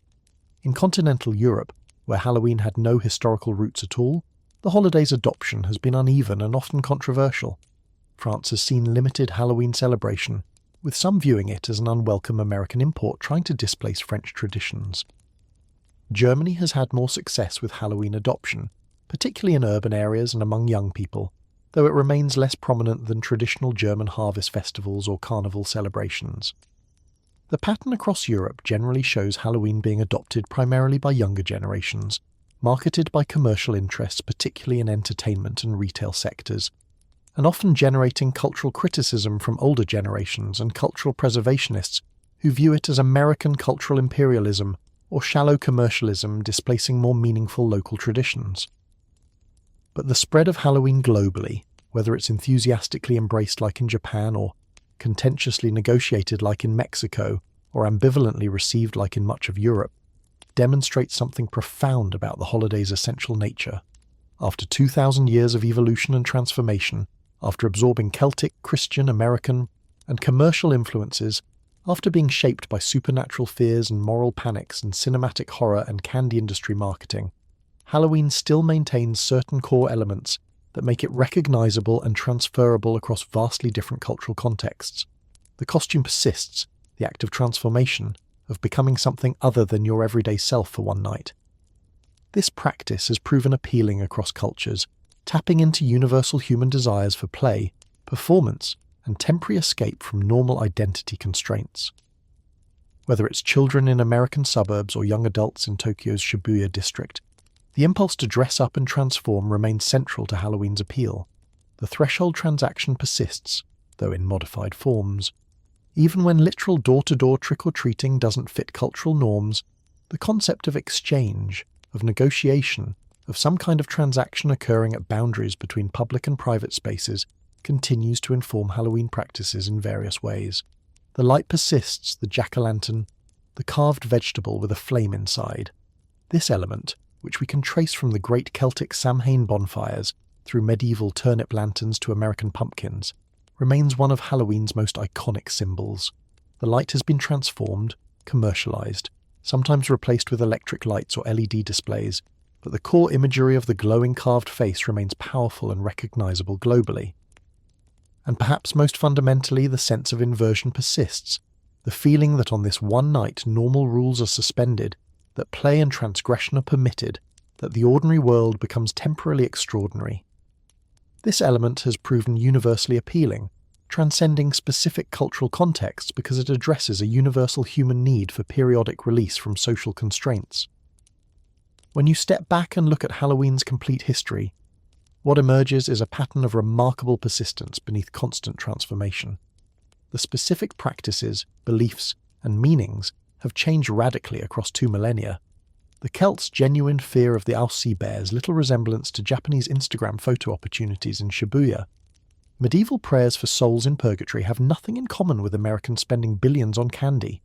The ancient need fire kindled by druids seems worlds away from battery-operated plastic jack-o'-lanterns sold at Walmart, and yet, the thread connects. The costume is still the costume, descended from guising, descended from protective disguise against supernatural beings.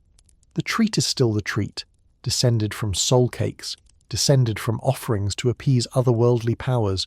The light is still the light, descended from jack-o'-lanterns, descended from need fires, descended from humanity's first discovery that fire pushes back darkness. The transactional structure at the threshold, the exchange that happens at the boundary between inside and outside, between domestic space and public world, between known and unknown, this structure has survived intact through every transformation. Whether you're a Celt leaving offerings for the Aussie, a medieval Christian distributing soul cakes to soulers, an American homeowner handing candy to trick-or-treaters, or a Japanese business offering Halloween promotions to customers, you're engaging in variations of the same basic exchange pattern that has defined this tradition for over 2,000 years. The fire, the light, the flame that marks the holiday, this element has survived in the most remarkable way. The great communal bonfires lit by Celtic druids to support the sun and purify the community have been reduced, miniaturized, individualized, and commercialized into the candles glowing inside carved pumpkins on suburban porches. The flame has been divided, distributed, made portable and personal. But it persists, that same symbolic and practical function of pushing back darkness, of marking human presence and intention, of providing light during the season when light fails and darkness dominates. This thread of light connects us directly to those ancient communities gathered around massive bonfires 2,000 years ago. The scale has changed from communal bonfire to individual candle, from cosmic support for the sun to decorative porch display. But the impulse is the same, the human need to make light during the darker season, to mark the transition into winter with fire, to say through flame, we are still here, we have not surrendered to the darkness, we maintain our warmth and light even as the world grows cold and dark. Every jack-o'-lantern glowing on every porch on Halloween night is a direct descendant of those first Samhain fires, a continuation of humanity's oldest ritual technology for confronting autumn's arrival. The flame has been passed from generation to generation, culture to culture, context to context, for 2 millennia, never extinguished, constantly rekindled in new forms. This is the true unmasked story of Halloween. Not a simple origin tale about ancient Celts or medieval Christians or American commercialization, but a complex braided history where multiple cultural streams flow together, where constant transformation preserves essential structures, where ancient patterns persist beneath modern practices, where the same deep human needs continue to be served by evolving rituals. Halloween has survived because it's adaptable, because it can absorb new influences while maintaining its core identity, because the deep structure resonates with something fundamental in human psychology and social needs. The specific forms will continue to change as cultures and technologies and contexts change, but the pattern will persist, the costume and the threshold and the exchange and the light, because these elements address eternal human concerns about darkness and death, and community and the turning of seasons. The global spread of Halloween in the late 20th and early 21st centuries is just the latest chapter in this long story of evolution and adaptation. Japanese street gatherings in Shibuya and Mexican synthesis with Dia de los Muertos, and European reimportation of transformed traditions, all of this is Halloween doing what Halloween has always done, absorbing influences, adapting to contexts, finding new forms appropriate to new circumstances while maintaining the essential patterns that have sustained it across millennia. The holiday that began as Samhain, that became All Hallows Eve, that transformed into American Halloween, that spread globally as a commercial celebration, this tradition has proven more durable and more adaptable than any of its practitioners across 2,000 years could have imagined. It has survived conquest, conversion, migration, commercialization, and globalization. It has remained recognizable across unimaginable transformations, and it shows no signs of stopping, continuing to evolve, continuing to adapt, continuing to serve human needs for seasonal ritual, community celebration, playful confrontation with fear and darkness. The masks change, but people still wear them. The treats change, but people still exchange them. The lights change, but people still kindle them. And the night remains, the threshold moment when summer ends and darkness arrives, when we acknowledge what we fear and celebrate what we've survived, when we gather as communities to mark time's passage and our continued presence in a world that cycles eternally between light and dark, life and death, summer and winter, always turning, always returning, the great wheel still spinning just as it did when this tradition first began. So there you have it, the complete unmasked story of Halloween, traced from its origins over 2,000 years ago to its current form as a global phenomenon. We've followed the thread through Celtic bonfires and Christian syncretism, through Irish immigration and American domestication, through moral panics and commercial exploitation, through Hollywood horror and international adoption. And what emerges is a tradition that has been constantly dying and constantly being reborn, always transforming while somehow remaining recognizable. Halloween is not what most people think it is.